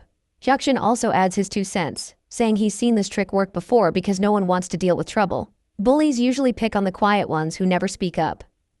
Youngchan stays quiet, probably realizing that he's always been picked on because he didn't stand up for himself. As they chat, our boy keeps munching on his delicious food. The scene then drifts to his past, where instead of fancy food, he was stuck with some mediocre curry and a piece of dry bread. At that time, he had no choice but to eat it. What made it worse was that there were always strong guys around him, bullying the weak and taking their food. One day, a cocky guy demanded our boy hand over his food, but Jin wasn't having any of it, so he fought back and left a gruesome mess behind. His memory makes him reflect on how the same pattern of the strong preying on the weak seems to repeat itself, both in his past and present situations. That's when Youngchan finally musters up his courage and says out loud that he doesn't like either of the beta bullies. The 2 bullies choke on their food, their breath caught in their throats at hearing this. Youngchan continues, saying he hates them because they bullied kids in class, including him. Orangehead looks curious and asks when they even bullied anyone. He points out that they only joked around sometimes, nothing more. The blondie also agrees, saying that they never physically hurt anyone in class or made anyone do their dirty work. Compared to some of the other guys, like Gisu Kim, they're practically saints. But Youngchan stands firm, saying that even though they might just be joking or playing rough, it's still a form of violence to others. The beta bullies are stunned, because they are not sure what to think of it. Youngchan further continues, explaining that it's the same kind of violence no matter how big or small. He resents them for being so cruel without a shred of guilt. Once he is done speaking, he points out that since beta bullies told him to stand up for himself, he spilled everything he had in his mind to try it out. The beta bullies are completely thrown off by Youngchan's words. The blonde one is at a loss and says no one's ever told him anything like that before. He didn't realize people could see their actions that way and thought they were just joking around. The other bully also agrees, saying they figured it was okay since they weren't as bad as some of the others. Youngchan, still feeling nervous, explains that he was surprised by how nice the beta bullies seemed when he hung out with them. He guessed they didn't realize that what they were doing was a form of bullying. Feeling guilty, Orangehead quickly apologizes. The blonde also says sorry, admitting they're not sure how to fix things but at least want to offer an apology. On the other hand, our boy is still messing with his food. When he takes off the shell of his rice ball, it drops to the ground, and he's totally bummed out to see his meal ruined. His friends don't really know how to react, and they end up yelling at him when he tries to eat the rice ball after picking it up. In the bustling heart of the city, we find ourselves back at SW Corporation. There, we see that same woman who claimed to be Yona's cousin is sitting at her desk. Suddenly, Yona storms into the room, clearly fuming, and she yells this woman's name, Jie. The sassy lady looks up and smiles at Yona, but before she can say much, Yona cuts her off with a sharp tone, demanding to know if she met Jin recently. Jie tries to play it cool and reminds Yona that it was actually Yona who was tracking Jin's background because she was suspicious of him. Yona frustratingly admits that she did investigate Jin, but had promised him she wouldn't pursue it further. Now she is also telling Jie to stop nagging our boy as well. Jie raises an eyebrow and reminds her that she shouldn't forget the kind of world they live in, especially given the recent kidnapping event. So, she makes it clear that they are not taking any chances, and our boy's background is a major concern.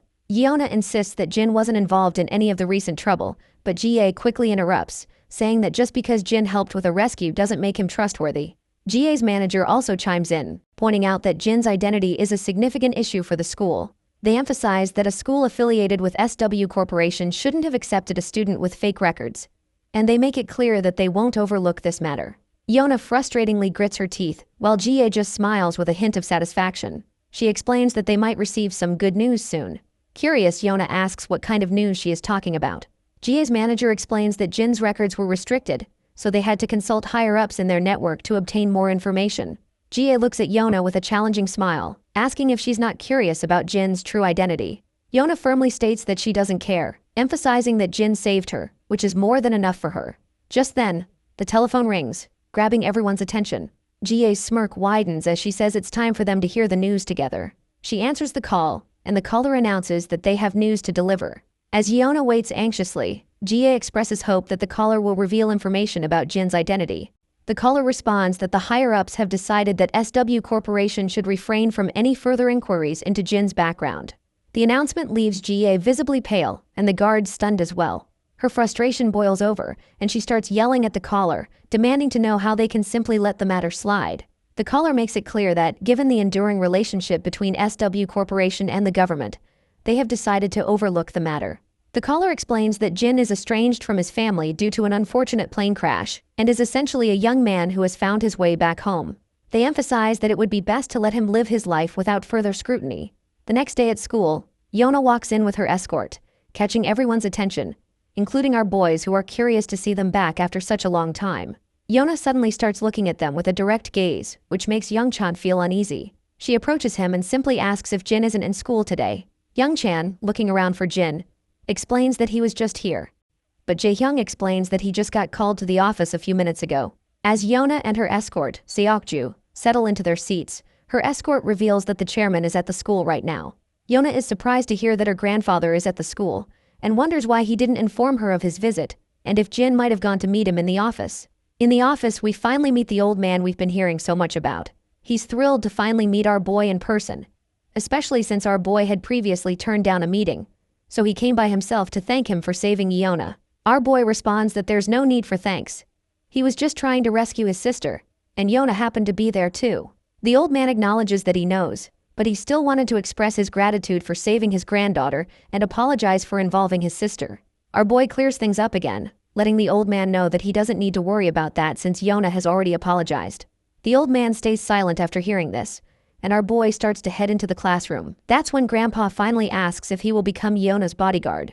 Not surprisingly, he flatly refuses and makes it clear that this isn't something an average teenager like him can handle. The old man reminds our boy that an average teenager couldn't really handle a unit of kidnappers made up of former Special Forces soldiers either. Jin then points out that Yona already has an internal security team guarding her 24/7.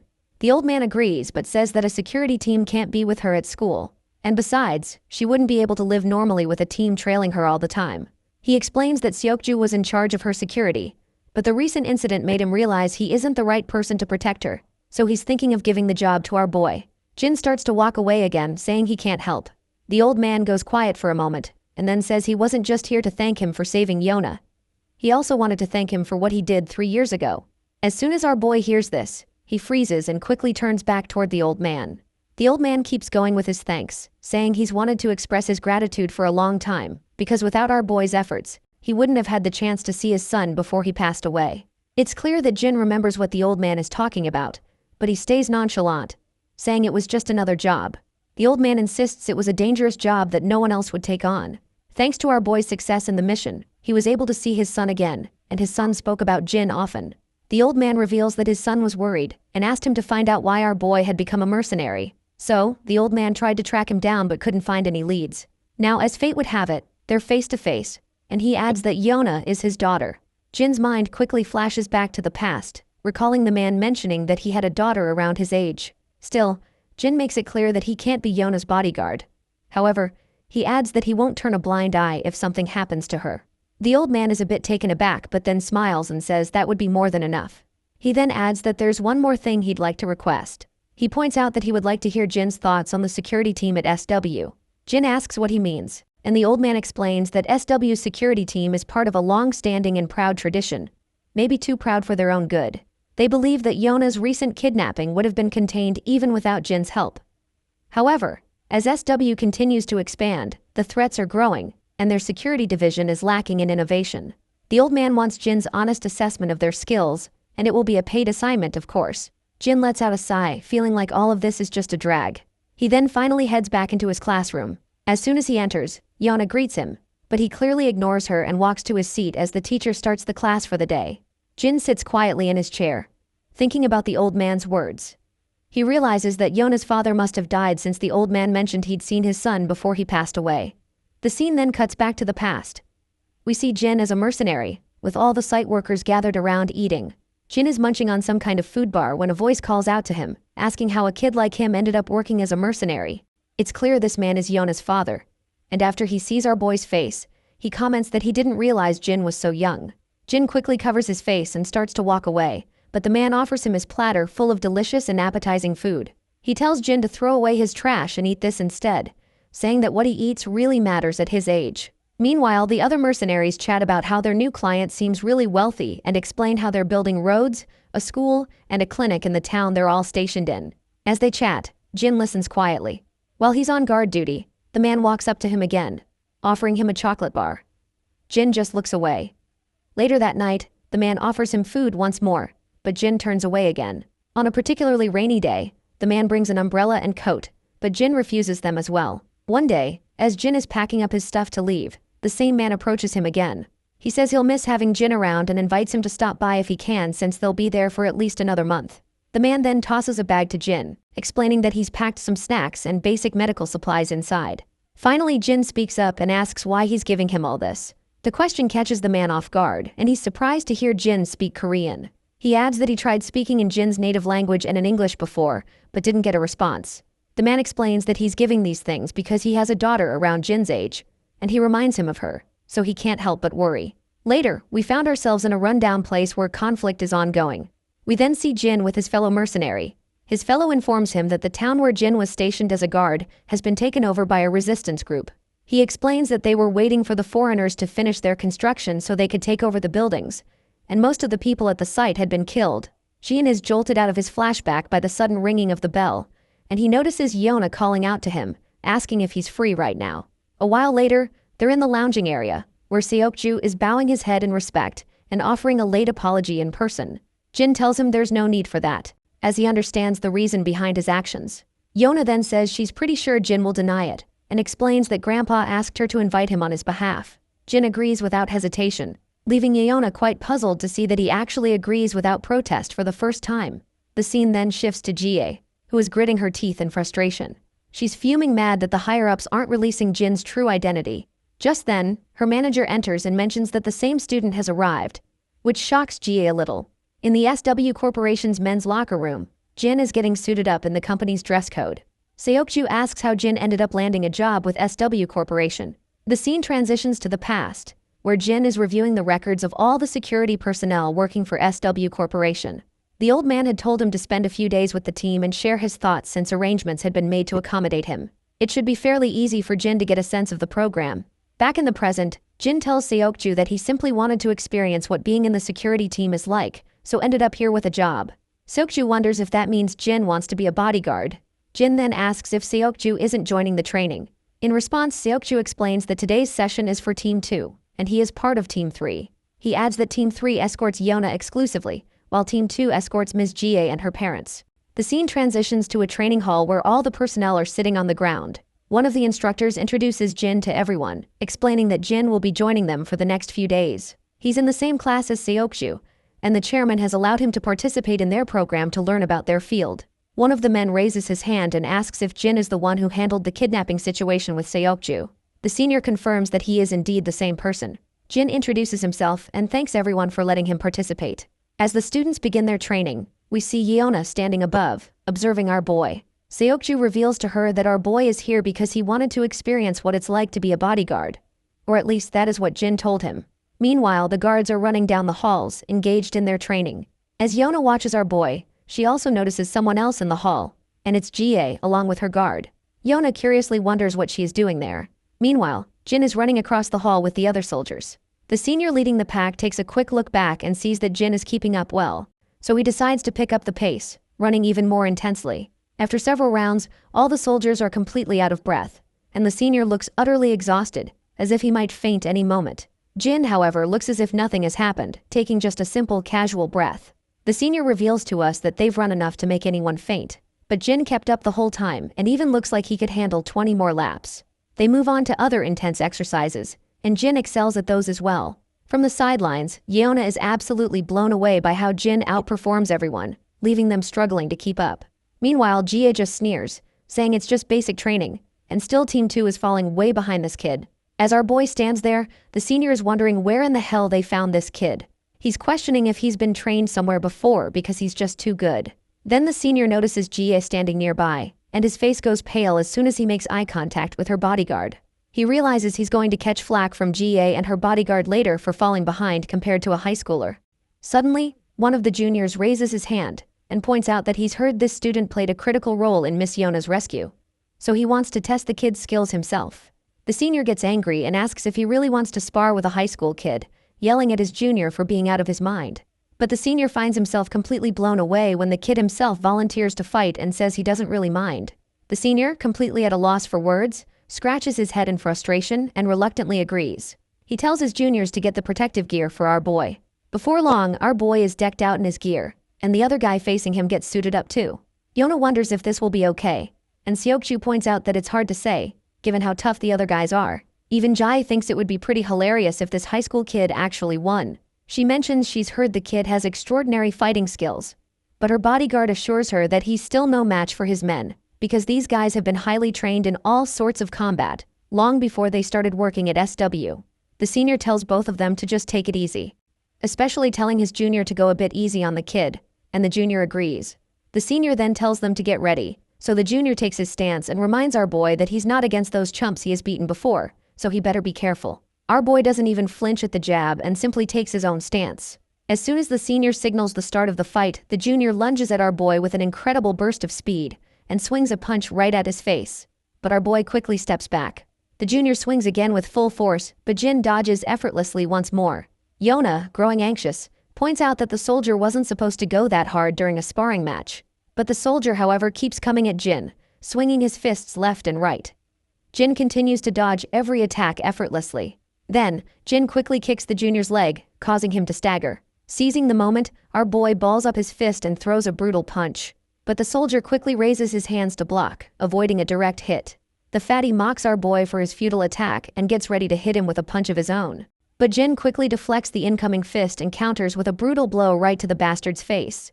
That display of power leaves Yeona breathless, and even her guard finds it pretty impressive that Jin struck precisely where the fatty's face was exposed.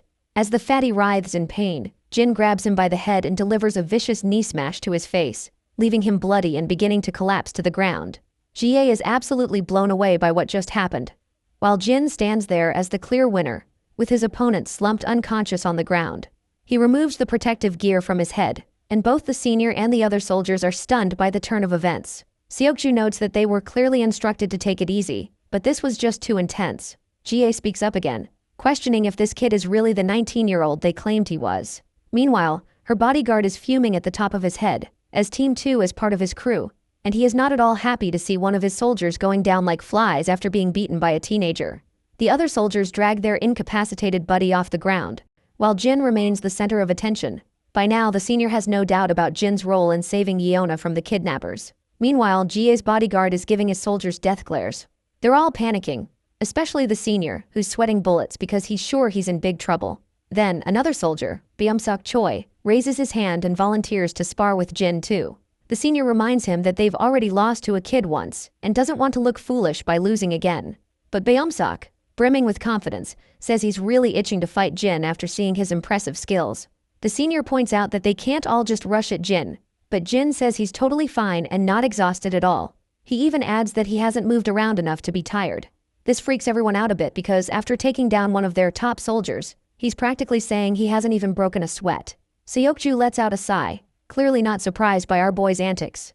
Byung-seok finally steps into the ring, face to face with Jin.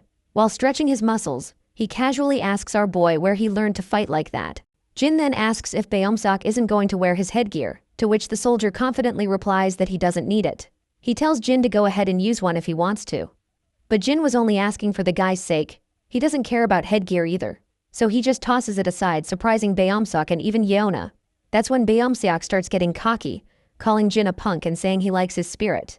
Jie then curiously asks her bodyguard what he thinks will happen this time. In response, he admits they made the mistake of underestimating Jin earlier, but he's confident they can take him down now.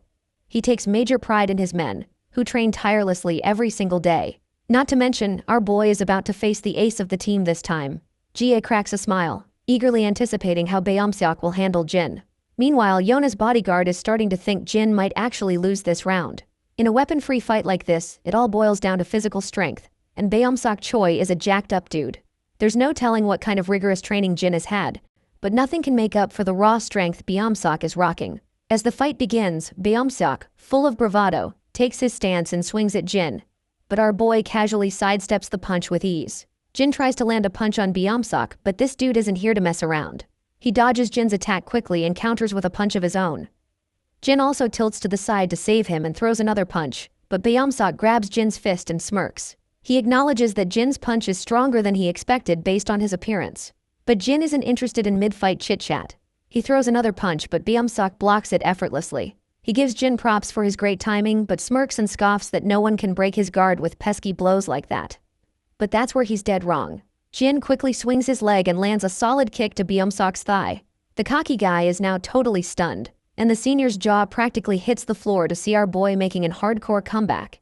Then Jin follows up with another brutal kick to Byung-seok's leg. By now, Byung-seok is absolutely fuming and throws a punch in a fit of frustration. But Jin calmly takes his stance and lands a nasty whack to Byung-seok's chin, followed by a few more blows that leave the cocky guy clenching his teeth in frustration. Byung-seok tries to swing at Jin again, but our boy deflects it with some slick ninja-like moves.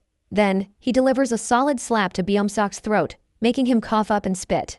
With a heavy thud, the once muscular guy drops to his knees. The first shocked face we see is Yeona's, quickly followed by Jie and her bodyguard.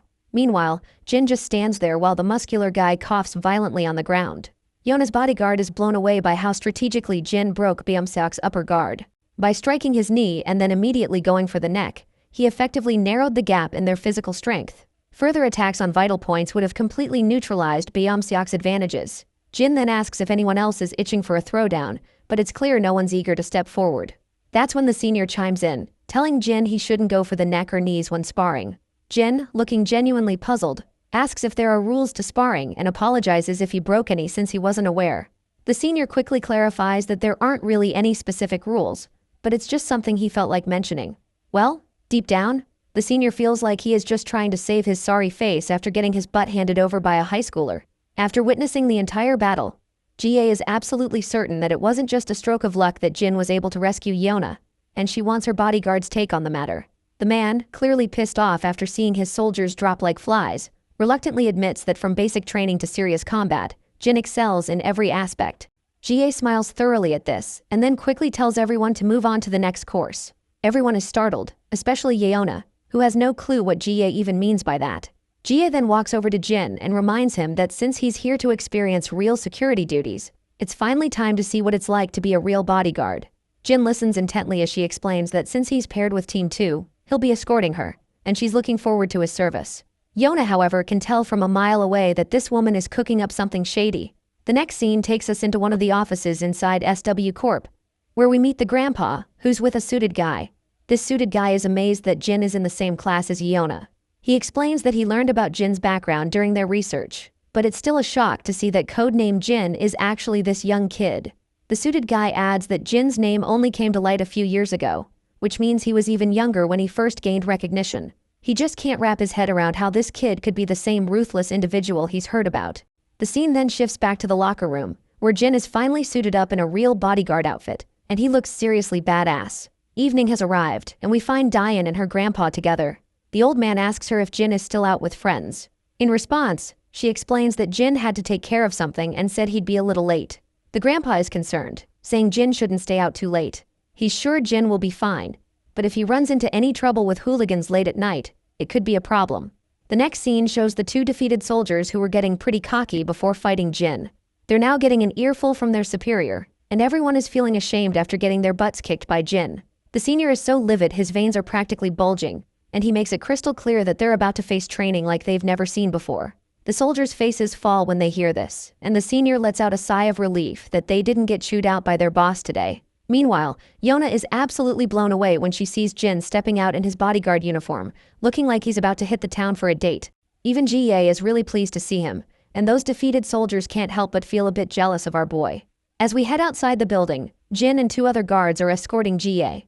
There are several other guards as well, making sure she gets into her luxurious Bentley without any issues. Once she's inside, the guards follow, while Jin stands outside until the senior bodyguard tells him to just get in the car. With that command, Jin takes a seat in the back alongside Yona. Once inside, he notices how two guards are always at GA's side. Out of the blue, GA asks our boy if he's ever thought about singing or acting as a career. She explains that one of the SW subsidiaries she runs is an entertainment agency, which is where they're headed right now. Jin, however, simply states that he's not interested. She then asks him why he's interested in becoming a bodyguard. As soon as our guy hears this, he realizes these folks probably don't know the real reason behind his involvement, so he just goes with the flow and says he wanted to experience life as a bodyguard. She then gives him props, saying he's pretty good at this job. Judging by how well he did in training today and how easily he beat the guards in Team 2, she's impressed. But when his bodyguard hears about his Team 2's defeat, he's absolutely livid, turning red with anger. He's embarrassed to get reminded that his team got trounced by a high schooler. On the other hand, Jin points out that he only won because Team 2 let their guard down. They had to hold back because he's just an inexperienced kid, so he had a greater advantage from the start.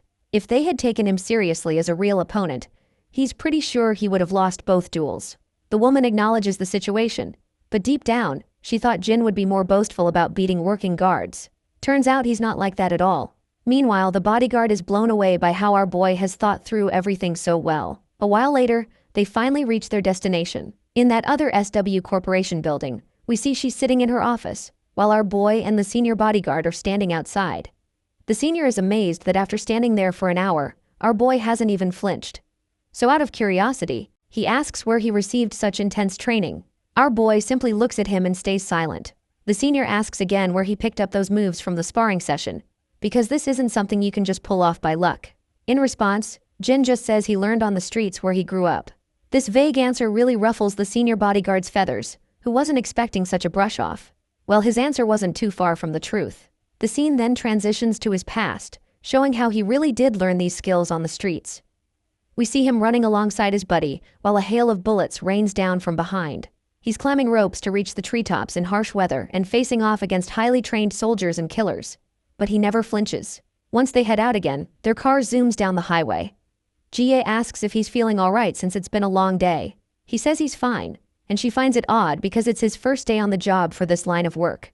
But he confirms once again that this is indeed his first time. Meanwhile, the senior bodyguard reflects on how this is typical of our boy. He hasn't asked a single question since they started the route, and hasn't shown any signs of being affected, even when they deliberately skipped dinner to test him. It's as if he's fully aware that these things can happen in security work. He never budged from his position until he was instructed to do so. Suddenly, Jin notices something serious up ahead. There's a truck coming, and the driver inside looks either drunk or sleepy. It's hard to tell. What is clear is that the truck veers out of its lane and heads straight for the car Jin and GA are in. The truck skids across the road and crashes into their car, Once the car comes to a stop, the bodyguards from the other car rushes over. The airbags have deployed, and the senior bodyguard quickly checks the back seat, asking if Jie is all right, and what he sees there blows his mind. Jin has managed to hold Jie close, saving her just in time to avoid the worst of the crash. The bodyguard is amazed that Jin could react so quickly and protect her in that split second before impact. But then Jie yanks herself away from Jin and creates some distance. The other bodyguard rushes to her, asking if she's okay. The other guards quickly gather around to discuss what just happened. One of them reports that the truck driver was definitely drunk. The junior guard adds that the driver appears unconscious, and they're currently pulling him out of the vehicle. The senior guard tells everyone to call an ambulance, secure the driver, and make sure to get to the bottom of this incident. Meanwhile, inside the car, Jie looks at Jin, who's sitting quietly. She's startled and asks if he's okay. Jin simply nods in affirmation.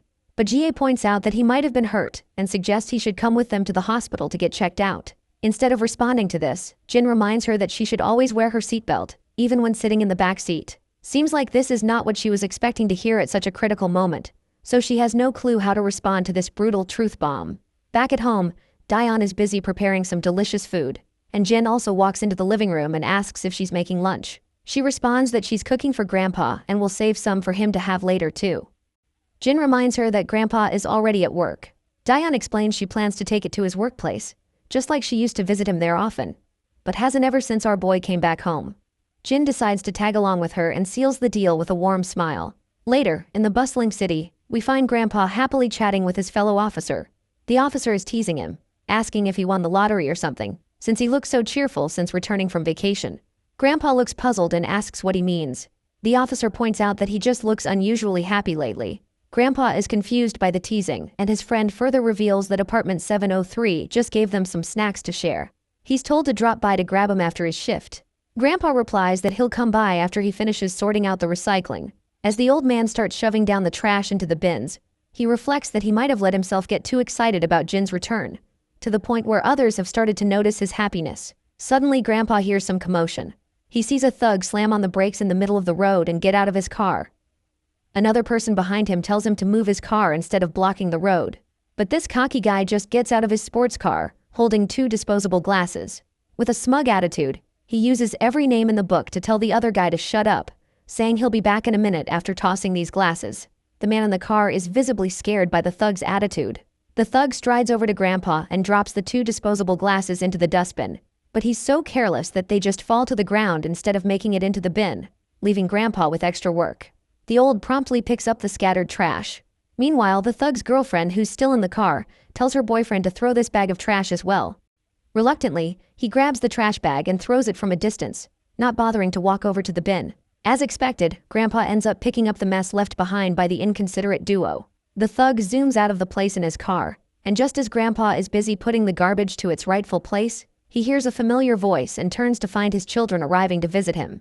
Although Grandpa is thrilled to see his children, he still asks what they're doing there. They reveal they brought lunch for him, but he insists they shouldn't have gone to the trouble. He can just buy something nearby. Daeon looks around and notices Grandpa is sorting out the recycling.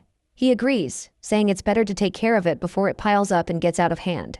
The charming girl offers to help with the job, but Grandpa quickly tells her she doesn't need to get her clothes dirty. Daeon, however, has already made up her mind and brushes off his concern, saying she'll just wash them later. So they start sorting out the trash, with our hero quietly standing behind, beaming with happiness to be with the family. After a while, we see the girls blushing while looking in a certain direction. It wouldn't be surprising if they're admiring our boy's handsome face. In the background, we catch sight of Mr. Cha and his lackey, who have finally been discharged from the hospital and have been walking out from his apartment. Suddenly, Mr. Cha perks up when his eyes wanders at front and spots our boy sorting out some trash, and he has no clue what the hell he is doing there. Cha's lackey recognizes the old man and realizes he's the grandpa they saw when they went to get the kid. Hearing this, Cha quickly pieces it together and figures out that the girl must be our boy's sister. Seeing our boy smiling so warmly, Cha finds it fascinating that he knows how to smile after all, and he can finally see that he really does look like an average teenager. The lackey suggests they go over and say hello, but Cha decides against it, saying guys like them usually just end up ruining moments like that. Instead, he decides they should grab a bite to eat. We then see the sweet family having their lunch in the park. The 3 of them are enjoying themselves, eating and chatting away. Once they're done, Daeon waves goodbye, and they decide to head out. Once the evening strikes, the old grandpa is also done with his duty, and walks to his home while smiling pleasantly. Then, he notices that same Corvette he had seen in the noon when that thug came to throw that trash. The old man approaches the thug and reminds him that parking there isn't allowed because it blocks the entry and creates a hazard for children, so he suggests parking in the lot instead. The thug sneers and asks why he should listen to an old guy like him, making it clear he'll park his damn car wherever he wants. The old man tries to reason with him, but the blonde woman beside the thug threatens him, saying he's just a guard and wonders if he's trying to get fired. The old man keeps his smile and calmly explains that he knows he's paid by the residents, which is why he's asking them to park elsewhere to avoid causing trouble for others. The thug scoffs and says he won't park in the tiny parking lot because if another car scratches his, who's going to reimburse him for the damages? Grandpa is left without an answer, and the blonde woman sneers, doubting that Grandpa could cover the cost of the car. That's when Mr. Cha's lackey grabs the thug by the neck from behind. With a terrifying tone, he asks if this thug has no manners when speaking to his elders. The stupid head groans in pain and demands to know who's behind him. Cha's lackey leans in with a face that could scare ghosts and simply asks why he wants to know. The thug is absolutely terrified by the look Cha's lackey is giving him.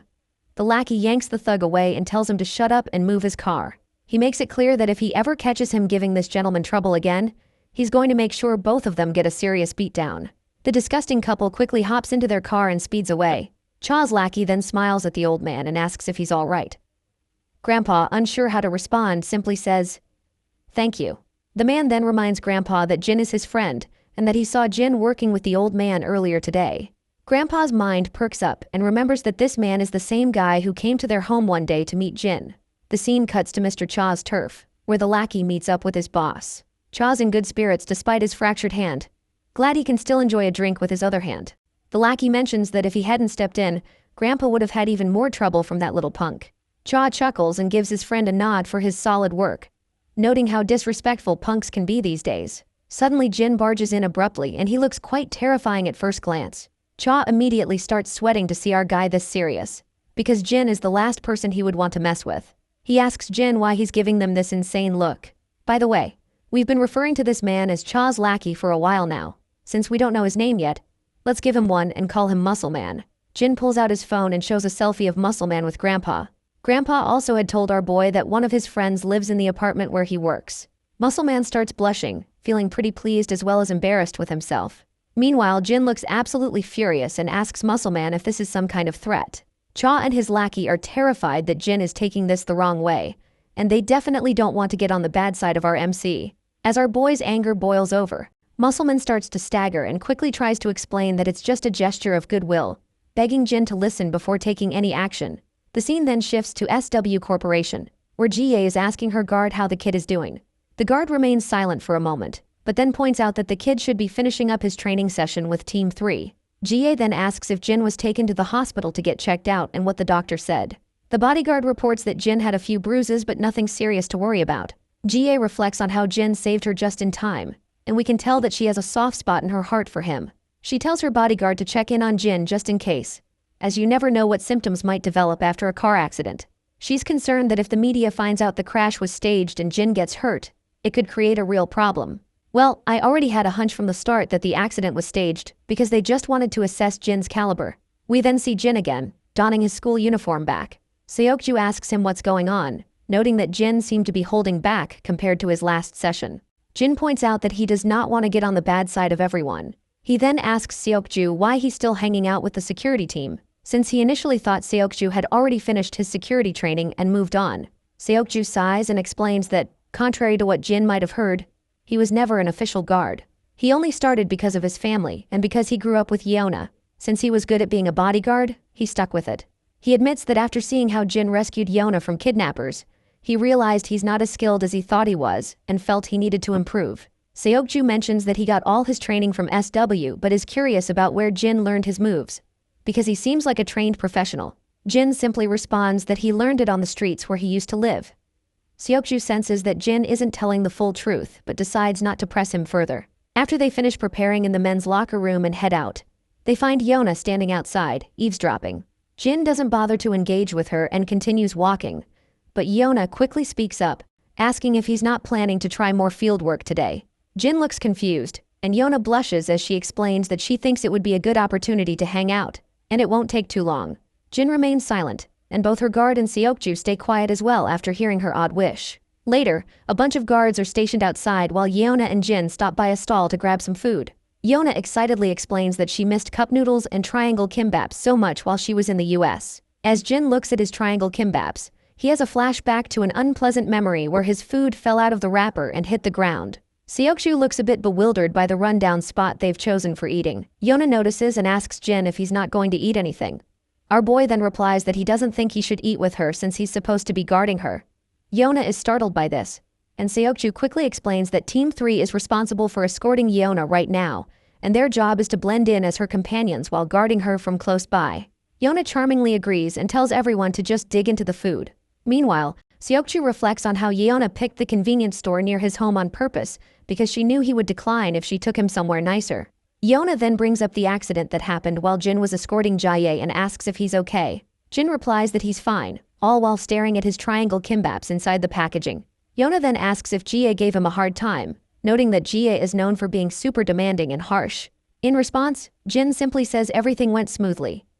Yeona finds this hard to believe, as it doesn't sound like Jae at all. She comments that Jae only smiles when she's insulting others. As they chat, Jin looks at Yeona's pleasant personality and finds himself drifting back into his memories. He remembers her father, utterly exhausted and injured, with Jin himself panting heavily, gun in hand, scanning for enemies. Her father tells him to leave him behind, saying that at least one of them should survive. He adds that he doesn't have much time left, and even if he's saved today, he won't live much longer. He reassures Jin not to feel bad about abandoning an injured man because he's just glad that Jin stayed to help when everyone else refused. The father's only regret is not being able to see his daughter's face one last time before he dies. Jin tells him to stop being sad about it and insists that since he is still alive, he should just stand up and go see his daughter. The father's face lights up at Jin's words, feeling a glimmer of hope even in this despairing situation. And as the flashback fades, Jin turns to Yeona and asks if they can talk alone for a moment. The girl is startled to hear this, and repeats his question, asking if he means just the two of them. Jin responds positively, so Seokju decides to step away, saying he'll give them some space. Once Seokju is out of earshot, Yeona asks what's going on, and why Jin suddenly wants to talk privately. In response, Jin drops this name, Inguk-sin. Yeona quickly catches on that Inguk-sin is her father's name, and she is now even more confused why Jin is bringing this up out of the blue. Jin then asks Yeona what her father was like. Yeona looks puzzled because she is not quite sure where Jin is going with this. She eventually sighs and explains that her father was a busy man who spent a lot of time working overseas. They weren't very close because they barely saw each other. She goes on to tell him that her father fell ill, and the doctors told him he didn't have much time left. Despite the bad news, he kept working and ended up falling sick while abroad. She still doesn't understand why someone would choose to spend their last days working instead of being with loved ones. She was on her way to see him because he couldn't manage the flight back home, but he passed away before she arrived. She further continues, explaining that her father worked himself to death without ever having one last moment with his daughter. And if she's being honest, she admits that she still resents him for that. She is still not sure why Jin is asking about her father, but she claims that she would not have opened up if our boy had not saved her from the kidnappers back then. Once again, Jin's mind flashes back to a construction site. There, her father is talking to him again. He says he's doing all this because he wants to help. And as a parent himself, he felt compelled to do something for these children, because it was the only way he could face his daughter. He admits he hadn't been a good father, and if he had known sooner, he would have spent more time with her. To him, family is more important than anything else in the world. Back in the present, Jin reveals to Yeona that she was the reason her father worked until the very end. This news shocks the girl, and she asks him what on earth he's talking about. Jin then explains that he's here to deliver the final request of his client. He reveals that her father wanted to tell her that he wanted to see her one last time before he died, and that he's sorry he couldn't make it happen. These are the words her father wanted Jin to deliver to her. We flash back once again into the past, where her father tells Jin that this is an official job, and he must carry it out no matter what. He further says that whether he lives or dies, Jin will be the one to deliver this message to her. Yeona is stunned to hear that Jin met her father before he passed away. After dropping this bombshell, Jin simply grabs his bag and begins to walk away, leaving Yeona wide-eyed. Tears start to well up in her eyes as she wonders if her father really did say those words. It seems like Jin is also going through his own development arc, and has finally begun to understand something he didn't realize back then. He's starting to see the meaning behind the request he is signed to fulfill.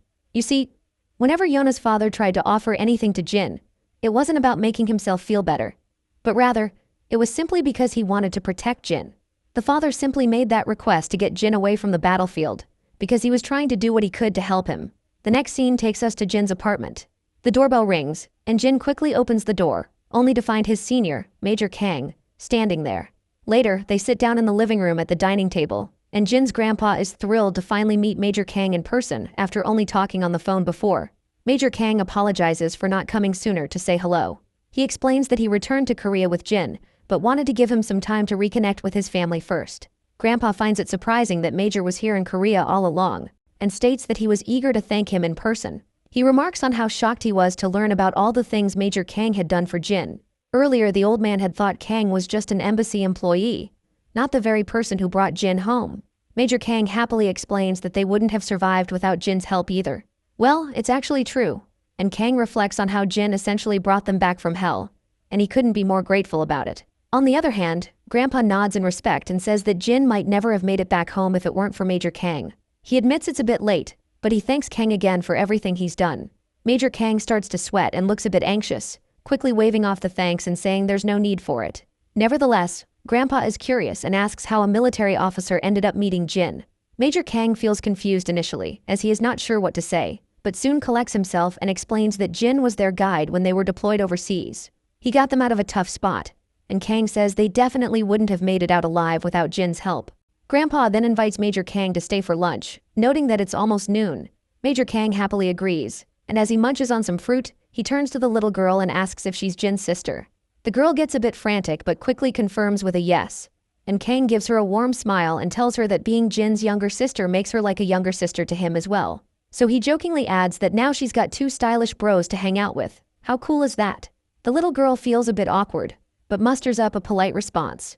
After all, she's just a 17-year-old trying her best to be courteous, while a 36-year-old man is trying a little too hard to be hip. As noon arrives, the table is loaded with food, all thanks to Grandpa's high-paying job as a security guard. Major Kang dives into the food with enthusiasm, eating so fast that Grandpa feels bewildered and tells him there's no need to rush. Major Kang apologizes and explains that he's just too excited because he can't remember the last time he had a nice home-cooked meal like this. Grandpa then asks if Kang's mother is no longer with him. Kang replies that she's alive but not very good at cooking. He and his father prefer to eat out instead, which spares them the awkwardness of pretending to enjoy her food. Kang gets a bit emotional and adds that the mess hall was the best part of being in the military, and he knows that sounds a bit tragic. Both Grandpa and the girl give an awkward smile, while Jin quietly continues eating his food, being the good guy he is. In the next scene, Jin and Major Kang are hanging out outside. Kang expresses his happiness at seeing Jin, and mentions that the other boys also fondly remember him. Jin's mind flashes back to all the pleasant memories of his fellow juniors being kind to him, and a genuine smile spreads across his face. He then asks his senior what brings him here all of a sudden. Kang explains that he was out on business, and thought he'd stop by to see his junior since he had a few days off after finishing his assignment. He's really glad to see that Grandpa and Jin's little sister seem so nice. Jin smiles back to hear this, and Major Kang beams back at him with the same energy. As the senior stands up to leave, Jin asks if he's heading out already. Kang nods, saying it's already a bit late.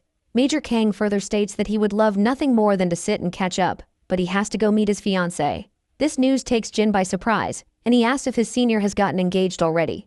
Kang confirms this, and Jin is left staring, unsure how to respond. Seeing Jin's flat reaction, Kang gets a bit agitated and annoyingly asks if Jin is jealous of his senior finally finding someone.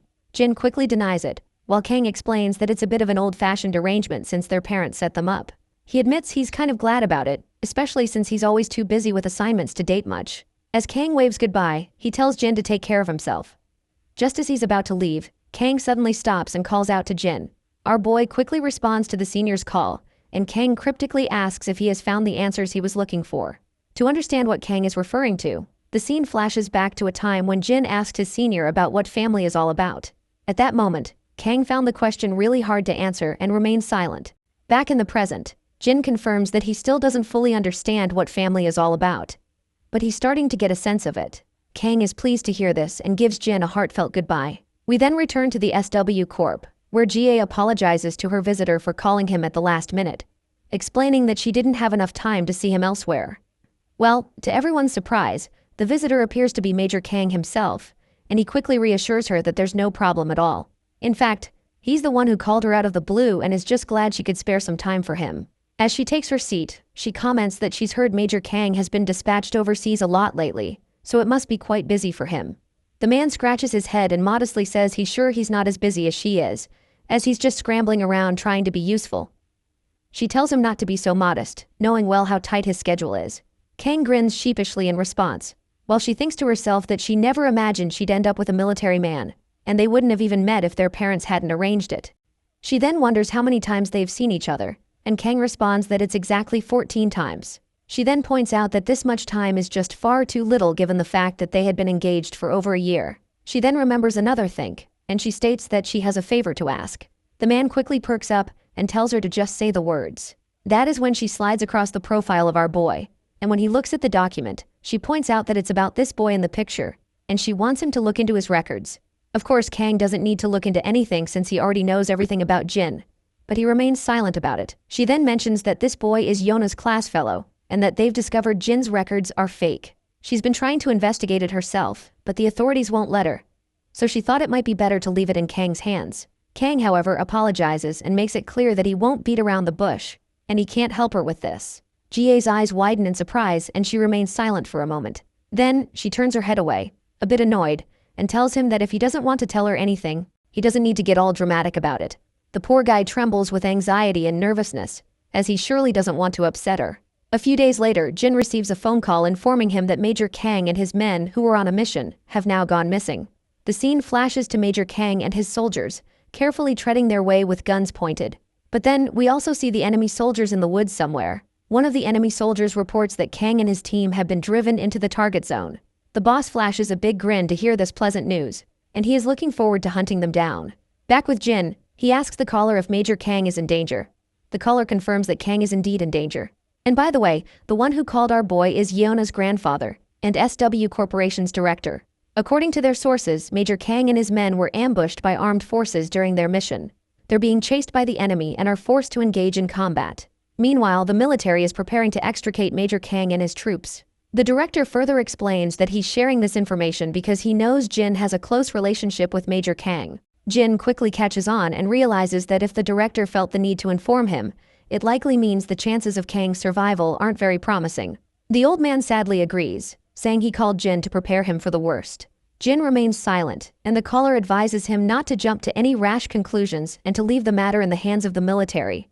He reminds Jin to keep in mind that he has a family to think about now.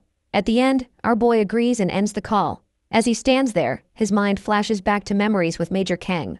In the infirmary, Kang, with a big grin, reminds his fellow soldiers that he had already told them that Jin was Korean, and indeed, he is. The other injured soldiers happily chime in, and they all find it really hard to believe, and they wonder if Jin has actually gotten his memories back. Once Jin was sitting alone, Major Kang approached him and told him to take his time and not force himself to remember anything. He then asked Jin if Ijin Yu was his real name, which Jin confirmed right away. In another memory, Jin and his colleagues are in the game room, struggling to win a single game. The atmosphere is lighthearted and filled with despair as they continue to lose one game after another. In one particularly vivid memory, Major Kang comes rushing in with excitement and hastily reveals to Jin that they have found his family. He explains that they discovered Jin has a grandfather and a younger sister. Our boy remains quiet and seemingly unshocked, but his other friends are overjoyed.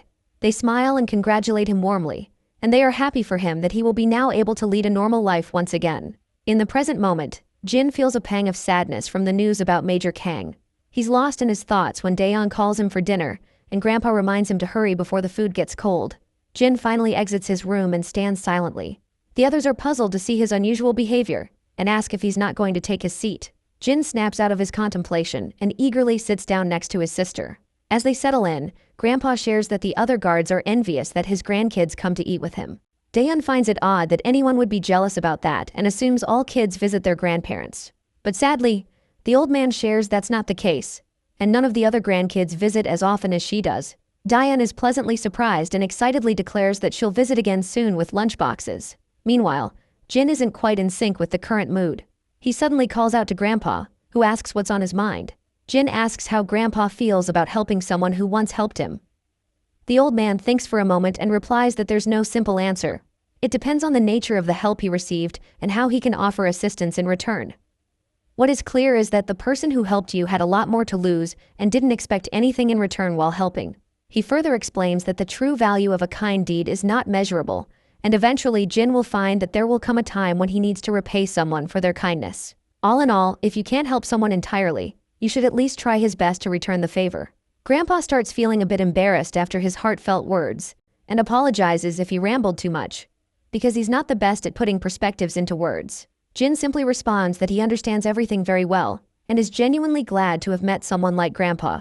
The old man looks unsure from where all this flattery is coming from, but he thanks his grandson, and states that hearing Jin's words means a lot to him. Suddenly Daeon notices her brother looking at her, and Jin also tells her that he's also glad to have a sister like her. Daeon goes silent for a moment, then blushes deeply, because she is not the type to handle this much flattery all at once. Later, once Jin gets into the room, he talks to his senior, and lets him know that he is going to help Major Kang, and he appeals to his senior to please make any arrangements if he can. Well, it seems like the director isn't too sure about sending our guy into the fight, but it looks like he doesn't really have a choice. The next scene cuts back to the woods, where we see Major Kang completely exhausted, taking deep breaths to catch his breath. He then instructs everyone to rest for a bit and tells one of the soldiers, Seokun, to scan the perimeter, while Ji-seok and Sucheol are sent to check how close the enemy is. One of the soldiers speaks up, mentioning that everyone is pretty wiped out, and Gwang-sik has lost a lot of blood. But the senior responds that they've got to reach the next checkpoint to wait for rescue. The soldier asks if they can even make it since they're almost out of rations. The senior feels agitated and begins gritting his teeth. The scene then cuts to the enemy base, where one of their soldiers reports to the boss Kang's party is close to giving up. The boss says he's impressed they've lasted this long, and he admits that he would have suffered greater losses if Kang's party would not be burdened with protecting civilians. Plus, Major Kang in his time is also unfamiliar to this land as well, which gives this eye patch bastard an edge in this fight. Suddenly the man's eye begins to throb under his eye patch, and he can't help but feel agitated as the image of our boy flashes through his mind. Looks like our guy is the one who took this bastard's eye. Later, we see a plane zooming through the skies, and inside, our boy sits in his soldier uniform, gun in hand. It's clear he's familiar with the land he's headed to. You see, this region is known as Grian, one of the places where Jin had operated as a mercenary before. Before he boarded the plane, the director's assistant explained that Major Kang and his men were deployed to extricate a group of researchers, gathering data on the region's minerals. The rescue mission was successfully underway, but then the troops were ambushed by an unidentified armed force. The assistant also mentioned that they've prepared the list of items our boy requested, and the military forces of both nations have agreed to assist in securing his passage to the region. Lastly, the director himself asks our boy one final question, inquiring if he's absolutely sure about his decision, and Jin quickly replies that he is. With that, we're back in the plane, and the sirens start blaring as they reach the checkpoint. It's finally time for our boy to jump into action. The scene cuts to the school where the lecture is going as usual. Our beta bullies are slacking off, and not surprisingly, Young Chan is busy taking notes. Yona, on the other hand, is puzzled and wondering why Jin isn't in class and hasn't responded to her messages. We're back in the woods again. As our guy moves cautiously, he spots bullet cartridges scattered around. Scanning the area, he realizes that Major Kang hasn't made it to the second foothold, but after seeing the remnant of the battles here, he figures that the Major might have moved on to the third foothold from the second foothold already. Meanwhile, in the dense woods, soldiers are exchanging heavy fire. Major Kang is reloading his magazine while the enemy keeps up a relentless barrage. One of the enemy soldiers is even armed with an RPG. Seeing this, Kang is momentarily shocked, but he does not waste any time and quickly takes aim at the soldier with the RPG and fires, hitting him right in the head. The RPG also detonates for some reason after the soldier is shot in the head, creating a massive explosion and sending debris flying everywhere. Many enemy soldiers are down, and Major Kang and his squad continue their relentless barrage of bullets. Once all the current soldiers are dealt with, those hiding behind hesitate to advance and eventually retreat. Kang quickly calls for a status report. The soldier reports that no one else has been injured, but their ammunition is running low. It's hard to say for sure, but they might not have enough for another skirmish. Kang then asks how far the next foothold is. The soldier replies it's about 8 kilometers southwest, with an estimated travel time of 3 hours and 20 minutes. Kang isn't thrilled to hear this, because covering that distance on foot with civilians and wounded men, especially in such a dense jungle, is far from easy. The soldier also notes that the enemy seems to be using a pattern of ambush and retreat instead of launching a full-on attack. Kang grits his teeth after realizing that the enemy is deliberately trying to wear him down from the start, and they are even ready to sacrifice as many men as it takes to achieve their objective. He reflects that these men aren't fighting like trained soldiers, but are being strategically deployed by someone skilled in tactics. The attack seemed random at first, but after a few skirmishes, Kang noticed a pattern. The enemy's pursuit forced him to retreat from the first foothold to the second, and now they're driving him back from the second foothold as well. Also, the enemy is chasing him down as if they are already familiar with the path. His best option now is to defend the third foothold and hope that the rescue party arrives in time. No matter what it takes, Kang is determined to get his men back home safely. Back at the enemy base camp, a soldier reports to his leader that the enemy is following the predicted course, and he has already positioned the troops to block their way. The man with the eye patch grins, not surprised by this development. After all, there aren't many routes the enemy could have taken. Suddenly, a mercenary bursts into the tent, asking how many more of his men will have to die needlessly. He questions why the eye patch guy won't just let them charge in full force instead of sacrificing themselves just to retreat. The eye patch then shoots this mercenary a deathly glare, causing him to tremble and fall silent immediately. The eye patch's aura becomes even more intimidating as he explains that they are up against a highly experienced special forces unit, and charging at them without a strategic maneuver would have already decimated all their troops, leaving them with no men to fight and no territory to call their own. But then, the eye patch man starts smiling again and returns to his normal behavior. He assures his mercenary friend that none of them will matter to him from this point onward. With those chilling words, someone shoots the poor man in the head, and he falls to the ground. I guess he really won't have to worry about anything from now on. The leader exits his tent, and we see that other members of the mercenary group have also been captured. He finally gives the green light to hunt down Major Kang and his party, but also orders his soldiers to dispose of these useless fools before they go. A while later we see Kang's party, all looking exhausted. One of the soldiers comments that they've covered half the distance and will definitely reach the foothold on time if they keep this pace. Kang decides to stay on guard and slow their pace slightly. You see, the enemy knows this terrain well, but they don't, and they're aware of the exact path Kang's party is taking right now. Back with the eye patch man, he's practically brimming with joy. He's reveling in the hunt and eagerly anticipates the moment he'll capture his prey, just when they think they've escaped.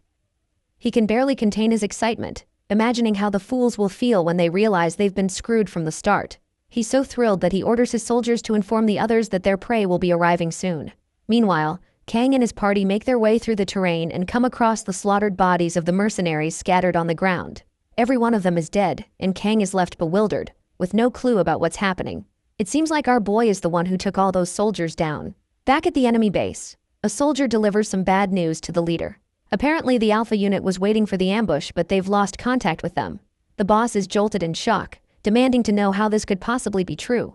The soldier explains that they've tried multiple times to reach the Alpha unit but have been unsuccessful. The eye patch man grits his teeth in frustration and angrily asks about the Delta unit, demanding to know if they are right behind the Alpha unit. The soldier replies that the Delta unit is closing in on the target, with almost 2 kilometers left to go. The boss orders his men to get in touch with the Delta unit and ensure they catch the prey no matter what. But then, he decides to contact them himself. Once the transmission is set up, he tells the Delta unit to report back. The man from the Delta unit reports back promptly, saying they're under heavy fire. The big boss is absolutely stunned to hear this, and demands to know what the hell he's talking about. In response, the man explains that they were ambushed while en route to the target. The big boss then asks who they're fighting, and the reporter responds that they have no clue about their enemy. But before he can say anything more, there's a loud bang, and the transmission abruptly ends. The big cheese is left gritting his teeth in utter frustration, absolutely annoyed by the fact that they're the ones being hunted. Meanwhile, we see our boy, and it's clear he is the one causing havoc among the enemy ranks. The soldiers from the enemy team are unleashing a barrage of bullets, but Jin is dodging them with such finesse that it's almost unbelievable. Jin knows it will take Major Kang about 30 minutes to reach the third foothold, so he plans to keep the enemy soldiers engaged until then, ensuring his friend and the rest of the team can escape safely. He then slides across the ground, swiftly aiming his gun at the enemy. He locks onto his target and takes the shot, dropping one of them instantly. Without missing a beat, he aims at the second soldier and takes him down as well. The soldiers quickly realize where the sniper fire is coming from, but before they can react, Jin unleashes a barrage of bullets, blowing them away. More soldiers appear, and they immediately start bombarding Jin with a new wave of bullets. He ducks down to shield himself, with the bullets flying everywhere except hitting him. Jin begins running, confident that the enemy won't be able to track his route in this terrain. He plans to take advantage of this and strike from another direction. Meanwhile, Kang and his soldiers hear the heavy firing from a distance. The soldier reports that the gunfire is coming from the route they just passed. Kang is baffled because the mercenaries were already dead before he arrived, and now there's intense fire coming from the direction they came from. He shares his confusion with his friend, saying he can't make sense of it yet, but they'll wait at their current position until the rescue party arrives. As they wait, the senior begins to hear loud bangs once again, and enemy soldiers are dropping dead left and right, all thanks to our boy. The enemy retaliates with gunfire, but my guy quickly ducks behind some rocks. He reveals to us that the enemy has figured out he's the only one attacking them, and he's been outnumbered from the start. However, they're starting to panic because their numbers have dwindled to half. He spots 3 more soldiers who don't seem to know his exact location. With quick precision, he takes aim and shoots them down immediately. He then glances at his watch and sees that there are still 14 minutes left until the rescue team arrives. As the sun begins to rise, our soldiers keep a close watch on the enemy. One of them announces that the rescue unit will be landing soon.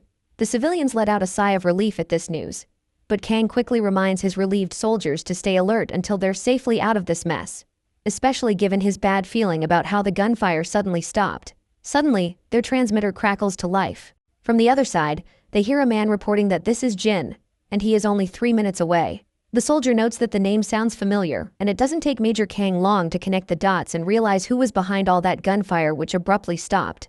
When he looks ahead, he sees our boy walking toward them with his hands raised in the air. Major Kang peers through his sniper rifle scope and confirms that it's indeed Jin. The other soldiers can also confirm it's Jin, but they have no idea what he's doing here. Major Kang is still in utter disbelief, and he surely does not want to believe his eyes. Right on cue, the rescue helicopters arrive on the scene. Kang rushes over to Jin, grabbing him by his shirt, and sternly demands to know what the hell is doing here and why he came. Jin remains calm and simply says he knows this region better than anyone. Kang reminds him that he doesn't need to be here anymore since he's transitioned from a mercenary life. In response, Jin explains that this is exactly why he came, because he did not want to live a regretful life. You see, ever since our boy heard that Major Kang and his men were in danger, he knew that he would regret it for the rest of his life if he didn't come to their aid. Kang just gets even more furious, reminding Jin that he's just a kid. Despite his anger, he pulls Jin into a tight hug, tears streaming down his face once his emotions overflow his mind. Finally, the chopper lands, and the rescue team quickly spreads out to tend to the survivors and offer aid. Meanwhile, back with the eye patch guy, his lackey reports that the Alpha unit has been wiped out and 17 out of 20 Delta troops are dead. Although he's not completely certain, he's confident that Alpha was annihilated instantly, and Delta was ambushed while on the move. The eye patch guy grits his teeth in utter frustration after hearing the report. I guess his anger is understandable, because everything was going according to his plan, and his prey was moving just as he expected, and there were no reinforcements nearby. All he had to do was wait for the moment to strike. But somehow, someone managed to destroy Alpha and nearly wipe out Delta as well. The only combat he's seen like this was from someone who messed up his eye. And as he remembers Jin, his eyes begin to throb once more, and it finally clicks into his mind that our boy must be behind all of this mess. His lackey quickly notices the eye patch guy's unusual behavior, and the eye patch points out that this is exactly the kind of combat that 001 was known for.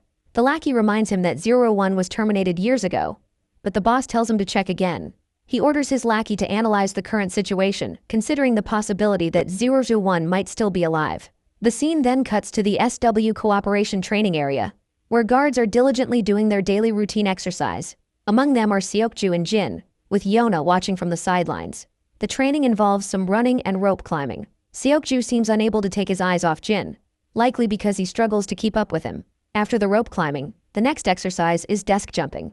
Seokju and Jin stand shoulder to shoulder, ready for the challenge. As they start running at an incredible speed, Jin effortlessly outpaces his fellow, leaping over desks with such ease as if he was born for it.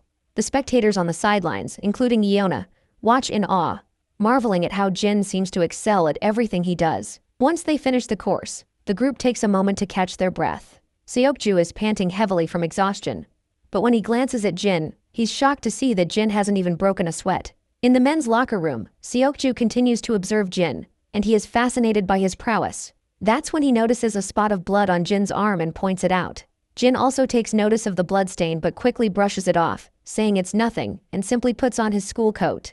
Seokju, however, is blown away, realizing that only a deep wound would bleed like that.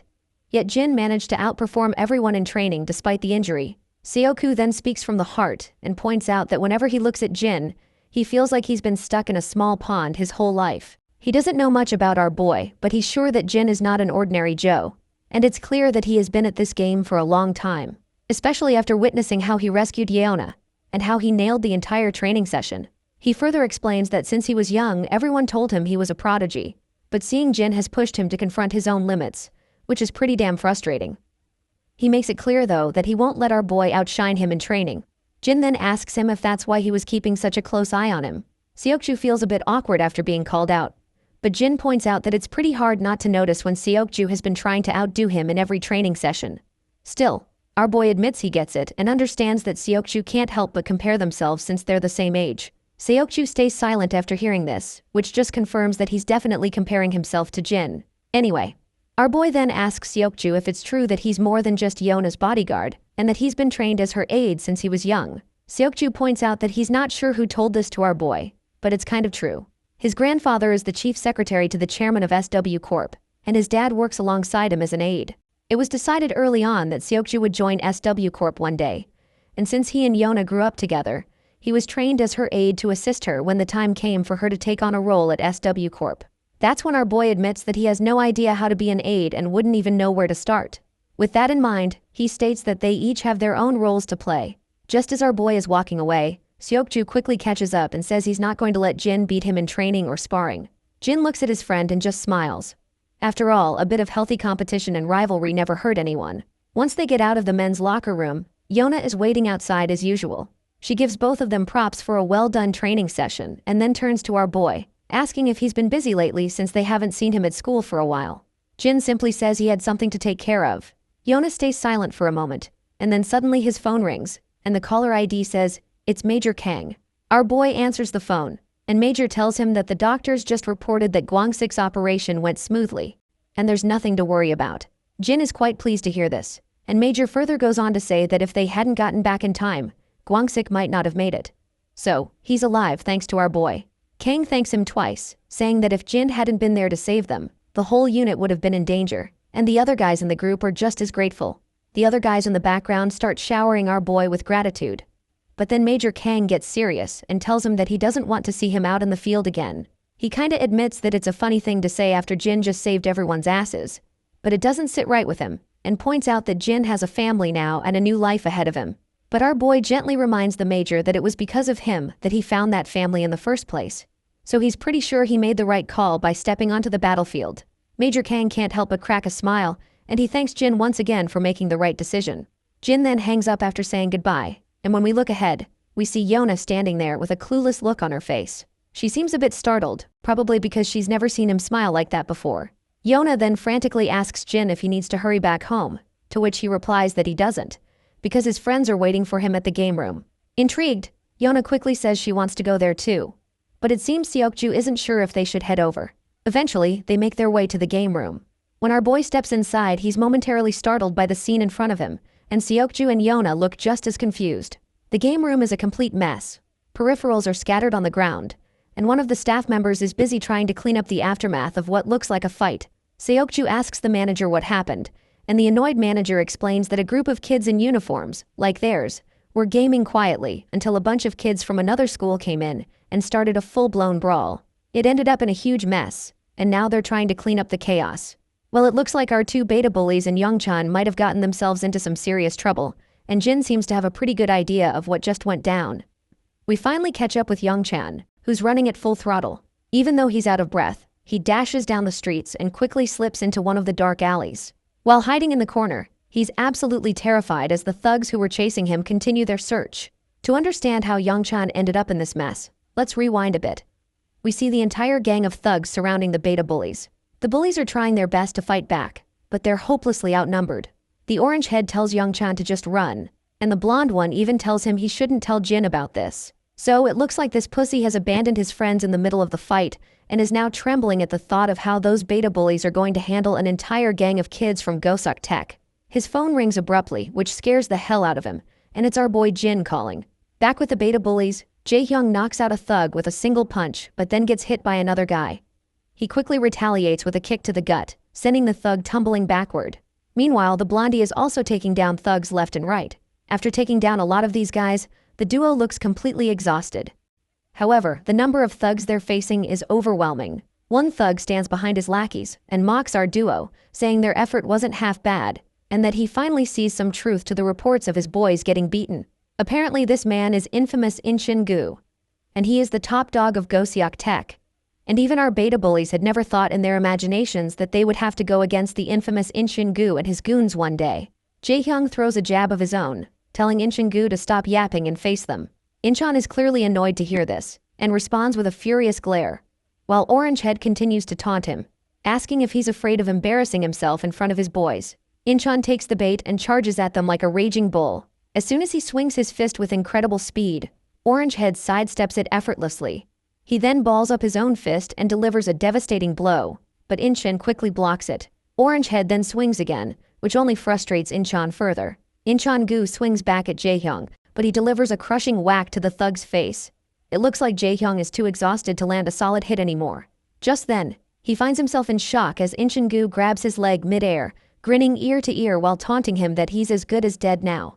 With that, Incheon-gu delivers a brutal punch that leaves Jae-hyung's face a bloody mess. But this bastard doesn't stop there. He follows up with a knee smash that sends Jae-hyung sliding across the ground.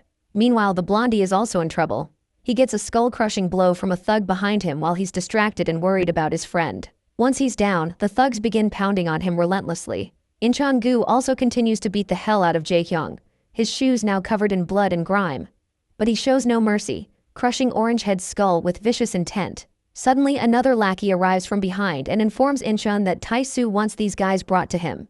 The other lackey then asks what they should do about the one who got away. Incheon instructs him to tell everyone to gather at the club and start chasing that third guy. It seems like they're talking about Youngchan, and it looks like this scaredy cat has finally run into our boy. He fills everyone in on what happened, how the Goseok Tech guys came in and jumped them, and how they seemed pretty pissed off about what went down a few days ago. He further explains that they were caught off guard, but Jae-hyung and Hyukjin quickly managed to fight back until Incheon-gu showed up. Jin has no clue who Incheon-gu is, so the scaredy cat explains that Tae-soo-ki rules Goseok Tech, and Incheon-gu is his right-hand man. They're notorious enough to have been recruited by the gangsters even before they graduated. He explains that there were 20 of them waiting to ambush them, and Jae-hyung and Hyukjin told him to run away. 2 of them faced off against all 20 and made him promise not to tell anyone. The scaredy cat admits it's all his fault because Jae-hyung helped him when the Goseok guys tried to mess with him. Jin finally asks where he last saw Jae-hyung and Hyukjin. The scaredy cat quickly explains that he left them in an alley by the subway station, which is also the usual route to the game room. Jin begins to walk forward quietly without saying a word. Youngchan tries to ask where he's going to look for them, and this scaredy cat still looks afraid, convinced that even Jin couldn't handle 20 guys on his own. The Goseok guys are known for being tough, as most of them go straight into gangs. But then the scaredy cat's mind flashes back to all the pleasant times he spent with his friends. With those happy moments in mind, he steals his resolve, shakes off his worries, and confidently joins Jin in the cause. They both begin to walk away, while Yona is left unsure of what to do. Seokju, on the other hand, stands quietly. But then, the bodyguard asks him if he's not joining his friends. Seokju is startled to hear this, and the bodyguard repeats his question once more, asking if he's not going with them since they are his classmates. The bodyguard then flashes a grin and tells Seokju to snap out of it. He reminds Seokju that even though he might hang around suits like the guard himself, he's still a high school kid. Just like those two. Seokju thinks for a moment, and then a smirk spreads across his face as he finally makes up his mind. He turns to Yeona and lets her know that he'll be back in a few minutes, and that it won't take him long. The girl is caught off guard by his unexpected behavior, and as he walks away, she thinks to herself that she has never seen a look like that on his face before. Suddenly, Yeona announces that she's tagging along too, but her guard quickly cuts her off, saying she can't get mixed up in any trouble, and he's sure those two will be able to handle it quite easily. Yeona is clearly annoyed by her guard's party-pooping attitude, and she quickly turns her gaze away to express her frustration, leaving the poor guard sweating profusely. Meanwhile, Youngchan is still worried because he knows Jin is a hardcore fighter, but he's not sure if he can handle 20 guys. His worries seem unwarranted when he sees Seokju joining them in their cause. Jin glances over his right shoulder, and Seokju simply states that he's joining as well since they are his classmates too.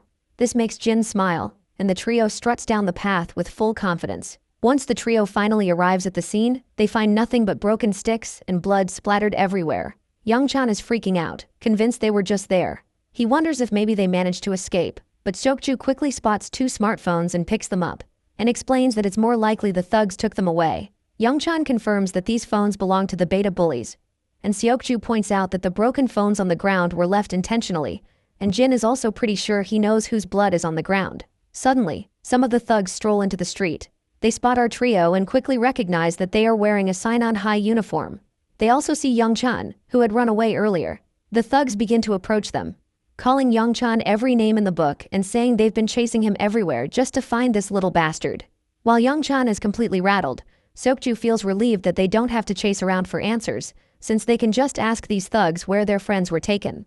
Jin strides confidently toward one of the thugs, but that bastard doesn't like our boy's attitude and tries to punch him. But Jin quickly deflects the punch and lands a solid hit to the thug's face. Another thug swings his fist, but Jin delivers a brutal whack to that one as well. He then grabs the thug by the head and smacks him with a knee to the face. Meanwhile, Seokju is not holding back either, and he is also taking down thugs with precision and skill. Before long, all the goons are down for the count, smeared in their own blood. Young-chan's face has now moved from scared to shocked as he watches Jin and Seokju take down the thugs in no time. One of the goons groans in pain, and Jin quickly approaches him, demanding to know where their friends were taken. The thug remains silent, looking both pissed and cocky even after his face is smashed up. He flashes Jin the middle finger, telling him to scram. To return the gesture, my guy slams the thug down to the ground with incredible speed, leaving him unconscious with his eyes rolled back.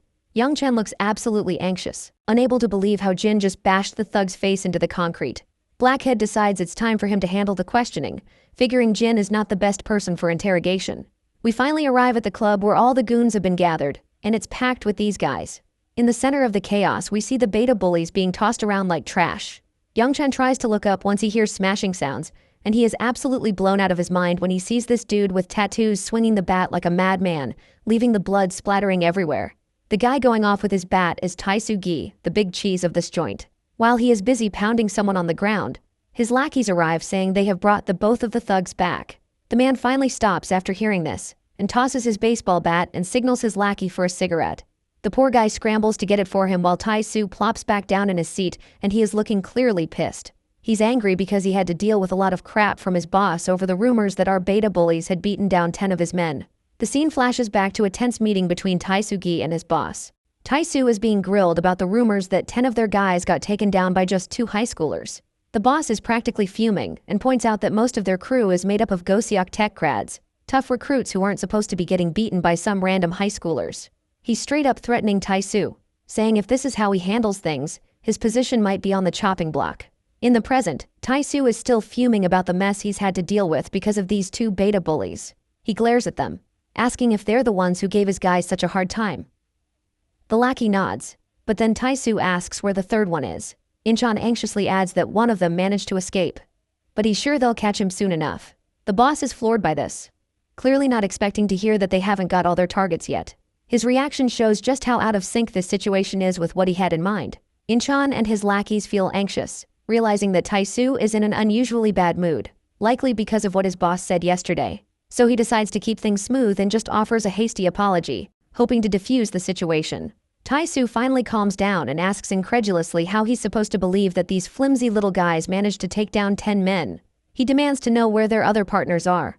Jae-hong just tells him to screw off, and gets a solid kick in the face for using foul language. Meanwhile, Taisu is blowing off steam by puffing out smoke, and his lackey keeps beating both of our guys. Taisu then puts out his cigarette and makes an arrangement, stating that the first one to spill all the information gets to walk free, but the other will have to stick around as their pawn for a while. He also gives them a chance to run, but makes it clear that his men will drag them out of their school, and he's willing to make their lives miserable. That is when our blonde bully snickers, and both of the beta bullies can't help but laugh so hard that it looks like they are about to lose their lungs. Well, that does it. Taisu is about to blow his lid, and his lackeys know things are about to get real. As expected, the cocky leader quickly starts charging at our boys with a bat in hand, swinging it down so hard that blood splatters everywhere on impact. Even the lackeys are getting concerned to see things spiral out of control. On the other hand, the bastard keeps beating the hell out of our beta bullies until he suddenly stops after sensing commotion nearby. When we look outside, the thugs who were loitering around the club are now sprawled on the ground. Inside, everyone falls silent as they hear the door creak open. All eyes turn toward the entrance, and in strolls our trio, confidently, without a care in the world. The boss is fuming at the sight of these high schoolers barging in and demands to know how these morons managed to take down the fools guarding the place outside. On the other hand, Young-chan is absolutely scared out of his mind when he sees both of his friends lying on the ground, covered in their own blood. Inchan quickly points out that this is the same guy who got away earlier. The other lackeys in the club start snickering, mocking Seokju and Jin, saying they're really scared if these 2 are supposed to be the backup Young-chan ran to get. Meanwhile, Yang-chan is about to crap his pants, second-guessing whether infiltrating this place was a good idea after all. The boss drops his bat with a thud and says he's been in this business way too long. But he never thought he'd see the day when a bunch of scrawny-ass punks would come marching into his club looking for trouble. He then turns to his underling and asks what he plans to do with these fools. In response, Inchan quickly rallies his thugs, ordering them to bring our crew down to their knees.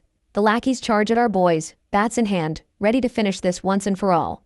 At the same time, Inchan feels a bit relieved, thinking at least they'll be able to wrap this mess up today. He doesn't even want to imagine what would have happened if this dragged on for another day. But little does he know, he and his lackeys are in for one heck of a ride. As expected, Seokju and my guy have already started dropping these bastards left and right.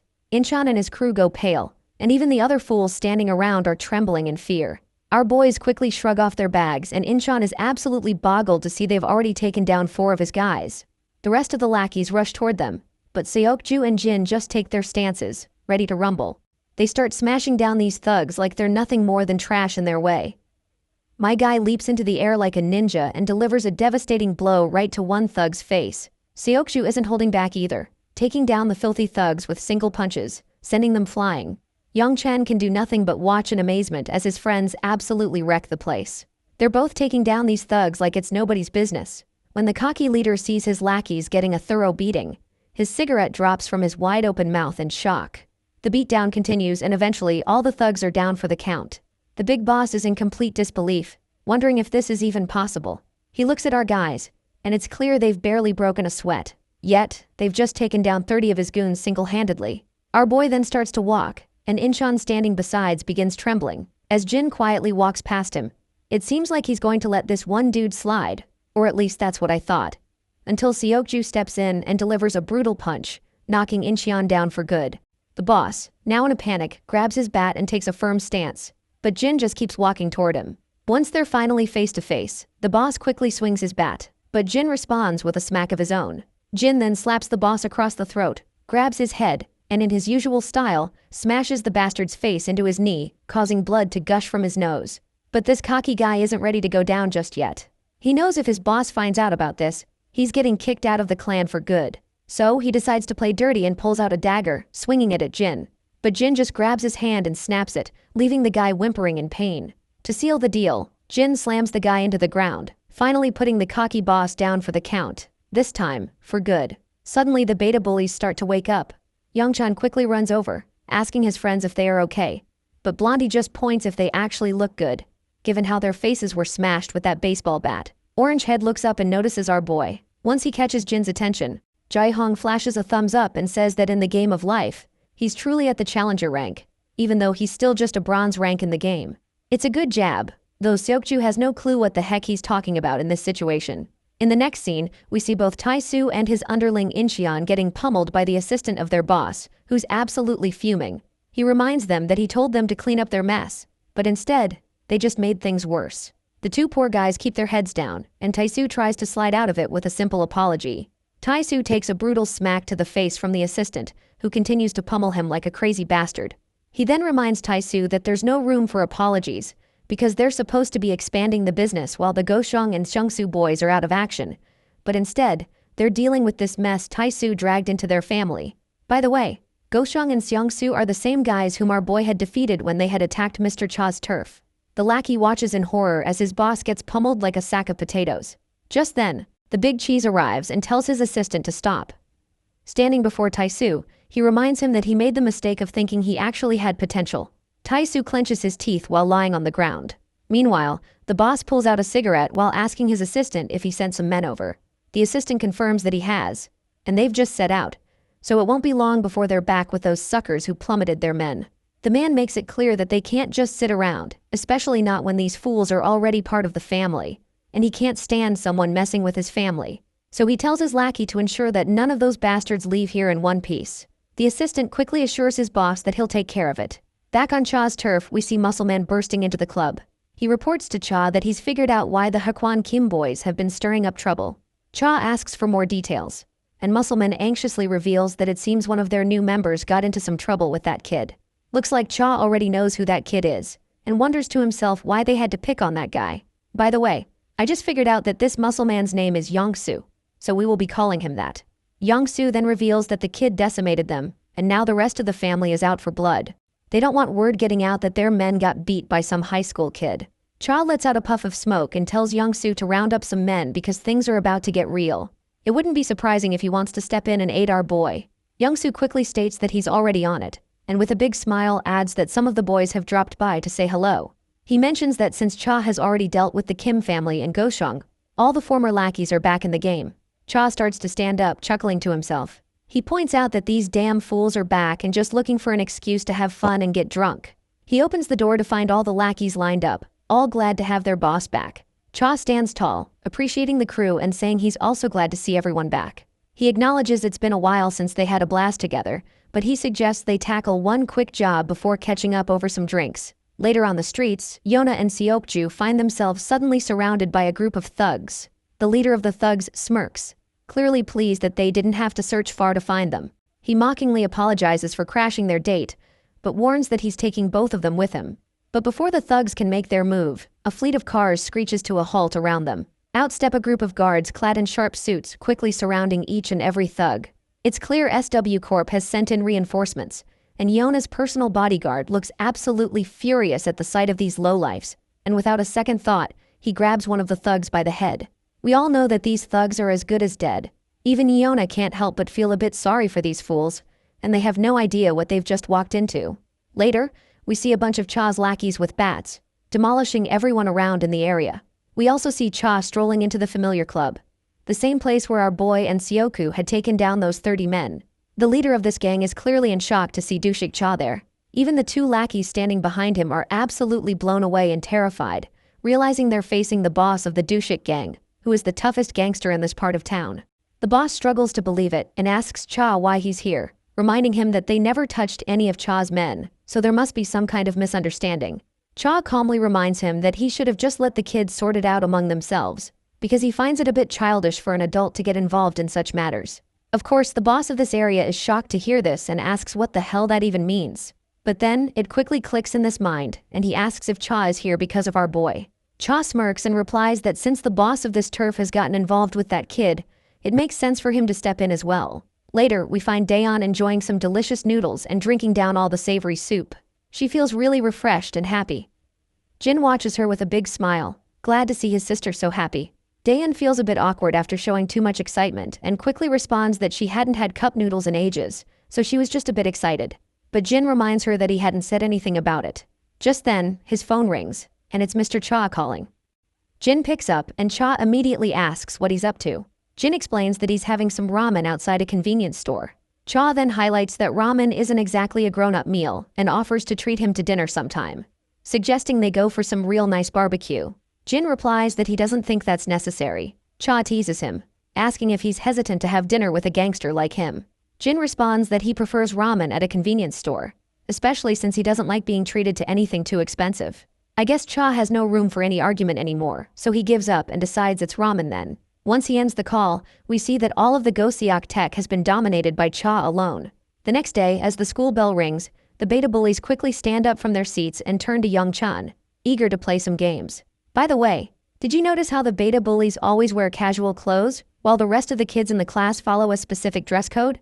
Is this a Korean thing, or did the writer just want them to stand out? Anyway, Young Chan glances at Jae-hyung's fractured hand, and asks if he's even in any condition to play games. Orangehead quickly raises his hand and starts flicking his fingers around, saying he's damn sure he can still play because all his fingers are okay, so he can use a mouse just fine. Young-chan is baffled by how Orangehead is trying to flex his broken arm, while our boy finds it a bit admirable. Blondie then warns Orangehead not to use his injury as an excuse during the game, because he already knows that he is going to blame his arm after he plays poorly.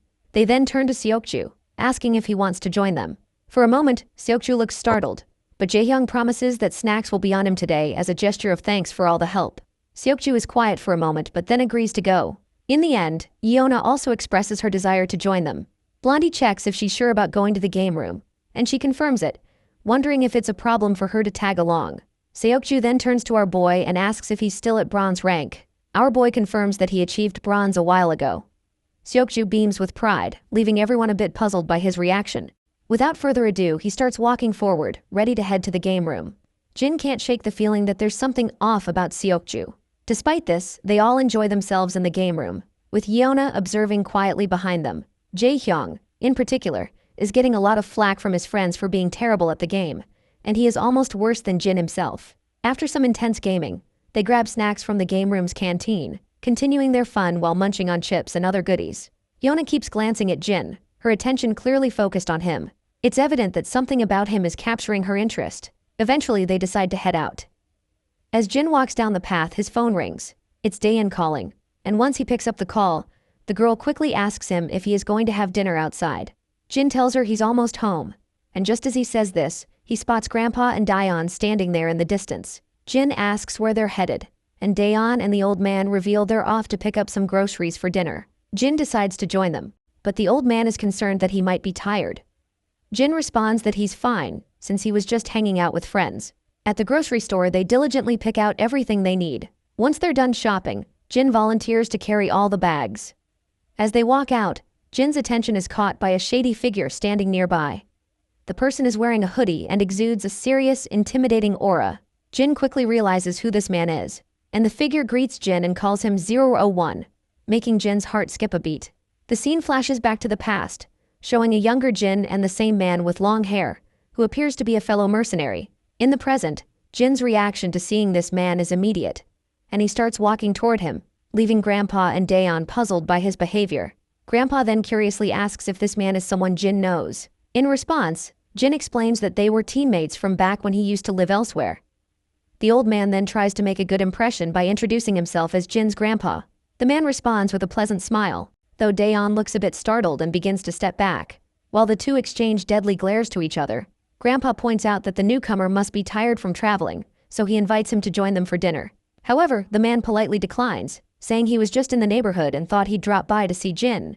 Grandpa then decides to give Jin and his friend some space, so they begin walking off to let them catch up. Once they are left alone, the man smirks and points out that Jin seems to be doing well for someone who was supposed to be dead. Jin then finally speaks up and addresses this man as 006, asking how he managed to track him down.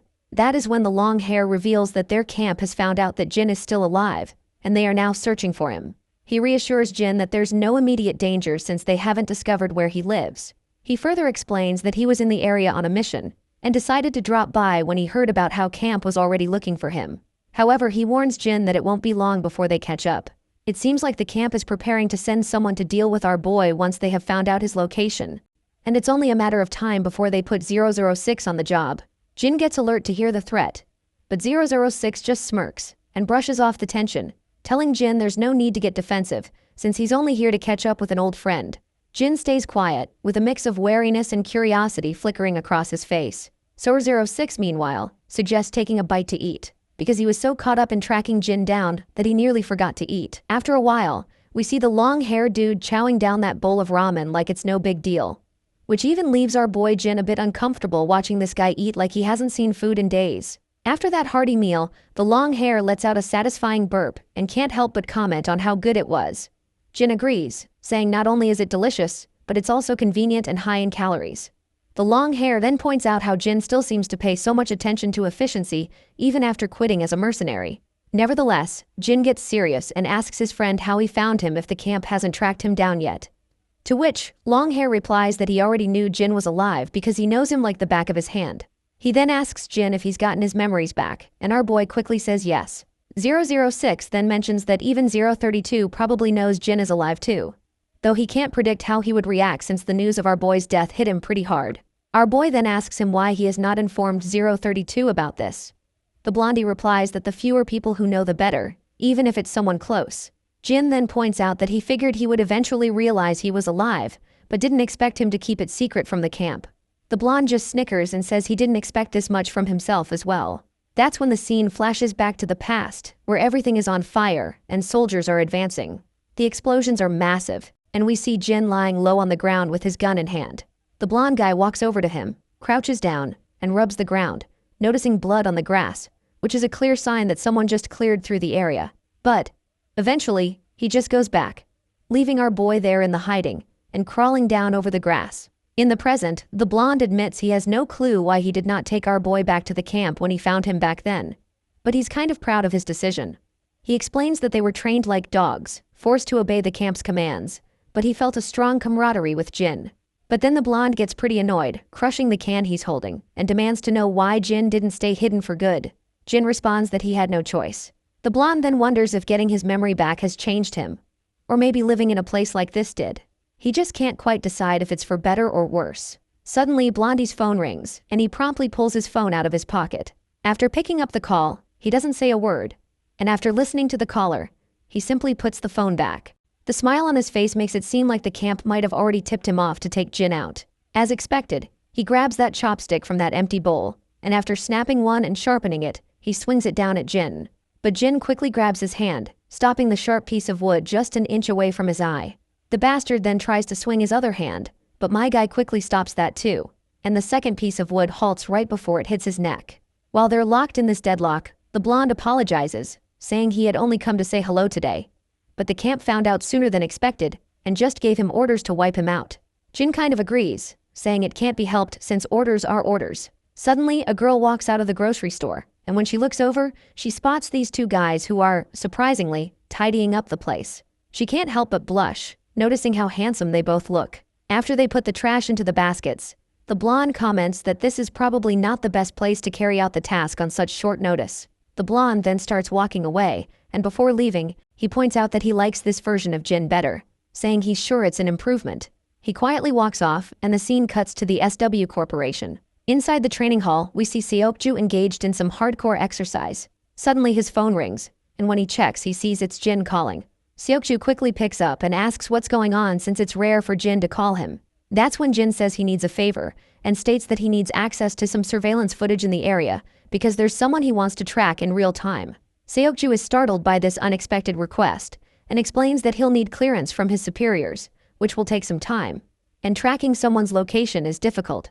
Seokju then asks when he needs this, and Jin replies that he needs it right now. The reason behind this urgency is that if 006 is in charge of this mission, he might go after Grandpa and Daeon first. But he does not say this to Seokju. Seokju is utterly bewildered, because he has no clue how he's supposed to pull this off. The scene then transitions back to Cha's club, where the first thing we see is Cha's face. His lackey Youngsu reveals that Jin came by asking to borrow the motorcycle, so he let him take it. Cha's face turns to annoyance when he realizes his only bike had been taken by our boy. His lackey then asks if he shouldn't have let Jin borrow it, to which Cha replies that it's absolutely fine. Besides, he never even rides it anyway. Youngsu then anxiously admits that he was scared shitless when Jin showed up so late at night. And after encountering Jin so many times, all the kids in school uniforms make him jittery these days. We then see Jin zooming down the road on the heavy bike. That is when Seokju reports back, saying he's just sent the location to Jin and that the target hasn't moved for a while, so it should be accurate. Seokju looks absolutely exhausted after scrambling to prepare all the info on such short notice, and he could not help but point out that he is noticing something sketchy about the guy Jin mentioned. He seemed too aware of the surveillance cameras and kept changing directions, which can only mean one thing. He's trying to cover his tracks. He then further asks Jin who this man is and why they're tracking him down. Jin replies that it's something personal. Well, Seokju isn't surprised by this response, because he had already figured as much. Once he hangs up, he thinks to himself that Jin is definitely up to something and needs to be on the move quickly to save time, as Jin asked for the halfway point of the man's route. Seokju also reveals that he tried to gather more info on this newcomer, but couldn't find anything more about the foreigner on his own. Once Jin reaches the location, he stops and looks around, thinking that 006 must have arrived just recently, because if he had more time, he would have already attacked his family. And just as he thinks about this, the images of Daeon and his grandfather flash through his mind, and he's determined not to drag this out since he has people he needs to protect. Meanwhile, we finally see 006 preparing his guns and loading his magazine. Suddenly, his phone rings with an unknown caller. He picks up, and the caller reveals that they've just found out 001 is alive and in Korea. Before the caller can say more, 006 quickly cuts him off, saying he has been with Jin since their early training years and knows everything about him. He further explains that he just finished a job in the region and came to check if the news about Jin's survival was true. He makes it clear that he can't sit back knowing a traitor is alive and doing well. The caller then tells him he'll have to do whatever it takes to take Jin out, pointing out that there's no one better for the job than him.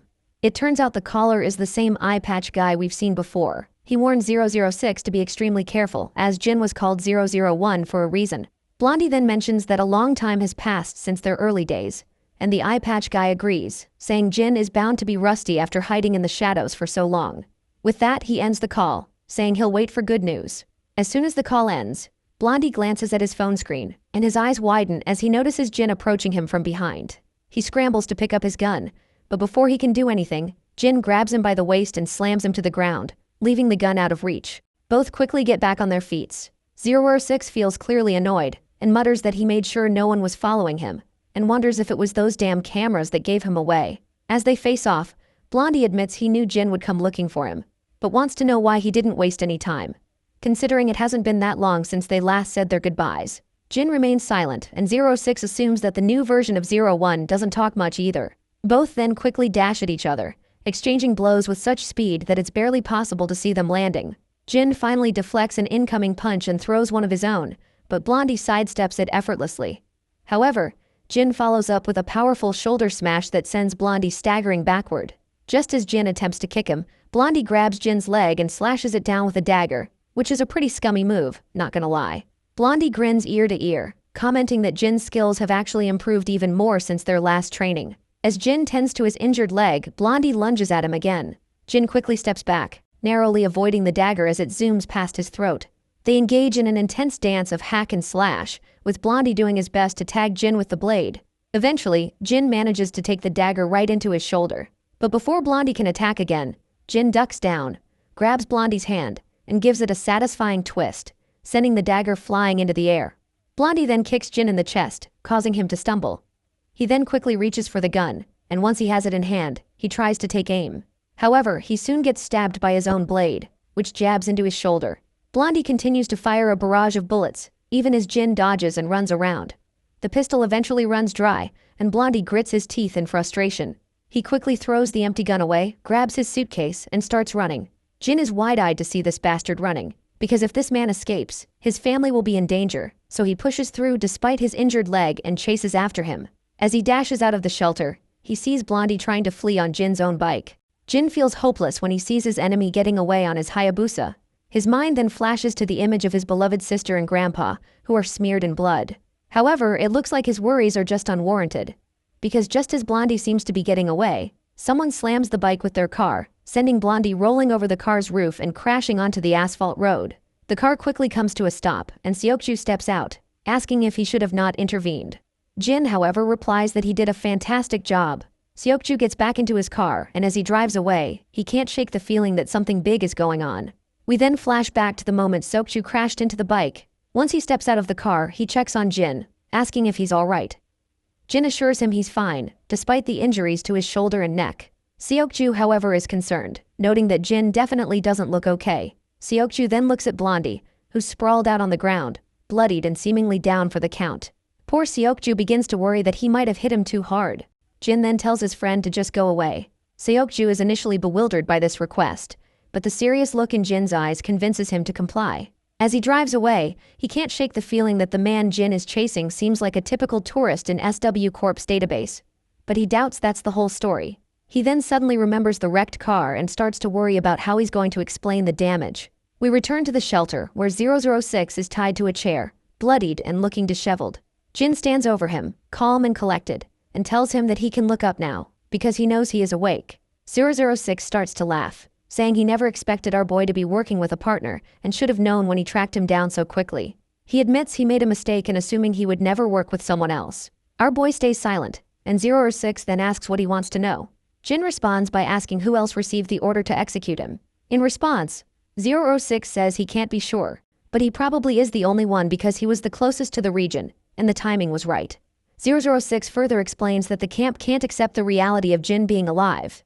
They don't want anyone to know his death was faked, so they'll try to eliminate him as quietly as possible. He adds that they will never give up because Jin has caused a lot of damage to the camp, especially to the Mad Dog, who is going to make his best efforts to kill our boy. Blondie then ends the conversation, saying that's all he has to say, and is only giving Jin this information because they were once comrades. He then finally tells Jin to just kill him now. Jin grabs the dagger and begins walking forward.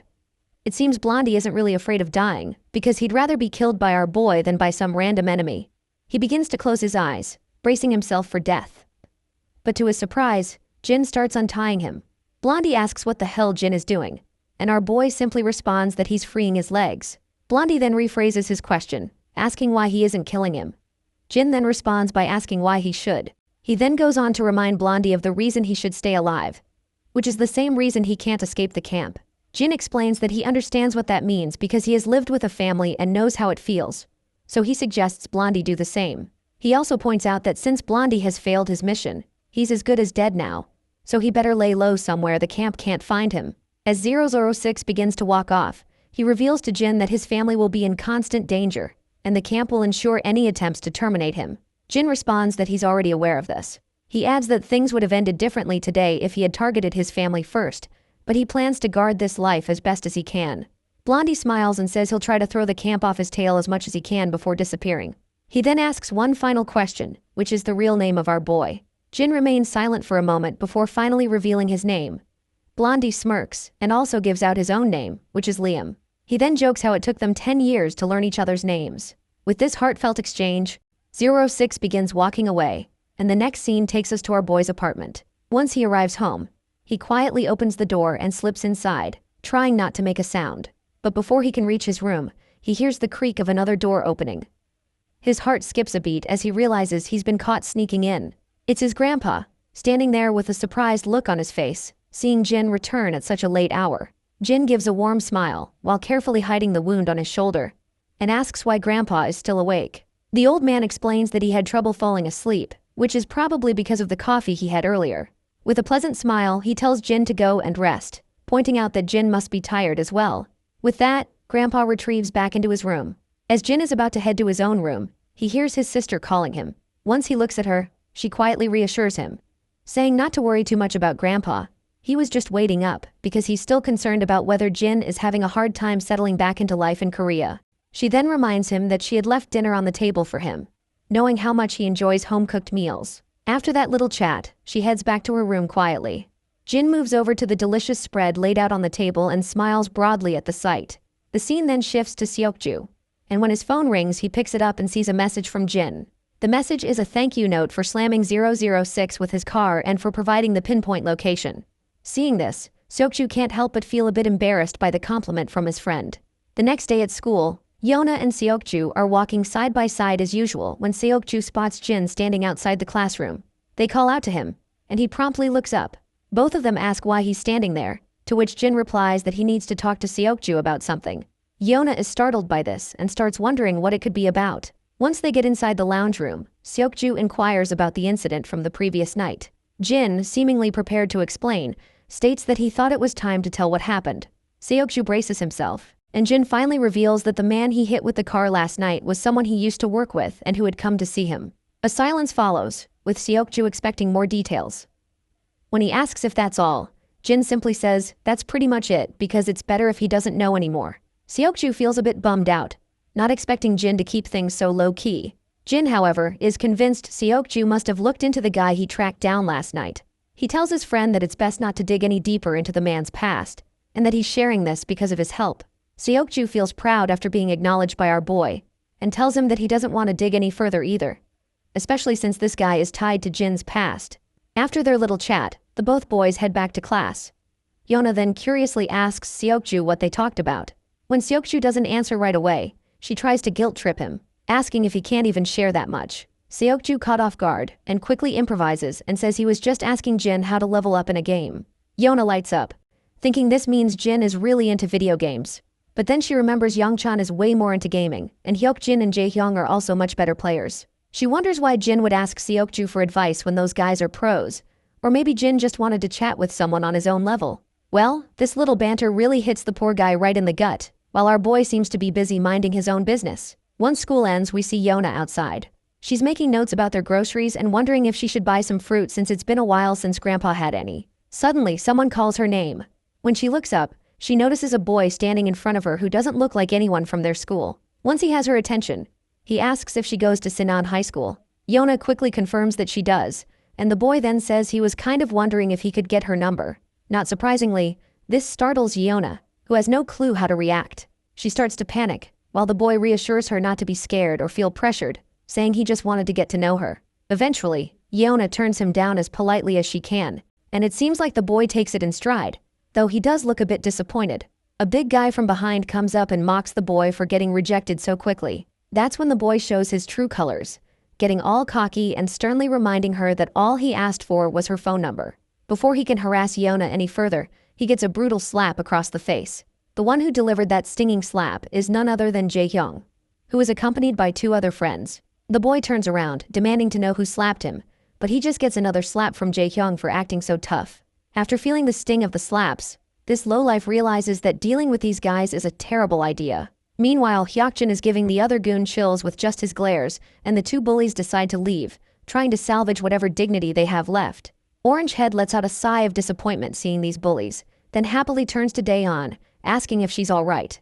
The girl says yes and starts bowing her head frantically, but Jae-hyung feels embarrassed, and quickly tells her that there's no need to say thank you. At the other block of this street, we see people freaking out as they spot a group of thugs strolling down the streets. And surprise, surprise, it's Tae-soo-gi, along with his underling Incheon and the rest of his lackeys. They're casually strolling down the area, and wouldn't you know it, the same guy who tried to harass Daeon is with them, clearly bringing in Tae-soo as backup to get revenge on our beta bullies. By the way, this harasser's name is Tae-shong, and he apparently is the brother of Tae-soo-gi. Meanwhile, Tae-soo is feeling absolutely annoyed, grumbling about how every wannabe tough guy in town seems to think they can mess with them these days. That is when his lackey reminds him that word of their defeat by the bunch of high schoolers is getting around, and they might need to do some damage control. So, they decide to start spreading their terror by taking out the thugs who dared to mess with Tae-song. A creepy smile spreads across Tae-soo's face as he agrees with his lackey, saying they're going to show these guys what Gosok tech is really made of. Suddenly, his little brother points his finger at Daeon and states, "That is the girl who got me smacked by a bunch of guys." Well, it looks like these punks are in for one hell of a ride again because our boy is strolling down the street with his sister. The harasser quickly points out that the guy walking beside her isn't the one who slapped him earlier. Tae-soo, on the other hand, feels like he's seen this person before. When he takes a closer look at our boy, he's absolutely devastated to recognize who it is. His lackeys also start trembling as they remember that this is the same guy who beat them up after infiltrating their turf. While Tae-soo is trembling in fear, his little brother asks, "What's the matter?" Tae-soo asks if the girl next to that guy over there is the one he was trying to hit on. His little brother nods, only to receive a devastating slap across the face. Tae-soo angrily asks his brother if he's trying to get them all killed. The poor kid is in absolute tears, clueless about why his brother is coming down so hard on him, but he ends up getting even more of a beating. Later, we find ourselves back at the apartment, and Daeon is really amazed at how good Jin is at peeling fruits. The brother smiles and asks if she thinks so. She nods, saying she could never get them this smooth and round, no matter how hard she tries. Suddenly the phone rings, and the sound echoes through the living room. The voice seems to be coming from Jin's room, so he heads over and finds his phone on the table. When he checks it, he notices it's an unknown caller, but he answers anyway, and it turns out to be 06 on the line. 006 reveals that he has left a trail for the camp to follow, as far away from Jin as possible, and that's where he'll be for the next few days. Once he's out of the country, he plans to leave more traces in other countries to throw them off, which should be quite helpful in confusing them. Jin agrees and adds that he'll set up a separate trail as well. Blondie then strikes a banter, pointing out how Jin was supposed to be a dead man, and now they are trading places, so he doubts that they will ever be able to cross paths. So he wishes him best future before ending the call, and our boy wishes him as well. And with that sweet note, their call ends. The next day at school, Jin hears about his sister getting harassed after school yesterday, but his friends quickly reassure him that Jae-hyung handled it, with Orange Head confirming that he knocked the guy in the head a couple of times and sent him on his way. Suddenly, Seokju pops into the scene and quickly asks what the harasser looked like. Youngchan explains that he was in a Gosok tech uniform. As soon as they hear this, Seokju perks up, and Jin points out that it's the same school they had trouble with a while back. My guy then gets absolutely furious, realizing that someone harassing his sister from Gosok seems way too coincidental. Seokju agrees, saying they can't just overlook this. Meanwhile, the beta bullies, who are usually eager to pick fights, are feeling unusually anxious about the situation. Even they think that jumping to conclusions might be premature. Right on cue, Yeona jumps into the scene and breaks up the tension. She asks what they're talking about and reminds them that every guy just wants to hit on Daeon because she's always been popular with guys since she's undeniably pretty. Her brother does not understand any of this, while Youngchan agrees, saying Daeon has already been asked out a bunch of times before. It seems like Jin is still having a hard time stomaching the fact, but Youngchan adds that she's indeed popular. You see, no one was able to approach her when Gisu Kim and his sister started picking on her, and she looked unhappy for a while. Jae-hyung also confirms that his sister is indeed pretty, and even Blondie chimes in, saying he knows a bunch of guys who had a crush on her. Jin still has no clue how to react to this, and looks more thoughtful. Meanwhile, the beta bullies are left wondering if this is such a hard concept for Jin to understand. But then Seokju speaks up again, saying they should still get to the bottom of this. Jin responds positively, and Seokju decides they can go right after school since there's no training.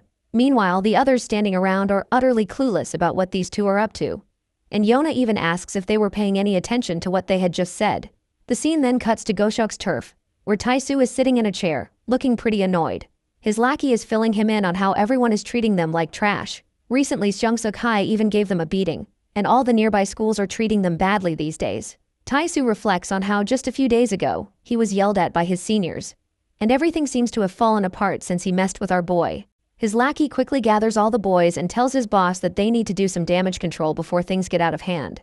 The boss stays quiet, letting his cigarette fall and squashing it under his foot. He decides to go along with the plan, and his lackeys crack smiles, seeing their boss in better spirits. That's when Jin bursts into the room with Seokju.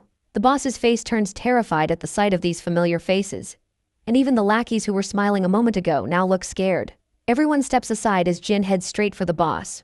He suddenly stops and asks Taisu why he harassed his little sister. Taisu's mind flashes back to when he saw the siblings walking down together, and quickly explains that he had no clue she was Jin's sister. Of course, Taisu's response only boils Jin's blood, and even Seokju starts exuding a deadly aura. The boss quickly begins to scream, saying that the encounter with his sister was purely coincidental. He further explains that his little brother just tried to talk to her because he saw her on the street and didn't know she was Jin's sister until now. Our boy is intrigued to hear this, and the man further explains that his brother didn't mean anything by it. Now that they know who she is, he'll make sure his brother doesn't go near her again. Jin remains quiet, while the gangster still looks terrified. After exchanging final glances, Jin and Seokju begin to walk away. Once they're outside, they slam the door behind them, and the boss quickly tells his lackeys that they'll think about damage control another day, and he is confident his lackeys will understand. Once outside, Jin meets up with his friends. They ask what was said, and he reveals that it was indeed a coincidence, and that the guy who talked to Daeon is Taisu's younger brother. Jaehyun is rattled out of his mind to hear this, and his soul nearly leaves his body when he hears this. Meanwhile, Yona reminds them that she had already told them there was nothing to worry about. But Jin states that he still plans to keep a close eye on them for the time being. After all, they can't just take their word for it. A while later, Jin is sitting with Mr. Cha, who looks at his ramen and the other strange stuff and remarks that it's been a long time since he had food like this outside a convenience store. He suggests they should have just bought some good barbecue instead. Jin, however, denies the suggestion, which annoys Mr. Cha. The gangster then brings up that he heard our boy had borrowed his motorcycle again. Jin admits he did and promises to return it later that night. However, Mr. Cha tells him to keep it, saying he'll just leave it sitting there anyway. Jin insists on returning it, and Mr. Cha sighs, telling him to do whatever he wants. Once Cha gets a lot of noodles onto his chopsticks, he begins to slurp down the deliciousness with gusto. On the other hand, Jin is politely enjoying his triangle food. While Mr. Cha can't help but notice how Jin looks like an average teenager. But on the other hand, this same kid totally destroyed the Kim family single-handedly, and also dealt with the SW Corporation like a pro. Suddenly, Mr. Cha calls out to Jin, asking what exactly he does every day. Jin simply replies that he goes to school, just like any normal kid. Of course, Mr. Cha had expected this kind of response, but it's not what he wanted to hear. The scene then transitions to SW Corp, where the chairman is standing and peeking through the window. It's always funny to see that classic Manhwa scene where the rich boss stares out of the glass window from their office. Meanwhile, the director's assistant reveals that many have voiced concerns about SW Corp being a bit too aggressive in its expansion. The director just shrugs and says that things get a bit chaotic when people start looking out for their own interests. They're taking all the necessary precautions with their expansion, but they can't avoid making a few enemies along the way. The assistant also agrees, and points out that their aggressive tactics are causing SW Corp some trouble with some pretty shady organizations, and the SW Corp advisors have also noticed some suspicious activity from other companies lately. In the next scene, Jin's sitting with the director, who offers Jin to have tea. But our boy politely declines, saying he's good. The director then asks how working with the security team has been for him. Jin says it's been fine. The director moves on to ask how he's liking the school, and Jin responds that it's nice. Finally, the director asks if there's anything they can do to help him with anything, and Jin says no in response. Our boy then asks if that's all the director wanted to talk about, and, if so, he's heading out because training is about to start. The old man happily tells him he can go, so Jin gets up from his seat, bows his head respectfully, and the director returns the gesture, leaving his assistant a bit bewildered, because he finds it weird that the director is paying respects to a kid. Nevertheless, Jin starts to walk out. Later, we see all the guards diligently training in the hall. Amid their exercises, we catch up with Jie and her bodyguard after a long time. Her guard notes that Jin doesn't stand out like he used to. Jie gets curious and asks more about Jin. The bodyguard responds that while Jin doesn't stand out as much as he used to, he's definitely quicker and more athletic than their men. He's certain that Jin is quite experienced because his skill level can only be achieved through rigorous training in combat. So there's no doubt that he's received a lot of professional training. After hearing this, Jie's interest in Jin is piqued.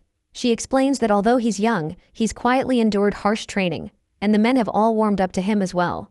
The scene then flashes back to the past, where we see Major Kang meeting with Jie once again. As they're chatting, she advises him to try not to overwork himself and get hurt, and Kang responds that he won't. Then he asks her if she's still looking into that student she asked about. At first she has no idea what he's talking about, but then a bell rings in her mind. She pretends to be uninterested, and asks if he means that kid named Jin. But in her thoughts, she is blown away to see how Kang still remembers Jin's name from that day. And she also can't shake off how he looks so anxious after asking about Jin. Eventually, Jie smiles and says she's no longer interested in Jin, which visibly brightens Major Kang's mood.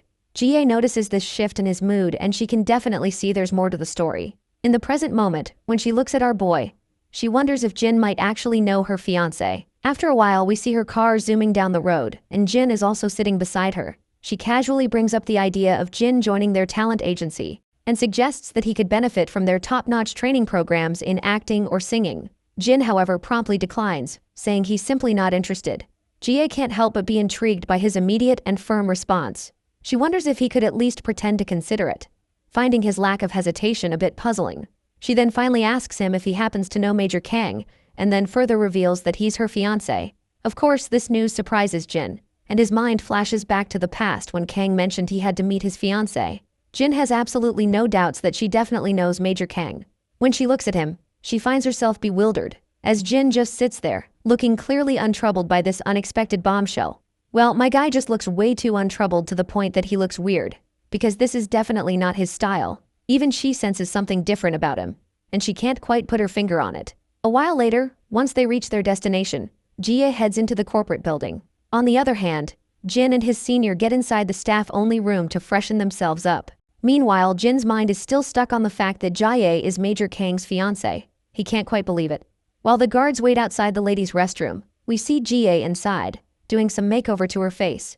We then noticed someone else also entering the restroom, and not gonna lie, this woman who just entered looks kinda shady at first glance. The woman then also begins using one of the sinks, located over Jie's right shoulder. Just as Jie is standing quietly there, that shady woman quickly puts a chloroform rag right over Jie's face. After Jie finally slumps down after losing her consciousness, we see that the guards outside have also been taken down. The woman with black hair then quickly instructs her lackeys to hurry and transport the goods. Suddenly, the senior bodyguard gets a shocking report. Mr. Sin has vanished, and Jinsu and Kyungwoo, who were supposed to be escorting him, have been found unconscious on the ground. Wasting no time, the senior orders his soldiers to seal all exits and secure the surveillance footage immediately. Our guy bursts out of the restroom the moment he hears the news and races through the corridor, thinking that the intruders have disarmed security and secured their target, so it's only a matter of time before they make their getaway via car. After rushing down the stairs, he finally reaches the parking lot. He spots a man getting into a car and quickly moves to block its path, only to realize it's just some clueless guy inside. Meanwhile, the real criminals are speeding off in their getaway car from the other side. Jin takes off after them, sprinting at full speed. Without hesitation, he jumps in front of their car, but those bastards don't even slow down, and they try to run him over instead. As those bastards make their getaway, our boy quickly radios in that he's spotted the suspect's vehicle, which is a black minivan. Jin does not waste any time and leaps over those parked cars and tries to grab the minivan. Meanwhile, the other guards swarm the exit and they're ready with puncturing tools to stop the van. But it's too late, because the driver floors the gas pedal, running over the guards and everything in front of the car, and they zoom out without a hitch, while our boy is still hanging onto that van. The minivan swerves wildly, and Jin is struggling to hold on as the vehicle juggles around. Just as he's fighting to keep his grip, his mind flashes back to a conversation with Major Kang. In the memory, Jin is sitting with Kang, who's explaining what family means. Kang says that while family is different for everyone, it's something truly precious. Jin's still not quite getting it, so Kang gives him an example. His dedication to serving his country might be so strong because it's also where his family lives. Innocently, Jin asks if someone would give their lives for their family as well. Kang is caught off guard, and doesn't know how to respond at first. Then he smiles and says that if it came to that, he'd gladly do it.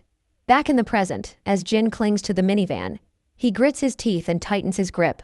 He slams the minivan so hard that the glass begins to shatter. The driver, distracted by the commotion, doesn't notice an oncoming car in the intersection. The two vehicles collide, and Jin is violently flung off, crashing down about 10 meters away. Right at that moment, the minivan guy takes its chance, slams the gas pedal and speeds away. Jin then also starts running after the car. Inside, a woman with black hair glances back at him, giving him a mischievous twinkle with her eye. As Jin runs after the van, he starts to fall further behind until the vehicle disappears from view. Once he is exhausted, he comes to a halt. But just then, the senior guard arrives, and he quickly asks which way the van went. Jin doesn't answer. Instead, he hops into the car, which annoys the senior, who sternly tells him to get out. But Jin tells him to just hit the gas pedal and gives him the precise direction of where the van went. Reluctantly, the senior guard hits the gas. He then also reports to his subordinates that the kidnappers took a side road to the right and instructs them to coordinate with the police and dispatch their units. He then also reminds Jin that he should just drop off on the way home since he's just a kid and not part of the security team. He adds that his involvement in this mess wasn't his responsibility. But Jin counters, saying he's currently in practical training and chose to be here tonight, so he's the only one responsible for his presence. He also reports that he saw one male and one female in the vehicle, both of whom were Asian, but he didn't notice any other accomplices with them. As the senior guard looks at Jin, ready to berate him further, he notices Jin's injured face and hands. Concerned, he quickly asks if Jin is all right. Jin replies that he is fine. The senior is struggling to come to terms with the fact that Jin was reported to be hanging onto the vehicle, and was the first to track down the kidnappers. He also managed to hang on as long as he could, identified their route, and even saved Miss Yona once. The senior realizes that Jin has proven himself in this situation, and he can't think of anyone more reliable right now. Meanwhile, Yona receives news that Madame Jie has been kidnapped. Her guard explains that they've left the security to a minimum and sent out all units to find her. Team 2 and Inji-Yu are currently in pursuit of the kidnappers. Yona perks up at the mention of Jin, and the bodyguard further explains that Jin had been on duty with them when the incident happened. A while later, Jin and his senior guard make their way to a rundown factory, because this is the last place kidnappers have been spotted. Right on cue, they also spot the same minivan, and the kidnappers are carrying Miss Jai in the wheelchair with them. Senior knows that they don't have time to wait for reinforcements, so he tells Jin to stay put. As he steps out of the car, he's shocked to see a group of scruffy individuals emerging from the minivan, each armed with a sharp knife. Jin also gets out of the car and insists that they can't wait for others to arrive. The senior then reminds him that this isn't like training since it's real combat. Jin responds quickly, saying he doesn't mind. This response triggers a flashback for the senior, who recalls the shock he felt when the team leader of Team 3 revealed that our boy is a professional fighter. The gorilla even confirms it once again, saying that based on everything he's seen, this is at least his conclusion. Back in the present, as our boy strides forward confidently, the bodyguard finally decides to head down further. He tells Jin that he'll take care of things inside the shelter, so he better not let those filthy swine beat him. Just then, one of the goons tries to stab the senior, but our guy quickly sneaks up on the bastard from behind and delivers a devastating blow to his face, causing the dagger to drop from his hand. But before he can catch a break, another sucker swings his dagger at our boy. But once again, my guy throws this sucker down this sucker backwards, and Jin himself quickly grabs that fallen dagger from the ground and stands back to face off these stupid heads.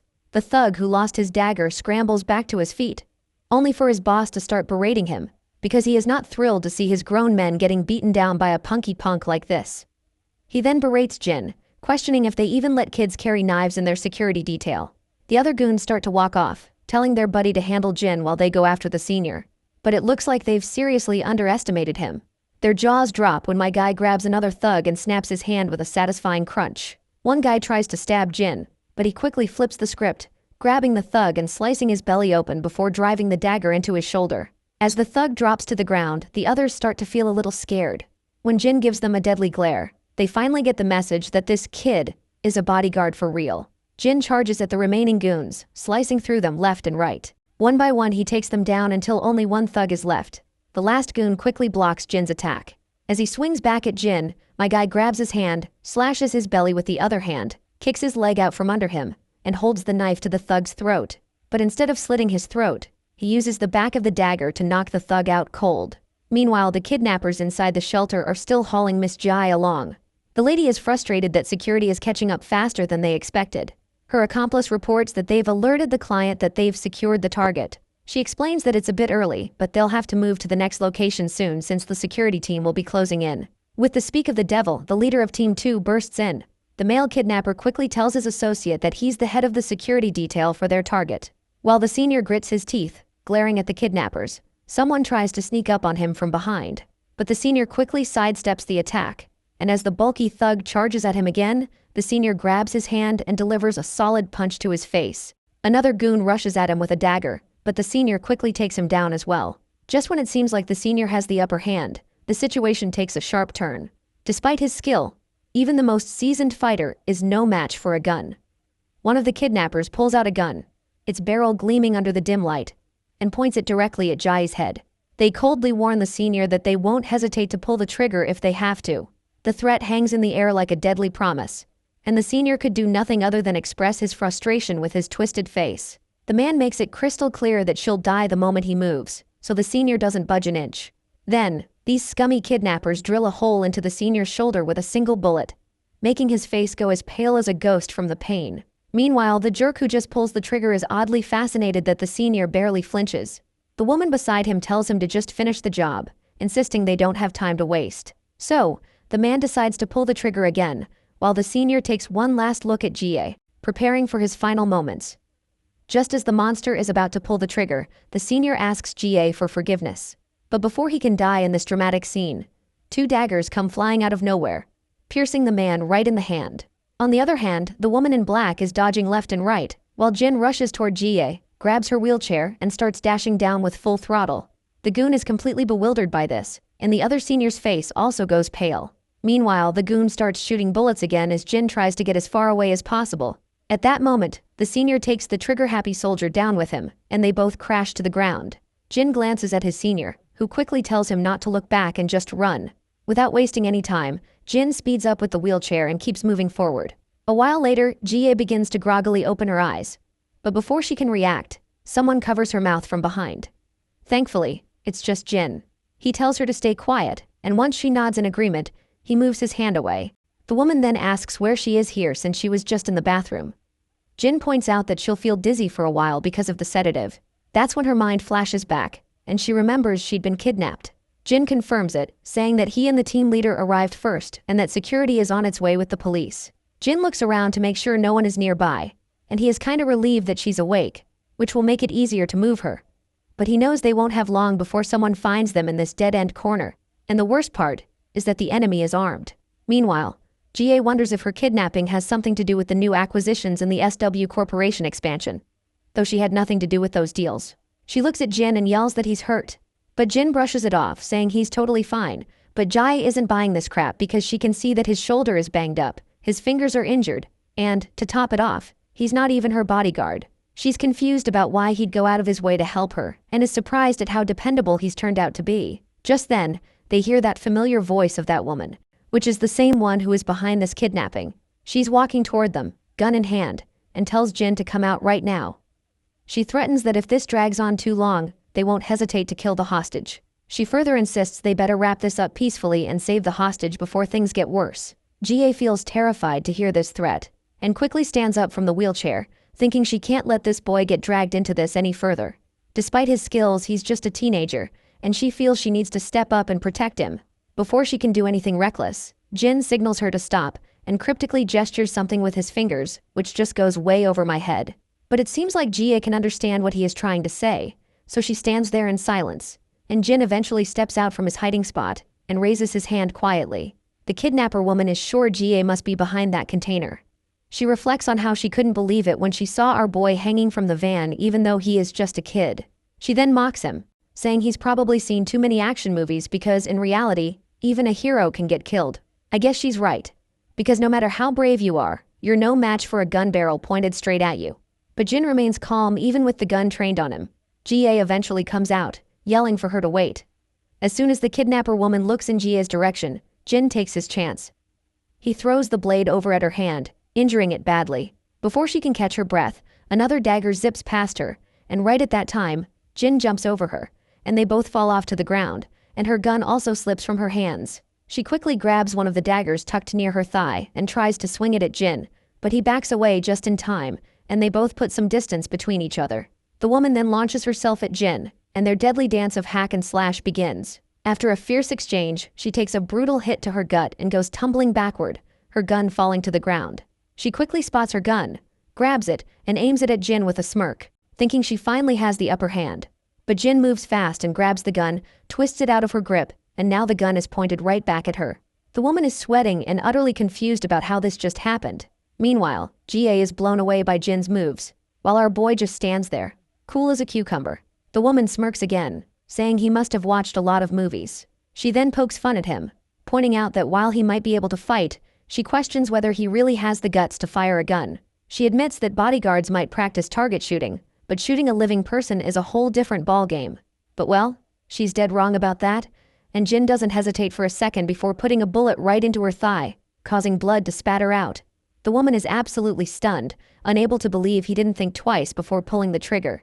What baffles her even more is that his eyes remain dead still after firing the gun, as if he's grown used to it. She has yet to figure out how could a boy from such a peaceful country know how to fight like this. But when she looks at him closely, she recognizes those eyes and feels a chill run down her spine as she realizes that he's code 001. Before she can say anything further, Jin slaps her across the face with the gun, knocking her out cold and letting her fall to the ground. GA is completely blown away by how effortlessly Jin takes her down, as if it's no big deal. Meanwhile, back with the senior, he seems to have finished dealing with his adversary as well, though he looks severely injured, with blood dripping from his shoulder. Sadly, the senior finds himself surrounded by a bunch of goons. The bastard from before gets back on his feet, puts his hat back on, and retrieves his gun from the ground. A bulky guy swings a punch at the senior, but the senior quickly deflects it and lands a punch of his own. Suddenly, the bastard aims his gun at the senior and admits that he underestimated the head of security for the SW Association. He acknowledges that they wouldn't have been able to kidnap her if they hadn't waited until the end of his shift. On the other hand, it looks like the senior is on the brink of giving up. He fought here solely to buy GA and Jin time to escape. But he can't be sure if they got away since that woman went after Jin. For some reason though, the senior has a gut feeling that Jin will handle it, and he feels surprisingly confident about that. He's so confident that even the dude standing over there can't help but notice the smile spreading across the senior's face. He finally asks the reason behind the senior's smile, but the bodyguard doesn't say a word, just keeps that smile on his face. The cap guy warns that if the senior thinks Jin is safe just because a woman went after him, then he is underestimating that woman gravely. He claims that no man here can defeat that woman. And now that she's angry, Jin will soon be begging for her to put him out of his misery. The senior's smile finally fades, and he grits his teeth out of frustration. The kidnappers also states that he did not send any men after Jin because she'll be done with him before they even get there. The cap guy then starts to squeeze the trigger of his gun, telling the senior to focus on saving himself because he's about to die. Suddenly, a bullet drills a hole into the cap guy's hand, and blood splatters everywhere. He staggers backward and his gun falls to the ground. The senior quickly turns into the direction to see where the shot came from, and is shocked to find Jin standing there, gun in hand. The cap guy is sweating profusely, his blood pouring out, and he's furious, trying to figure out what the hell Jin is doing here. He's also panicked, wondering what might have happened to his friend Priscilla, who went after Jin earlier. I guess he was just way too confident about her. On the other hand, Jin shoots another bullet and puts it into the cap guy's thigh, then turns and aims the gun at the senior. For a moment, the senior's heart skips a beat, but before he can react, Jin starts firing. But to the senior's surprise, the bullets whiz past him, taking out the lackeys surrounding him from all directions. Once Jin's gun runs dry, the senior looks around, only to find every man down on the ground, groaning in pain. What fascinates the senior the most is that Jin didn't even hesitate while drilling holes into those bastards, and he disarmed them with just a bullet for each man. In the background, GA stands with her ears covered, and once the shooting stops, she looks up. Meanwhile, the senior bodyguard's mind flashes back to what the leader of Team 3 said, which is Jin is definitely a professional. Right on cue, reinforcements arrive and cover the entire area. The police quickly start their work, handcuffing all the goons. Meanwhile, a few soldiers walk over to GA, asking if she is all right. In response, the lady quickly assures them that she's absolutely fine. She then notices our boy talking to the officers. Once Jin confirms he's with the security team leader, the soldiers quickly start tending to his injuries. GA walks over to him asking if he's all right. He replies that he is fine, but GA questions how he can call himself fine in his condition. Our boy simply says that he has no problem with mobility so far, so he's mostly okay. He further adds that a few bruises for saving a VIP from kidnapping is a favorable outcome. Then Jin says he has a favor to ask. Ga looks startled and quickly asks what it is. Jin reveals that he doesn't want to worry his family until his injuries are treated. So he needs to tell them that he'll be attending a security team workshop. Ga is a bit confused, wondering if this is all he wanted to talk about. She then simply walks away, telling him to go get those wounds treated. But before leaving, she doesn't forget to thank Jin for his help. Shortly after, the senior also arrives and places a hand on Jin's shoulder. He flashes a warm smile and tells Jin that they'll see each other next time. With that, Ga and her bodyguard walk off. The scene then cuts to an unknown location, where a mysterious man sits behind a desk in a dimly lit office. An unknown lackey stands behind him, delivering the sad news that their attempt to kidnap Ga has failed. The boss smiles to hear this, and explains that success in kidnapping her was never the real objective, because it was merely a way to deliver a message to SW Corporation. He elaborates that they will start to watch their steps more carefully once they realize the trouble their expansion can cause, and that's all he's after. The scene then cuts to a chamber where that same woman from the kidnapping is sitting. She appears annoyed while saying she never expected a beast like Jin to be on their payroll, and she's talking about the mercenary who's really a force to be reckoned with. The man just stays quiet, so the woman goes on, saying if she'd known he was working with SW Corporation, she would have handled things a lot differently. In fact, she probably wouldn't have taken the gig at all. The man acts all clueless, but the woman tells him not to play dumb.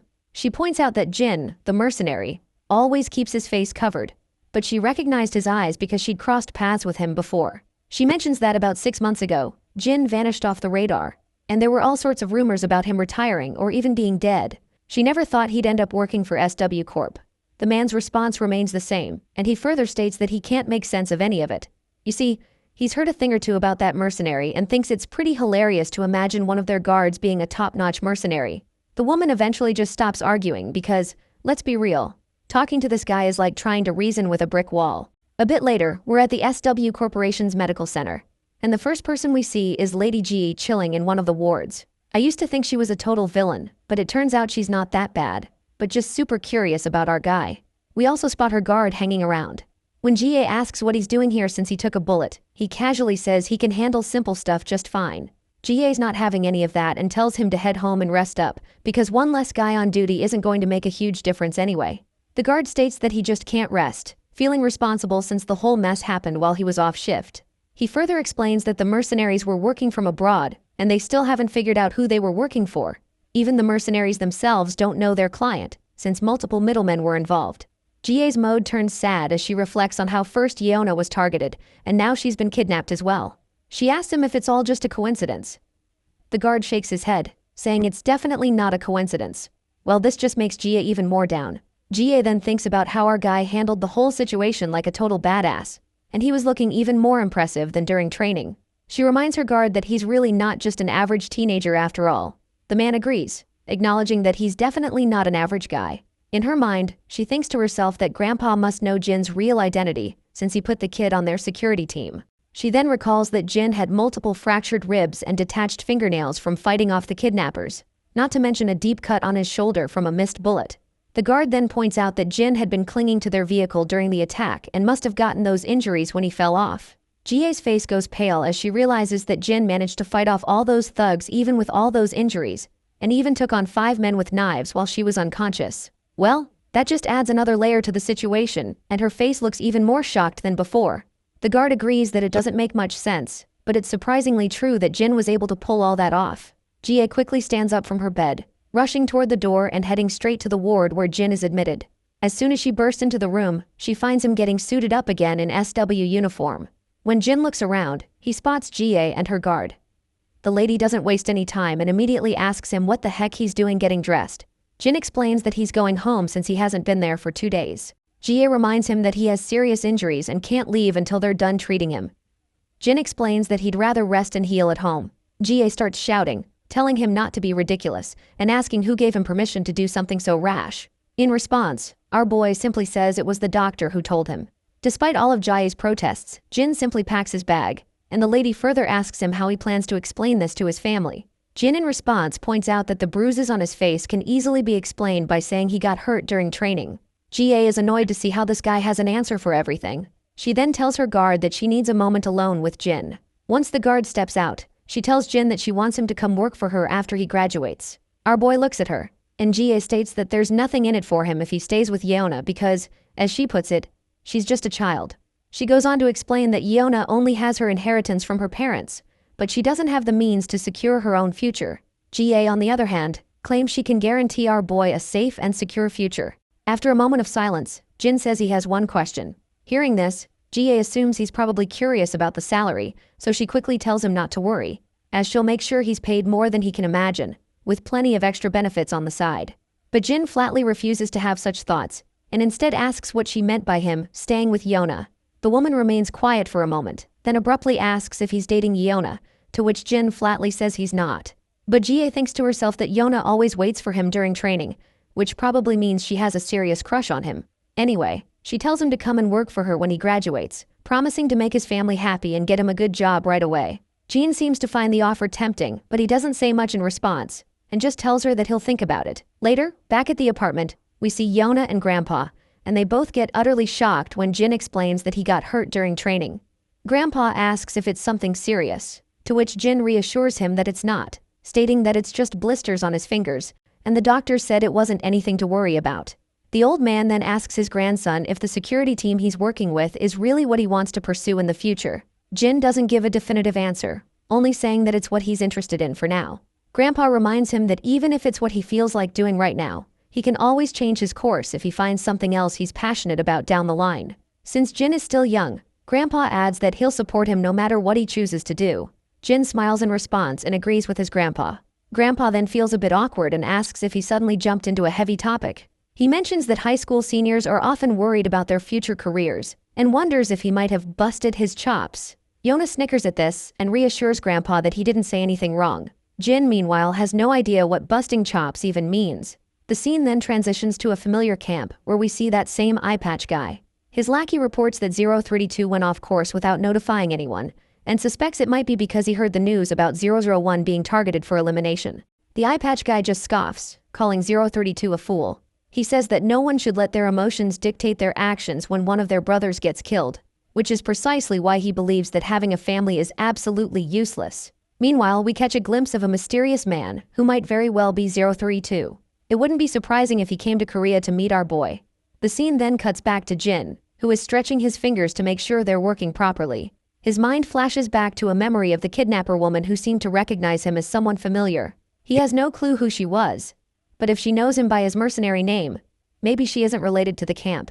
Suddenly his phone rings, and when he looks at the screen, he sees that it's Yona calling. A while later, Jin finds himself outside a convenience store. Not surprisingly, Yona is there too, and they have heaps of triangle kimbap spread out on their table. The girl then quickly points out that she didn't have dinner and was craving triangle kimbap, but Seokju still thinks to himself that this much food seems like a lot. Nonetheless, she also invites him to dig into the meal, since she is sure that he also did not have dinner either. She quickly opens one of the kimbaps, while mentioning that she heard he got hurt pretty badly, and asks if he's okay now. He replies that he is. She then explains that she went to see him at the hospital, but they said he couldn't have visitors and wouldn't let her in, and GA also told her not to visit him right now. She admits she was really worried since he was absent from school yesterday. Jin explains that Grandpa told him to take the day off. Yona finds it touching how he really listens to his grandpa, but then she gets a bit dejected while mentioning how he had to rescue GA single-handedly from the life-threatening danger. In response, Jin says that's not entirely true, and clarifies that the leader of Security Team 2 was the one who did everything. Team 2's leader tracked them down, acted as a liaison with the police and SW security team, and even created a diversion when he was shot so that Jin could escape. The leader stayed behind until the very end to ensure Jin could get to safety. Without his support, our boy admits he wouldn't have been able to do anything for GA. Yona looks a bit awkward hearing the truth, probably because she wasn't expecting our boy to explain everything thoroughly. Seokju agrees that if what Jin says is true, then the team leader was indeed the one who carried out the rescue. Jin quickly agrees with his friend, but Seokju points out that the team leader wouldn't have been able to pull this rescue mission alone as well, and the report clearly shows how much Jin contributed to rescuing GA. Our boy then highlights that they're essentially a team, and the goal is to ensure the VIP's safety, not to figure out who made the greatest contribution. Seokju nods, saying that's absolutely right. Yona feels a bit out of place, probably because this isn't the kind of talk she's used to. Just then, Jin's phone rings, and when he checks it, Yona asks what's up and if something's wrong. Jin sheepishly admits that they need him at the game room, because Jaehyun just texted him that they need an extra person and that he should hurry over. But Yona reminds him that he's still injured, and questions how he's going to play with his hand like that. Jin clarifies that it doesn't really matter because he's pretty awful anyway. Yona is once again a bit unsettled by his bluntness. The scene then transitions to Daeyeon walking down the footpath, thinking about getting something to eat for Jin. Her thoughts drift back to a past memory where a bunch of girls surrounded Yona, asking why Jin hadn't been in school for the past few days. Yona explained that he was away on a trip and had injured his hands a bit. The girls were startled and asked if it was anything serious. Yona reassured them that it wasn't. The girls quickly become cheerful, saying they're glad it's nothing serious, and that it wasn't his face that got injured because they can't let a face like his get scarred. Yona quietly agrees while thinking about how it seems like Jin has become more and more popular lately. Suddenly Daeyeon hears some voices nearby. When she looks in the direction of the commotion, she sees a group of thugs. She begins to panic when she realizes there's no one around to ask for help. But when she takes a closer look, she recognizes one of the thugs as the same guy who tried to ask her for her number earlier. Her mind flashes back to that encounter, and she remembers that he didn't seem like a mean person, so he might listen to her. So, she musters up the courage, approaches the group, and nervously stutters out an excuse to grab their attention. At first, the harasser responds sharply and cockily, asking who the hell it is. However, his face goes pale with anxiety when he realizes it's the same girl he tried to harass. He then frantically starts explaining to her that this isn't what it looks like, and claims that this dude had a run-in with them first while they were just passing by, and this dude just started demanding for some food. Daeyeon apologizes on this dude's behalf and asks if they can let him go. The harasser clearly isn't thrilled about doing what she's demanding, but eventually they start to walk away. She then turns to the hoodie guy, asking if he's alright. The hoodie guy is startled at first, but then quickly asks if she could buy him some food. Shortly after, they're sitting outside, and it's clear the man has devoured a lot of triangle kimbap like a hungry hound, and he still can be seen chomping down over the last remaining he has left. After that, he gulps down a bottle of water, and once his belly is full, he feels as if he is swimming over the clouds. Daeyeon watches him with curiosity, while the guy quickly apologizes, explaining that he didn't mean to bother her, but he was just so hungry that he couldn't resist asking for some food. Daeyeon reassures him it's no big deal, and the guy explains that he lost his wallet as soon as he got into the country, so he hasn't eaten for a few days. She then reminds him that he should have asked the embassy for help, and the boy feels kind of an idiot for simply not doing that. The girl then checks her phone and realizes it's gotten late, and Jin must be waiting for her to get home. So she quickly offers this boy some money, saying it's just a little something in case he gets hungry again. With that, she starts running off in a hurry, leaving the guy curious about her. We can clearly see this dude is 032 we've been hearing about, and by the way, he looks quite feminine, so don't be surprised if he turns out to be a girl later in the story. The scene then shifts back to the past, where we see Jin bursting into one of the rooms with his gun in hand. Inside, he finds this lady protecting a girl. Jin doesn't open fire immediately, but his transmission tells him to eliminate the target and return to base immediately. The girl in the ponytail's arms trembles in fear, and that is when Jin hears someone calling, and he finds himself jolting awake from this unpleasant dream. He quickly sits down over his bed, and he can literally feel his pulse pound. He then starts hearing the clattering of dishes from the living room. He heads outside and finds Yeona and Grandpa there. The old man looks at him and asks why he's up when he should still be resting. Jin replies that it's time for him to get back to school. Grandpa insists that resting and getting better is more important right now than worrying about his studies. Yeona then also gestures to him quietly from behind to just do as the grandpa is saying. And without a doubt, Jin agrees with his old man with a pleasant smile. Before heading out, the old man mentions that he'll be home late tonight because his colleague, Mr. Lee, isn't feeling well, so he's covering his shift. Jin then asks Daeyeon why she's leaving so early. She replies that she got up early and plans to study a bit before school starts. As usual, she reminds him that breakfast is on the table, so he better eat up. Jin gives her a quick smile, and she quietly heads out, leaving behind a delicious spread of food for him. Later we find ourselves outside, and as Jin strolls down the street, his phone rings with a notification, and it's Jae-hyung texting, urging him to make his comeback to the team as soon as possible. Just then, Yeona also joins the chat and tells Jae-hyung to count her in as well. But Jae-hyung brutally turns her down, saying she should start practicing with bots first. Just as Jin smiles at the lively banter between his friends, we see 032 walking down the other side of the road. Our boy's smile fades when he spots him, and he is sure that something about the figure seems familiar. He quickly dashes toward the guy, but 032 slips into a back alley. Jin picks up his pace and dives into the alley after him. Once inside, he can't spot the guy in his sight. He follows the path further and ends up at a construction site. After climbing up one of the buildings, he scans the area and soon spots his old friend, who's now holding a gun and aiming right at him. Femboy doesn't hesitate and opens fire, sending a barrage of bullets toward him. But our boy quickly dives behind a nearby wall for cover, while his previous injuries are still hurting. Femboy starts walking toward our boy, and he can't help but remark about how long it's been since they last met. Earlier, he admits that he was a bit startled to see someone trailing him. But he's even more surprised when he found out that it was our boy. That is when it finally hits Jin that this dude is 032. The hoodie guy keeps walking forward and points out that he already knows 006's habits, so it's no surprise to him that our boy is still alive. He finds it fascinating that he did not have to look around to find our boy. Jin then asks if the camp sent him to eliminate him. But this question just goes above the femboy's head, and he has no idea what Jin is talking about. Jin, on the other hand, already knows that the camp would never send anyone to finish the job which 006 failed to complete. But the femboy just tells our boy to shut the hell up since he's not their leader anymore. Despite this, Jin keeps pressing for more info, asking if the camp didn't send him. Then he must have run out from the camp without anyone's permission. Femboy simply responds that none of this should matter to a traitor like him. He claims that he doesn't want to hold any resentment towards our boy, but his circumstances are forcing him to do so. But he does mention that 006 was his only family, the only person who looked out for him in that hellish camp. While 032 is rambling on with his sentimental talk, Jin quickly throws a metal projectile at him, hitting the gun in 032's hands. Distracted, 032 loses focus, allowing Jin to jump over him, and they both crash to the ground. 032 quickly tries to break free and aims the gun right at Jin's face, but Jin reacts fast, kicking 032's hand and sending the gun flying. Not missing a beat, 032 pulls a dagger out and tries to slash Jin with it. Their back and forth is so quick that it's hard to follow, but eventually Jin grabs 032's hand, balls up his fist, and lands a punch on his face. But 032 blocks the punch with hands and retaliates with a kick, hitting Jin right where he's already injured. Our boy asks if 032 has reported everything to the camp, but 032 dodges the question, asking since when Jin became so talkative. He reminds Jin that he's no longer their leader, so he doesn't have to answer him. Right now, Jin is just a target. After those words, he pushes Jin back and swings his dagger at him. When they both take a step back, it's clear that Jin has been cut across his belly. Meanwhile, back at school, the teacher is giving the lecture as usual, but Daeon is lost in thought, hoping Jin isn't skipping breakfast. She worries that he needs to eat well to recover quickly.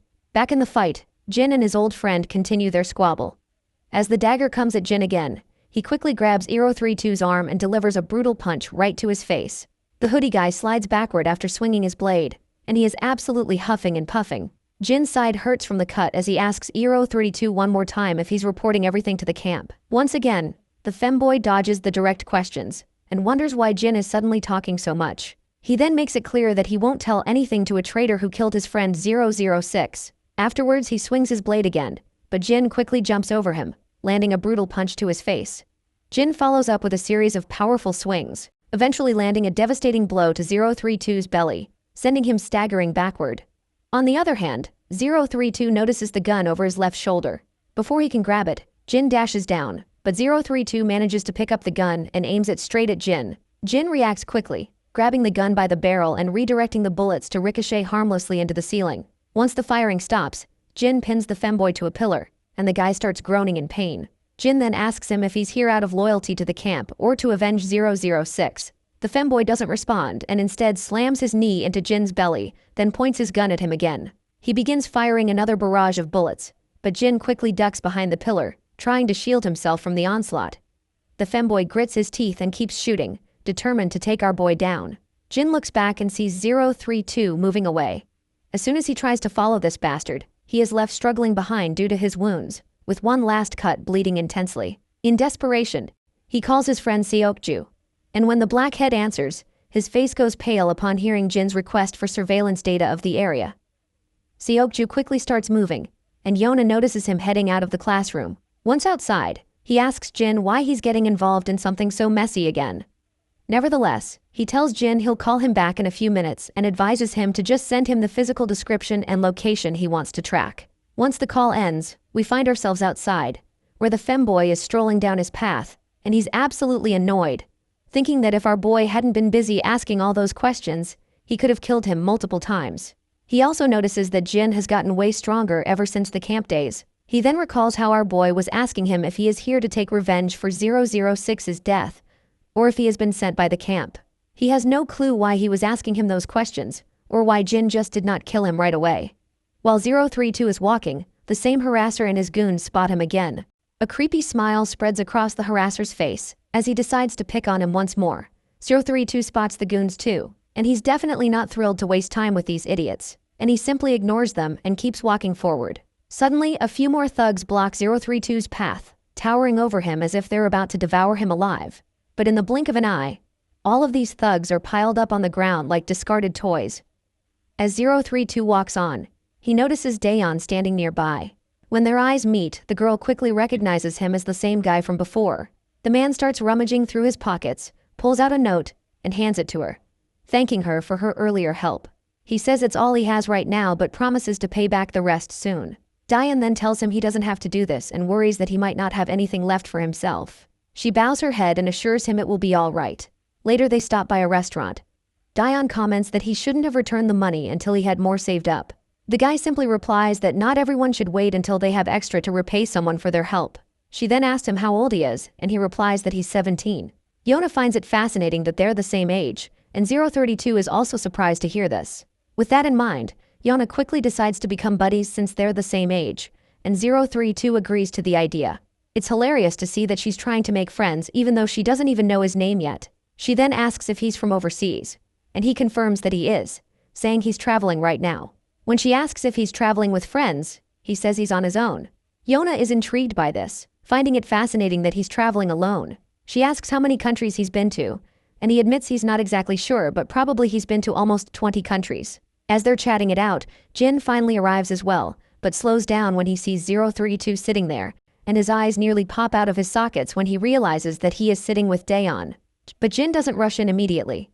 Instead, he stands silently behind the wall while his sister and the guy continue their chat. Daeon asks how long he's been in Korea. The guy is initially silent, but eventually says he'll stay until he's finished with what he's doing here. She smiles and remarks that he must be staying nearby since she ran into him again. The guy confirms it, and states that he had some business in this area. But he also guesses that she must live around here as well. He then feels a bit awkward about asking such an obvious question. But Daeon reassures him that she doesn't actually live there. It's just her school is just around the corner. Suddenly Jin dashes in, and before 032 can react, our boy grabs him and throws him down onto the ground, leaving him in pain. Jin then picks up a chopstick from the bin and tries to jab it into 032's face. However, 032 quickly grabs Jin's hand, but Jin responds by swinging a punch instead. After their brief exchange of blows, both of them finally take a step back for a moment of respite. Jin feels guilty for dragging his sister into this mess and stands there, frustrated with himself. Daeon, on the other hand, is bewildered by what's happening. 032, clenching his jaw, tells Jin they should take this somewhere else because Daeon has nothing to do with this. Jin is surprised that 032 wasn't targeting his sister. When Daeon calls out Jin's name, 032 is also shocked to see that she knows him. She yells at her brother and demands to know what's going on and why he's here. But instead of responding to her, Jin tells her to get out of there immediately. The girl then asks him once again what he is doing here. But she suddenly feels a chill running down her spine by the serious look in his eyes, which is the same look she's seen before. She then points out that he's severely hurt. On the other hand, Femboy finally asks her if she knows Jin, and she responds that he's her brother, her older brother in fact. She also apologizes for Jin's behavior, explaining that he's not usually like this. The guy is initially shocked, but then smiles, seeing how big of a coincidence this is. Jin tells his sister to give them a moment, and Daeon quickly agrees. As 032 and Jin face each other, 032 comments on how he didn't think Jin was actually her brother, and questions why he's suddenly using this disguise. Jin makes it clear that he'll only answer if 032 answers him first. With that said, our boy asks him if the camp sent him here, or he just wants to take revenge out of loyalty just because our boy betrayed the camp. 032 is clearly frustrated by Jin's relentless questioning and eventually snaps at him, asking why he keeps asking the same useless questions and what good it does now. But when he looks into our boy's eyes, he eventually reveals that he left the camp as soon as he heard Jin had killed his friend 006. He further admits that he's not here because of the camp, but he's here because he wanted to avenge 006's death, because he was the only family he had. Jin reminds him that he and 006 weren't even close, so why is he actually feeling a great urge to avenge? The femboy kinda agrees, and points out that they never spent time together outside of training or missions, and he's not even sure if revenge is what he is really after. He is now not even sure why he just ran away from the camp. After a moment of silence, Jin reveals that his friend 006 is actually not dead. Not surprisingly, This revelation nearly makes the femboy's eyes pop out of his sockets. Jin further drops truth bombs that 006 faked his death and disappeared to avoid being found by anyone, and he does not want to even let his friends find him out. The guy is officially shocked, and he asks once again if 006 is really alive, and Jin confirms it without a shred of doubt. The realization hits the femboy hard, and he starts feeling pangs of guilt when he understands why Jin had been asking him the same questions repeatedly. Jin explains that he needed to know his true intentions before revealing anything. If femboy had been working with the camp, he would have immediately reported everything back to camp, so Jin just did not want to reveal anything without confirming if femboy is working with the camp or not. After getting overwhelmed by the news, the hoodie guy slumps into a chair and starts to snicker. He then asks Jin why the hell he's here. Jin, unsure how to respond, simply says he just came back home. The guy is shocked and asks if he is saying that the girl is really his sister, because as far as he knows, our boy had lost all of his memories. Jin replies that his memories have come back recently, though they're still a bit hazy. 032 asks if he betrayed the camp just because he got his memories back. Jin shakes his head and says it was because he couldn't follow their orders anymore. Then Jin remembers Daeon and gives 032 a serious look, demanding to know how he met her. 032, clearly freaked out by Jin's intense stare, is pretty sure that if he doesn't spill the beans, Jin might actually kill him. He nervously admits that Daeon helped him out a while back. Jin expects more details, but 032 just turns away and says that's all there is to it. Jin finally chills out, and 032 is relieved to see him calm down, though he's still a bit rattled by how Jin looks even way more deadlier than he looked while fighting. Despite everything, Jin starts cleaning up the mess, and his friend also lends his hand in cleaning the area. While they're cleaning up the mess, femboy asks if 006 is okay. This question triggers a flashback for Jin, and he remembers the brutal hit 006 took from the car, and how he was tossed around afterward. Keeping that in mind, he doesn't go into details and just says his friend is kinda okay. Femboy shrugs and says it doesn't matter as long as his friend is still alive. After all, he did try to kill Jin, so it's expected that he might be hurt. Jin then turns to him, asking how he can trust someone like our boy, especially since he is a traitor to the camp. Femboy replies that it's because Jin has never lied to any of them, even though he betrayed the camp. 032 believes Jin wouldn't betray his friends. He mentions that 006 had the same opinion about our boy as well. Upon hearing this, Jin then says that he understands everything. His friend gets curious to hear this vague line, so he asks what he means by that. Jin reminds him that on the day the entire camp was mobilized to track him down, 006 intentionally let him run away from the camp, otherwise he wouldn't have made it out alive. Femboy smirks at this and points out that they probably hated the camp even more than he did. Jin smirks in return, and then his friend asks if there's any way to reach 006. Jin says no, not until 006 makes contact first.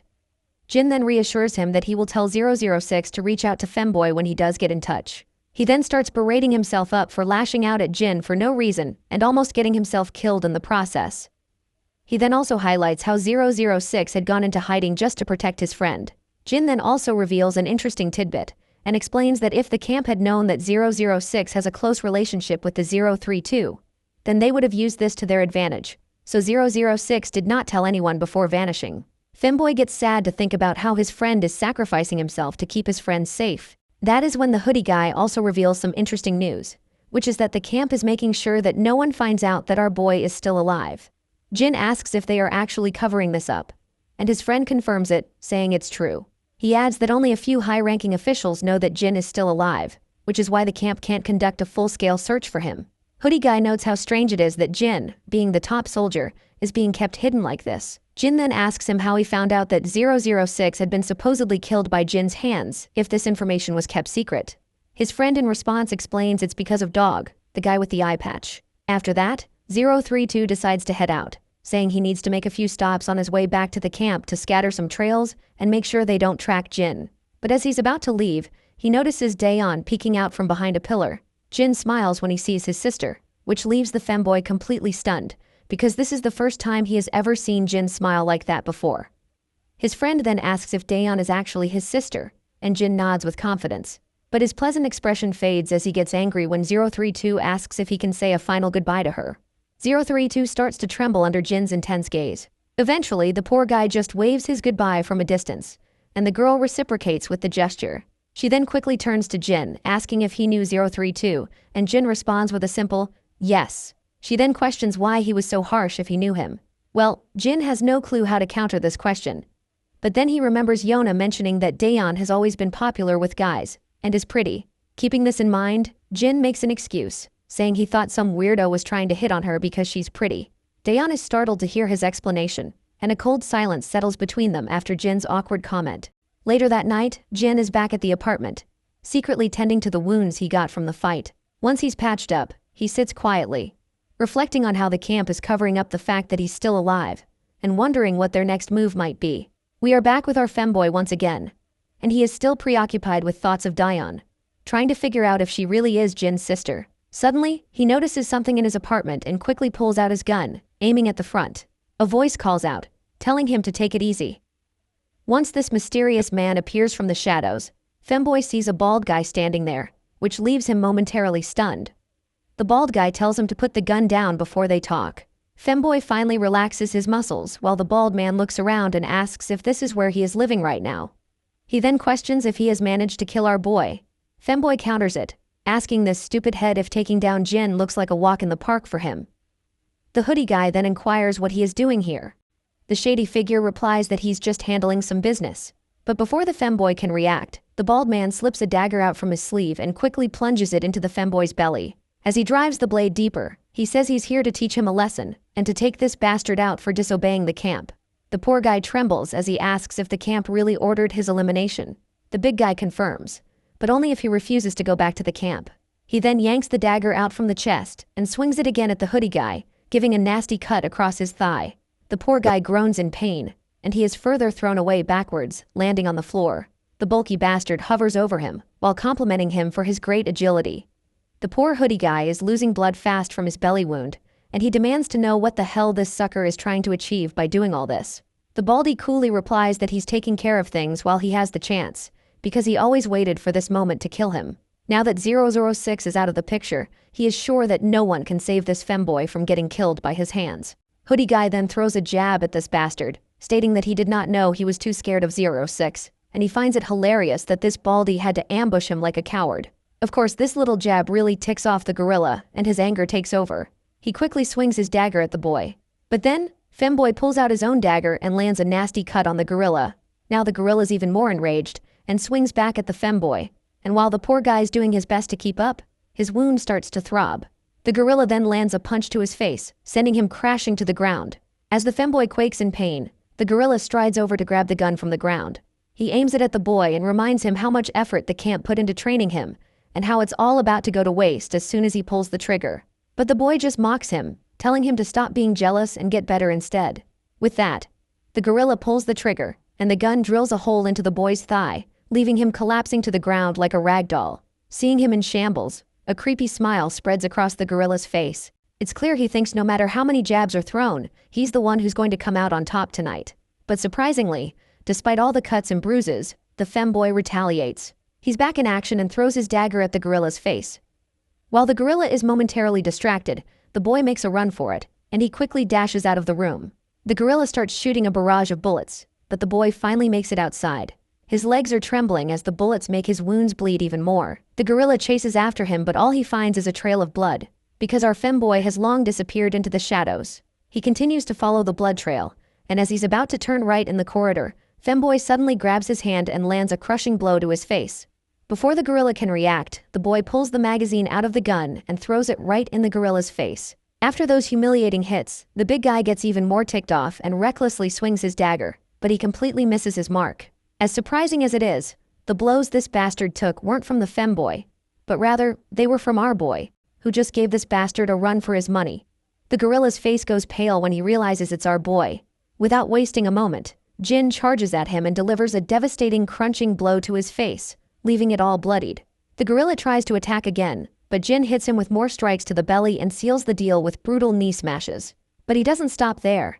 He slams the gorilla's face into the concrete wall, and with his face all bloody, the wall is smeared with blood as well. Finally, the cocky gorilla drops to the ground. Once the fight is over, we see the femboy sitting on the ground with his injuries, asking Jin why in the hell he is even here. Hearing the voice, our boy turns around, looks at his friend, and then starts to walk away. He grabs this bag full of goodies from the ground and offers them to a femboy, saying that his sister told him he was broke, so he brought this to him.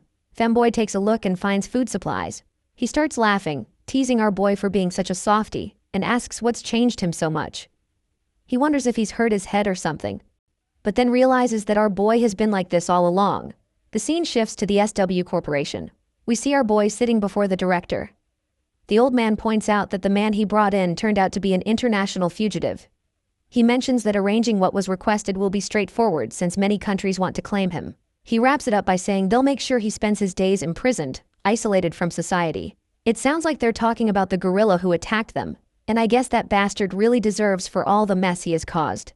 The old man mentions he presumes the gorilla is connected to our boy's past. For a moment, Jin stays silent and admits he wasn't directly involved. But yes, the connection is there. The old man says he won't dig any deeper, but assures Jin to come to him if he ever needs help. Jin simply nods, stands up, and leaves without saying much more. The assistant chimes in, saying he was startled when our boy called for help, especially when it involved such a serious criminal and gunshots on the scene.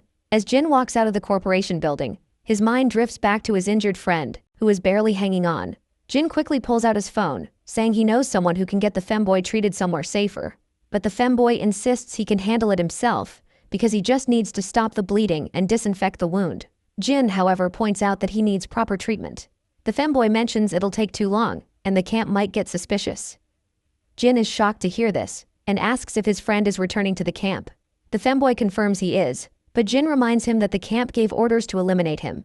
In response, femboy explains that the gorilla did mention that he was tasked to bring femboy back. But since this gorilla doesn't like 006 or any of the numbered guys, he just went ahead and tried to assassinate. Jin quickly points out that going back to camp is still risky.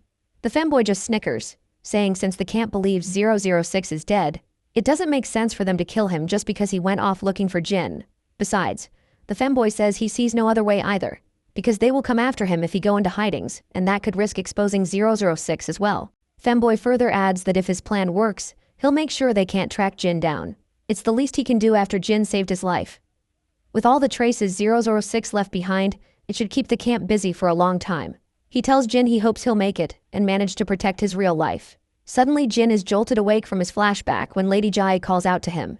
She asks what brings him here, and he responds that he was just running an errand. She then asks if it's really okay for him to be out like this, since he still has not recovered from his injuries. As soon as she mentions his injuries, Jin's mind flashes back to the past, where he remembers getting kicked and beaten by femboy, which only made his previous injuries worse. But instead of admitting that, he smiles and says he's doing great. The girl smiles back and asks if he's free now, suggesting they grab something to eat. It seems like she's taken a liking to him, and even though she has a meeting to attend, she'd rather have dinner with Jin. But unfortunately for her, Jin turns her down, saying he has to head straight home since he already has dinner plans with his family. It seems like she wasn't ready to be turned down by a kid, and she's clearly feeling the heat of the situation. To save her face, she quickly comes up with an excuse, saying she remembers she has some work to do as well. Meanwhile, the guard behind her looks completely pale after hearing her blunt lies. After all, the meeting was the only reason they were here. Suddenly, the girl asks if he'd be interested in taking a part-time job, guaranteeing that the money will be worth it. Once again, Jin turns her down, saying he's not interested. She sighs and finally asks if he wants a ride home.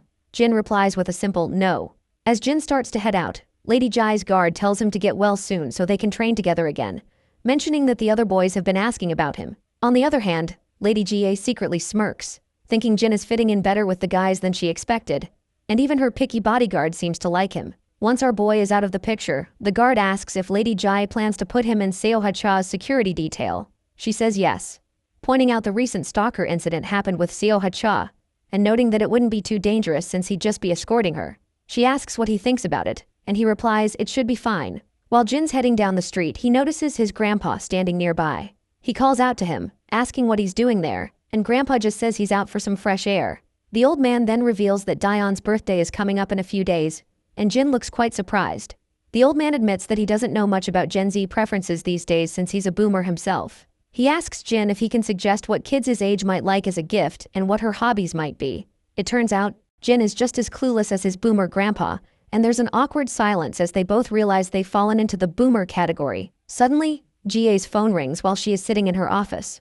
When she checks it, a creepy smile spreads across her face. She picks up the call, clearly surprised that it's Jin himself returning her call, which is quite a big deal in itself.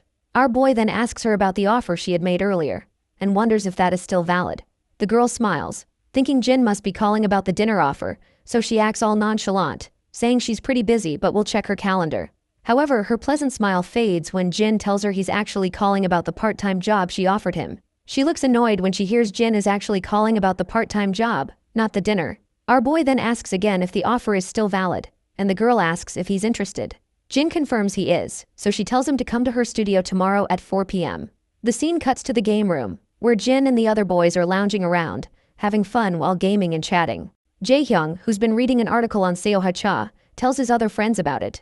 The other boys perk up and start staring at his monitor. Jaehyung explains that she's starring in a new TV series based on a webtoon, and will be the lead in the Mercenary teenager series. The blondie then adds that he's seen her in person and she looks smoking hot. His orange head friend nearly chokes on his drink hearing this.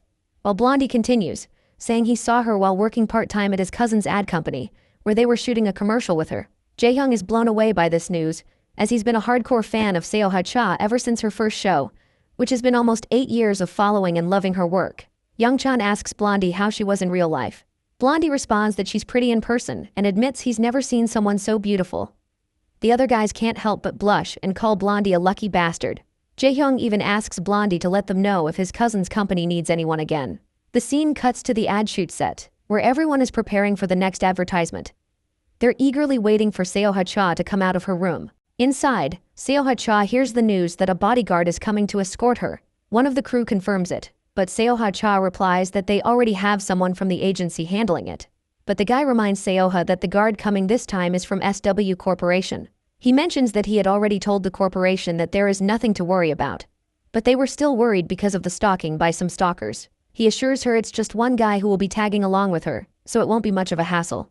The gorilla-like guard standing nearby then confirms that the new guy is just a trainee. Of course, this doesn't sit well with the actress. She wonders why they would send a trainee for something like this. As everything gets ready for the shoot, everyone's attention is suddenly caught by the crisp sound of shoes thudding on the floor. When they turn around, they're blown away by the elegance this man exudes. Even though we don't get the chance to see this elegant man, I can confidently state that it's our boy crashing the party here. Back in Seohacha's dressing room, the gorilla-like guard mentions that SW sent the trainee to get some experience, and he assures her that he will keep an eye on him to make sure he stays out of her way. Seoha's assistant thanks the guard for his help and apologizes for the extra trouble, saying this whole situation is way above his paycheck. The guard reassures them, saying there's nothing to worry about. He adds it's SW's fault for sending a rookie, and he personally finds it rather humiliating to work with someone below his level. Suddenly, there's a knock on the door. When the guard cracks it open, he finds Jin standing there. And our absolute handsome boy in his suit looks totally lady killer. And he quickly states that he's from SW.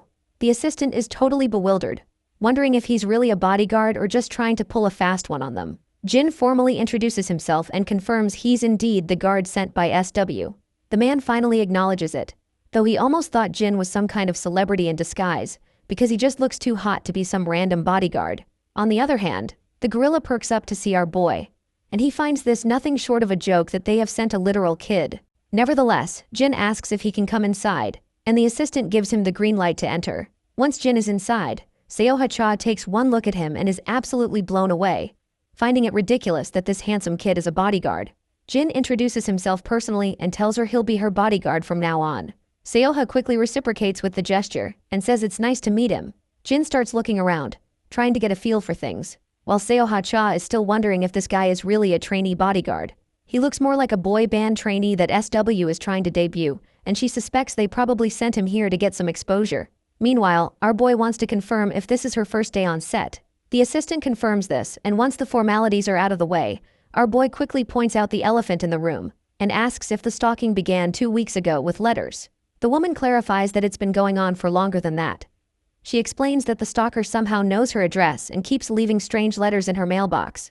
It's gotten worse recently, but it's been happening for a while now. She adds that this is common in this line of work, so SW shouldn't worry too much about it. After that, the actress begins to ask how old he is, and that is when our boy's mind flashes back to a time when his senior told him that revealing his age would only make people doubt his abilities. So, in the present moment, he simply replies that it's a secret. At that moment, the gorilla from before calls our boy from behind and says he wants to have a quick chat outside. Once they're out, the gorilla starts by asking if he is a security trainee from SW. Once Jin hears this, he realizes that this is what these guys must have been told, so he just rolls with it, confirming that it's exactly right. The The gorilla tells Jin to simply stand aside and watch how it's done. He's confident that he already has things under control. He then starts berating our boy, saying he has no idea why SW would send a runt like him because security is no joke, and practice drills won't cut it in real-life situations. So he tells him he better stay out of the way until his shift is over, and then go home. Jin finally speaks up, asking if the gorilla is Cheol-young Kim from the Security Brothers agency. The man grabs Jin by the neck, telling him not to dodge the question. He warns Jin that if he thinks they're messing around, he'd better listen up if he wants to get out of here in one piece. With that, he flings Jin against the wall and walks off, clearly annoyed. Just then, the actress steps out of the room, asking if Jin's okay. He says he's fine, and she apologizes for this goofball gorilla, saying he's from her agency and can be a bit rough around the edges. She even mentions that she told them she didn't need a bodyguard. Jin doesn't say anything, and the actress enthusiastically starts to ask if he's still in school. Jin responds that it's confidential. Suddenly, her assistant calls out, telling her it's time to head to the set. Before heading out, the lady reassures Jin to just take it easy, saying that nothing's going to happen. With that, she leaves him standing there as she walks out of the scene. The next scene cuts to Jie, who's wondering if he made it to the studio okay. The guard asks if she's talking about Jin, and she confirms. The guard then explains that he received word that Jin has actually made into the studio without any hitch. Jie then asks if sending him there was a good decision since he hasn't fully recovered. The guard says it's all right, pointing out that threats and stalkers are pretty common for celebrities. With Seo Ha-cha's level of fame, she's had her fair share of them. Her agency recently assigned a personal bodyguard for her, so Jin won't be too busy. Jie agrees, explaining that this is precisely why she sent him there, to let him take it easy while he recovers. And who knows? He might even complain about how boring it is. The guard then smiles at Jie and says he doesn't think Jin is the type to let himself get bored. Jie finds this good news and uses the term cakewalk to emphasize how easy this job is going to be for Jin. The guard reluctantly agrees, saying she's precisely right. Jie, on the other hand, feels proud of herself for using Gen Z slang, which makes the guard awkward as he watches her bask in her own sense of accomplishment. As people are gathering in for the shoot, we also see the gorilla making another appearance. Despite the hottest actress sitting right before them, everyone's attention seems to be fixed on Jin, as they can't take their eyes off him. The big man then asks Jin why he left his post for so long, saying they're not here on a field trip. Jin replies that he was scanning the perimeter. The cocky guy starts fuming, questioning what kind of perimeter Jin is talking about, and what a kid like him could possibly know about this stuff. Suddenly, the director wraps up the shooting. As everyone is taking a moment of respite, Seo Ha-cha's assistant offers her some water. Just as she's about to take a sip, her attention is grabbed by Jin, who announces loudly that he needs everyone to remain inside. The entire staff is all ears after hearing this request, and Jin continues, saying that the police will be arriving soon, and everyone in the studio must cooperate with the investigation. The actress is now thoroughly confused and asks what's actually going on. Jin then shows her an envelope with a tiny camera inside. She asks Jin what this is, and he explains that it's a spy camera he found in the waiting room. The news hits like a thunderbolt out of the blue, shocking both the gorilla and the actress's assistant, as well as the actress herself. Even the people standing all around start murmuring, wondering how a spy camera ended up hidden in her waiting room. The actress begins to tremble, and Jin continues, saying he checked the surveillance footage but didn't find any security cameras at the entrance of the waiting room. This makes it difficult to figure out who installed the spy camera. As usual, the gorilla is fuming, berating Jin for not revealing this sooner. But Jin doesn't give a damn about the gorilla's rage. He continues, saying that Ms. Cha didn't use the waiting room after he found the camera. He was just waiting so as not to disrupt the shoot, and no one has entered the room to retrieve the camera, nor has anyone left the studio. The gorilla's frustration reaches its peak. His nerves are practically popping out, and his mind is on the brink of exploding, and he's convinced Jin is trying to screw him over. He tries to snatch the camera from Jin's hand, demanding he hand it over. But Jin just steps back with such a nonchalant flair that it's almost unbelievable. The gorilla, clearly fed up, asks Jin what the hell he's trying to pull. Jin just says it'd be best if Miss Cha's assistant took the camera. The gorilla turns to the assistant and demands he let him take the camera so he can have his team stage it with the police. The poor assistant, clearly flustered, hesitates but eventually agrees. The gorilla snatches the camera from Jin's hand without a second thought. And everyone around is pretty unsettled by how this giant guy is throwing his weight around. As they step outside, the gorilla starts laying into Jin, asking why he didn't come to him first with something like this. Jin shoots back, wondering why he should have, especially since the gorilla had already said he did a thorough investigation when Jin asked if he'd checked the waiting room. The gorilla's rage hits a new level as he demands to know if Jin was aware of the camera when they spoke earlier. Jin confirms he was. This sends the gorilla into overdrive, yelling at Jin for not immediately reporting to his superiors. Jin makes it crystal clear that the gorilla is not his superior, and that's the last straw. The gorilla tries to slap Jin around, but Jin's not the kind of kid to just take that. He quickly stops the gorilla in his tracks. Fuming, the gorilla finally backs off, muttering that Jin would have been dead if it weren't for SW Corporation. Later, we see the van speeding down the highway. Inside, the lady and her assistant are having a chat. She asks how long it's going to take to figure out who planted that camera. The assistant says the forensic team is on it and should have some answers soon. But the lady isn't so sure. She mentions that they seem to think she was overreacting about something as little as this camera. The big man, ever the reassuring presence, tells her not to worry. He insists he will run his own investigation into the matter. While the actress looks sad and all, Jin glances at her but doesn't say anything. When they arrive at her home, she gets out of the car, and Jin follows. But the assistant tells him to stay in the car, as he'll drop Jin off at the nearest station. Jin, however, says he'll head back on his own. With the final exchange of goodbyes, the assistant drives off, leaving Jin standing there. Once the car is out of sight, Jin walks around the actress's house. That's when we see her sneaking out of her own house, wearing a mask and a cap. As soon as she steps out, she finds herself startled by the presence behind her and looks around, finding him standing by her side. She quickly asks how he's still there, and Jin simply responds that he was just scanning the area. She gets a bit embarrassed and tells Jin that he can go home since she's just heading to the convenience store around the corner, and asks if she's not allowed to do that. Jin responds that she's free to do whatever she wishes, and that's exactly why he's here. The girl lights up at this, and later, we see her enjoying some delicious noodles outside the convenience store. She tells Jin not to just sit there but to dig in too. She mentions that she was going to take the noodles home but decided to eat them outside since he's here. She looks down and admits that when she's really stressed, she likes to unwind and stroll around the neighborhood. She's been in the business for so long that it's hard to walk around anywhere freely, and she hasn't had time for friends either. She then asks Jin what he does for fun with his friends. He replies that he sometimes goes to the game room after school. She then asks Jin again if he actually mentioned a game room.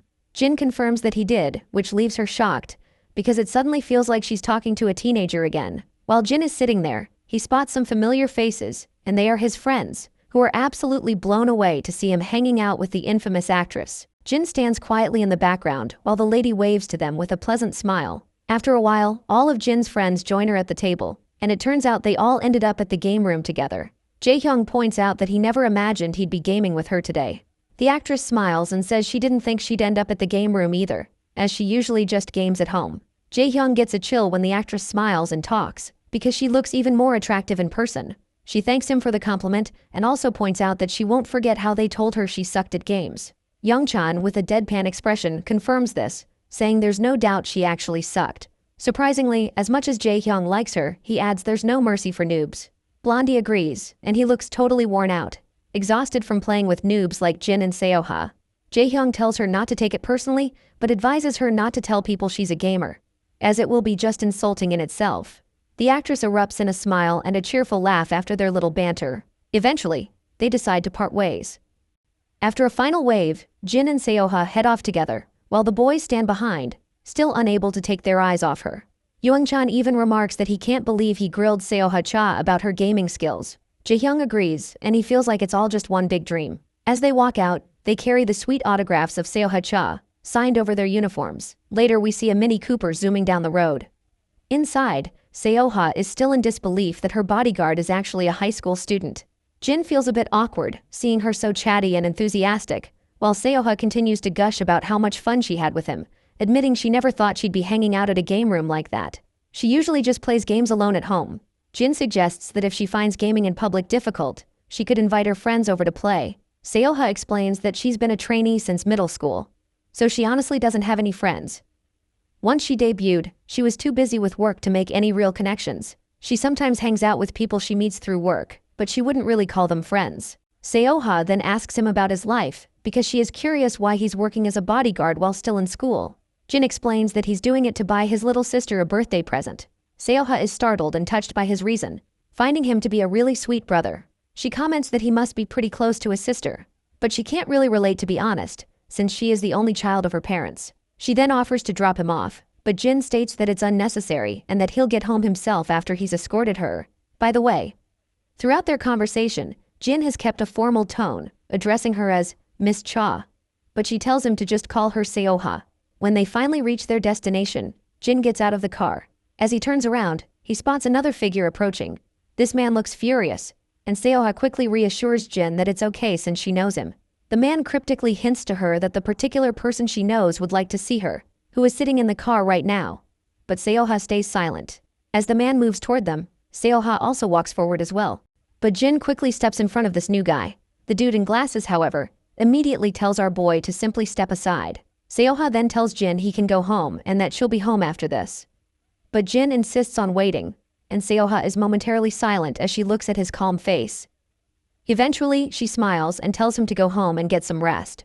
As she walks away, she looks a bit sad, thinking to herself that she can't drag him into this. Once Seoha is inside the car, the man starts berating her, asking why she didn't pick up his calls. He scolds her for not calling back even if she was busy. Seoha responds bluntly, questioning why she should even take his calls. The guy in the shadows seems baffled by her response and then smirks, warning her not to push him too far or she might regret it. He reminds her that he has his limits as well, and tries to justify his behavior by saying that the dates he went with other girls were all for business and should not be held against him. Seoha tells him she doesn't care about who he meets, since they broke up a month ago, which means he needs to stop contacting her and showing up like this. She firmly says she would prefer if he didn't call or drop by anymore. She starts to open the car door, but this jerk lunges at her, grabbing her hand and saying he's going to teach her a lesson about her place. He makes it clear that just because she's got a little fame doesn't mean she's some hotshot starlet now. Then he goes on about ruining a little actress like her and threatens to expose who her parents are. He then questions if she's really getting a reality check in the state she's in. But before he can say any more crap, my guy smashes his luxury car window. Glass shatters everywhere as our boy grabs the rich dude by the collar, yanks him out of his comfy seat, and throws him onto the asphalt, leaving him getting scraped up pretty badly. The girl is completely stunned by the scene, and our guy quickly tells her she can get out now. Once she's out of the car, he checks if she's okay. She says she's fine, but she seems more worried about the rich guy he just threw out. Meanwhile, the rich man is shouting at the top of his lungs, demanding to know who the hell he is. With a cool demeanor, Jin just says he's her bodyguard. The rich man is absolutely losing it, struggling to come to terms with the fact that he was tossed aside by some lowly bodyguard. He suddenly looks at his own bodyguard, who's groaning in pain on the ground. As his bodyguard tries to get up and apologize, the rich man tears into him with every insult imaginable. He then turns back to Seoha, reminding her that this isn't over yet. With that little threat made, he and his bodyguard scramble to their car and speed off. Seoha, still in shock, asks our guy what on earth he did that for, and if he even knows who that man was. It turns out he has no clue who the rich guy was. She then asks him what he was thinking, and he just says he was doing his job. He tells her it's time to go, and he will head out once he has safely escorted her to her home. Seeing his calm demeanor, starts to smile again and thanks him for his help before agreeing to go with him. The next day we're back at the ad agency, and once again, this gorilla of a guard is glaring at our guy. He's fuming, saying he's heard about the little fiasco from yesterday. Jin stays silent as the guard rants, asking if he even knows who he's just messed with. With his usual cool swagger, Jin responds that he does not care whoever it was, as he was just doing his job. The guard has absolutely no idea how to deal with this lunatic, and he is struggling to find a way to argue with this puny punk. He then jabs his finger at our guy, and explains that the man he attacked last night is the third son of the head of KP Group, and he's the head of marketing of Seoha Cha's agency. You see, KP Group recently became a major investor in Seoha Cha's agency, so not only did he screw over Seoha, but now her entire agency is at risk because of him. So he demands to know if he can see the consequences of his actions. He then further tells Jin to forget about whatever fantasy he has about being a big shot and advises him to quit before he ruins someone else's life. The gorilla and his two lackeys walk off. Later, we see the same bespectacled guy standing outside, while the rich dude who got taken down last night by Jin is sitting inside. It looks like the head of the agency is telling Seoha to apologize to Mr. Kai for speaking out of turn. Seoha is visibly irritated by this, and reminds the fat man that she has a shoot today and has been dragged in early for this nonsense. Besides, she insists she's not the one who should be apologizing. The agency director nearly chokes on his breath at her bold stance in front of Mr. Kai. The fat man looks pale and asks Seoha what's gotten into her. She remains silent while the director apologizes to Mr. Kai, saying he's terribly sorry, and that Seoha has been under a lot of stress with the stalker situation. Mr. Kai then pretends to understand her predicament, saying she is going through a lot of stress, so he can forgive her. He then throws the contract papers onto the table, explaining that the contract was another reason he came here, since he heard she hasn't signed it yet. Seoha's frustration is off the charts, and the director reminds her that she had plenty of time to think it over, and he is sure that she will cooperate with the agency, since she has been with them since her trainee days. He also notes that he adjusted the conditions in her favor as well. Seoha quickly realizes that they're trying to corner her again and will team up to force her into signing. Mr. Kai then recalls the bodyguard from yesterday and tells the director to get rid of him as well, saying he can't stand the idea of such a violent person being around Seoha all the time. The greedy fatty quickly agrees to send that other guard back, who is our boy by the way. But as expected, Seoha tries to protest. But the fatty shuts her down and states that it's not just about what happened with Mr. Kai last night. He's also heard from the head of security that our boy is a problematic person. It seems like that bastard gorilla-like guard has reported about our boy as well. Anyway, Yoena quickly tries to defend Jin, stating that he did nothing wrong and what happened last night wasn't his fault. But suddenly her words catch in her throat as she realizes she's accidentally mentioned Jin's name. As soon as this rich bastard hears his name out of her mouth, he asks her if she's gotten that close to him, and if that's why she was being so rude last night. Seoha is clearly fed up with his constant suspicion and the way he's always digging into her personal life. She tries to explain that he's got it all wrong, saying Jin is just a bodyguard, and she's tired of this arrogant guy hounding her long after their breakup. The jerk smirks again and hints about getting rid of our boy who is working as a bodyguard for her currently.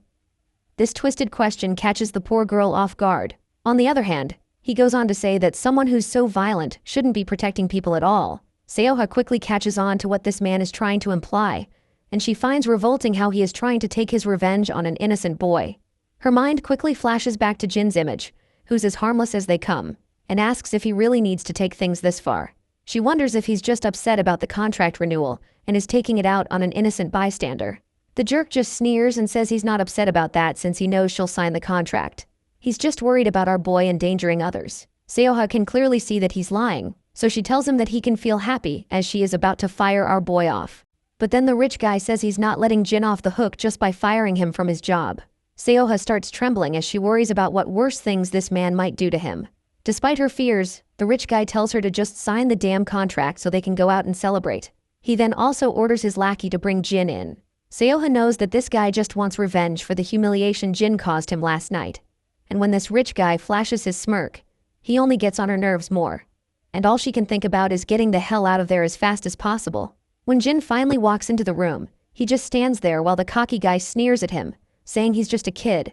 And he now finally understands why he was so violent. The agency director then informs Jin that he won't be on Seoha's security detail anymore. And he'll be sending word to SW Corp as well, so he should just leave. After that, the cocky guy smirks and says Jin's life is about to get a lot harder. But Jin doesn't even bother with the threats and just stays silent. He looks at the lady and can tell she's not too thrilled to be here. So Jin calls out to her, reminding her they should get going before she's late for her next engagement.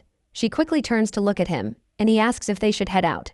That's when the rich man bursts into maniacal laughter and asks Jin if he really thinks he can take her with him. Jin just stands there silently, ignoring the mockery, while the rich bastard tells him to go ahead and try to take her with him. At that moment, the gorilla barges into the office with his lackeys. Once inside, he apologizes to his boss and says he'll handle Jin from now on. The woman looks completely shocked to see them, and the big guy just tells Jin not to make a scene and to step outside. But our boy just stands there. And Seoha quickly yells at him to go home, saying she doesn't need him as her bodyguard anymore and that he's fired. Well, even though he has already been fired from the job, my guy doesn't budge from his place, and just stands there firmly. That's when one of the guards lunges at him, calling him a little shithead. Jin quickly kicks the guard away like he's just a stray dog, which leaves Seoha absolutely shocked. The guard, on the other hand, goes down hard, bleeding everywhere. Everyone in the room is stunned by the scene, with the rich guy and the fatty's jaws dropping in shock. Meanwhile, the big guy looks even more frustrated. Jin then breaks the ice by pointing out that there's a misunderstanding because Miss Seoha Cha isn't his employer. And this unexpected news completely shocks Seoha. Everyone takes a moment to process the news, while the rich, cocky guy just grits his teeth, convinced that Jin has no idea what he's getting into. But our boy makes it clear that he's already assessed the situation. He reveals that this greedy rich bastard fabricated the stalker story to force Seoha into signing the contract. He even assigned a bodyguard to keep constant surveillance on her. Jin explains that Sterling Entertainment was nearly ruined due to bad management before KP Group's investment. Since Ms. Cha is the agency's biggest asset, both companies would face huge losses if she leaves. He also points out that she's received countless threats ever since she showed reluctance to renew her contract. The girl wonders how even Jin knows all of this. Just then, the scene cuts back into the past, into the game room, where everyone is angry at Jin for using his phone in the middle of everything. It turns out he's actually read all the messages on her phone. Back in the present, the cocky guy demands to know what Jin plans to do about it, even if he knows everything. Jin then turns to Miss Cha and asks what she wants to do. She remains silent for a moment, her eyes wide, struggling to find her voice. Tears start to fall as she says she doesn't want to be there anymore. The cocky guy, on the other hand, jumps out of his seat shouting. Just as he lunges at her, Jin delivers a brutal kick to his belly, sending him flying several meters away. The other guys in the room are absolutely wide-eyed at what they've just seen. The guard with glasses rushes to his boss, asking if he's all right. Meanwhile, the big guy charges at Jin, but Jin delivers a brutal punch right under his chin, making him gush blood and shattering his glasses, and leaving him staggered backward. Another guy tries to charge at Jin, but our boy quickly delivers a powerful punch right under his ribs. The big guy looks furious, but before he can react, Jin smashes him right under the throat, hitting his face with his knee and leaving him sprawled on the ground. The girl stands there, her mouth wide open, but quickly yells at Jin to watch out. A man on the other side tries to stab Jin with a stick, swinging it wildly left and right. In the end, Jin flicks the stick out of the man's hand, and it falls to the ground. With a swift move, Jin pulls his hand back and delivers a brutal smash right under the guy's chin. He then also makes sure to give a devastating kick, and the impact sends the man flying backward, crashing into the wall, and he lands sprawled on the floor. Jin then turns his attention to the last man standing, the agency director, who is already trembling like a leaf. Meanwhile, the rich guy, still shaking from the hit he took, asks Jin again if he has any idea who he's dealing with. He glares at our boy with a deadly look, making it clear that he'll make sure to wipe him out along with the lady. He vows to do whatever it takes to ruin him, but his words get stuck in his throat when Jae walks into the room with her escort. As she surveys the mess scattered around, she can't help but point out that she sent our boy here because it was supposed to be a cakewalk. When Miss Cha takes a look at Jae, it does not take her long to realize that she is the brilliant granddaughter of SW chairman, who took over their entertainment division and all their news ventures. As Jae walks into the room, she tells our boy that she'll clean things up here, and he can get on with his day. Our boy acknowledges this and tells Miss Cha it's time to go. The rich bastard is shocked to see Jae and asks what the hell she's doing here. But Jae doesn't respond. She simply sits down gracefully and mentions that she's heard he has some unfinished business with her dear friend. Both the director and the rich dude are completely baffled because they've clearly messed with the wrong person. Jae jokes with them, saying they can settle that unfinished business with her if they want, and she's totally down to reach some kind of understanding. Both the director and the rich guy are left utterly terrified. Meanwhile, outside, Jin walks forward with Jae following him from behind. As they walk, Jae wonders who this kid even is. Our boy then turns to her and asks where her next engagement is. The lady stays quiet for a moment, then starts to snicker under her breath before bursting into laughter. She can barely hold back her tears of laughter. Next scene, we're at Miss Cha's house. She's still lying in bed, looking like a complete mess. She somehow managed to sleep for 10 hours straight, which is wild since she usually only gets like 3 hours max because of her sleep disorder. She wonders if maybe all that sleep was because everything she was stressed about is finally gone. The scene then flashes back to the past, where we see Jae and Miss Cha sitting together. Jae explains that she's taking care of the legal mess with her old agency, and now she's free to choose whoever she wants to work with. Miss Cha points out that the dispute with the agency was only half the problem. Jae then reassures her that if she's talking about that filthy rich guy, Dongjin Ki, she has nothing to worry about. Jae figured out that he'd been threatening her parents, so she took the necessary steps already. Plus, KP Group has already confirmed that Mr. Kai was acting alone and promised no harm would come to her family. Seoha finds it fascinating how Jae just handled everything so smoothly, but she's curious and asks why Jae is going out of her way to help her. Jae admits that their affiliate has been interested in working with her for a while, but mainly, it's because Jin wanted to fulfill his duties as a bodyguard. In the present moment, that last line about our boy is still echoing in Seoha's mind. She quickly hops out of bed, and later, we see a van parked outside her house. When she steps outside, a bodyguard immediately greets her, introducing himself as Suhun Kang from SW Corp, saying he'll be on her security detail for the time being. She's both shocked and surprised to see a new man coming instead of Jin, so she asks this guy why our boy did not come. And sadly for her, the man explains that Jin has quit. Hearing this, she feels a wave of sadness, but she quickly puts on an awkward smile and greets her new bodyguard, and the guard could not help but to blush a bit. Later we find ourselves back at the agency, where Seoha is recording a podcast with another lady. Although she's smiling and answering all the host's questions, inside, her mind is stuck on why Jin suddenly quit, and she's pretty sad that he didn't even tell her before leaving. The scene cuts back to our boy, who's now in Jae's office. She tells him that Seo Ha-cha will be signing with SW's entertainment division and that her old agency and Donggun Ki have been dealt with. She explains that they've been playing fast and loose with the law for a while, and they've got plenty of dirt on them to keep them quiet. Our boy thanks her, but she reminds him that he's the one who asked her to handle it since protecting Seo Ha is SW Corp's duty. After that short visit, Jin heads out to leave, and as he walks down the empty corridors, his phone suddenly rings.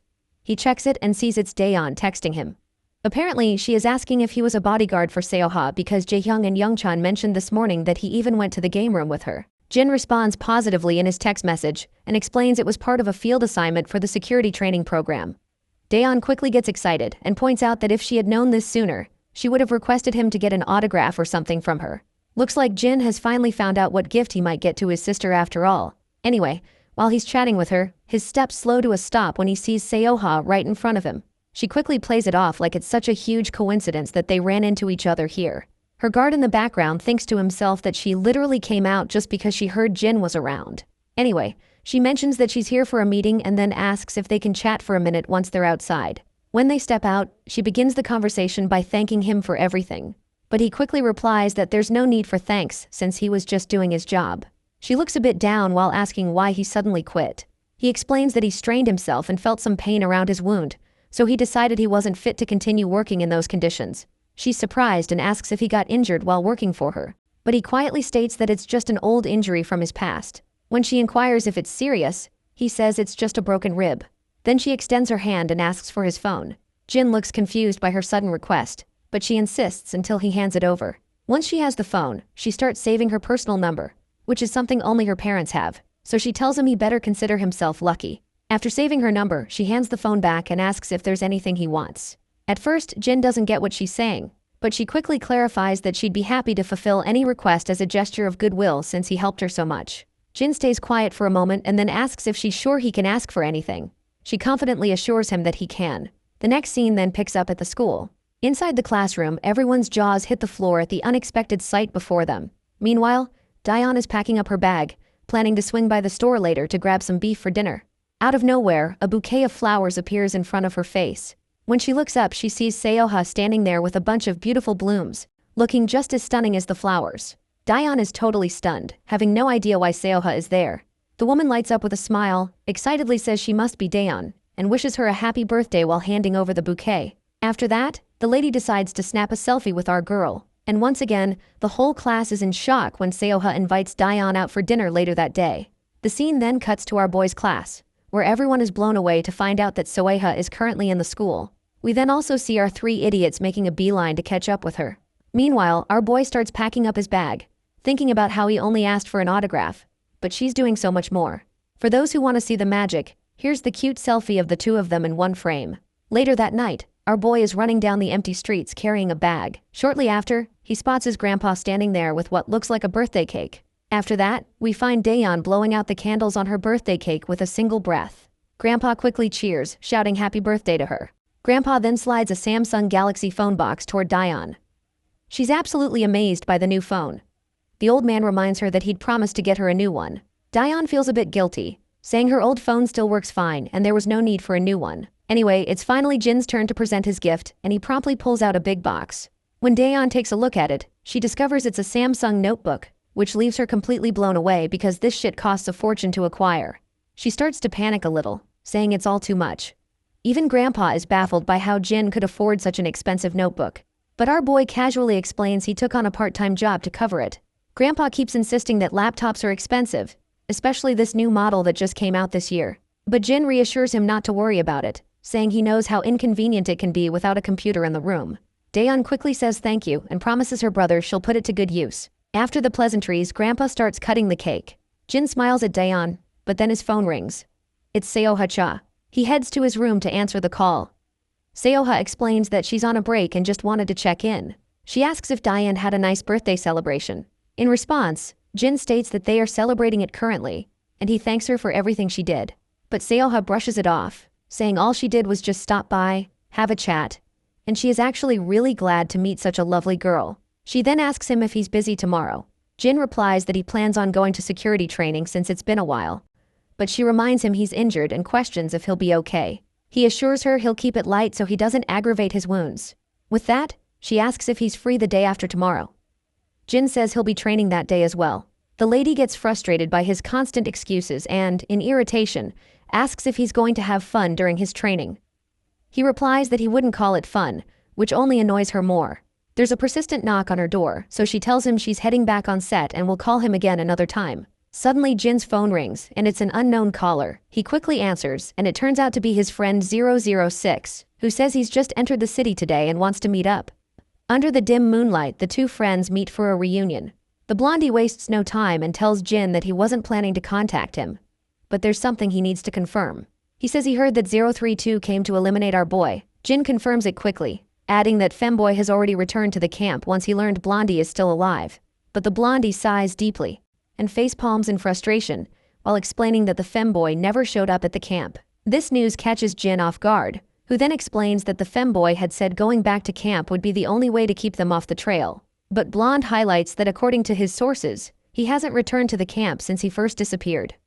Jin then points out that 032 was also ambushed by a camp mercenary after he came to Korea to see him. This revelation makes Blondie even more frustrated, while Jin continues explaining, saying the camp probably sent the mercenary to bring 032 back.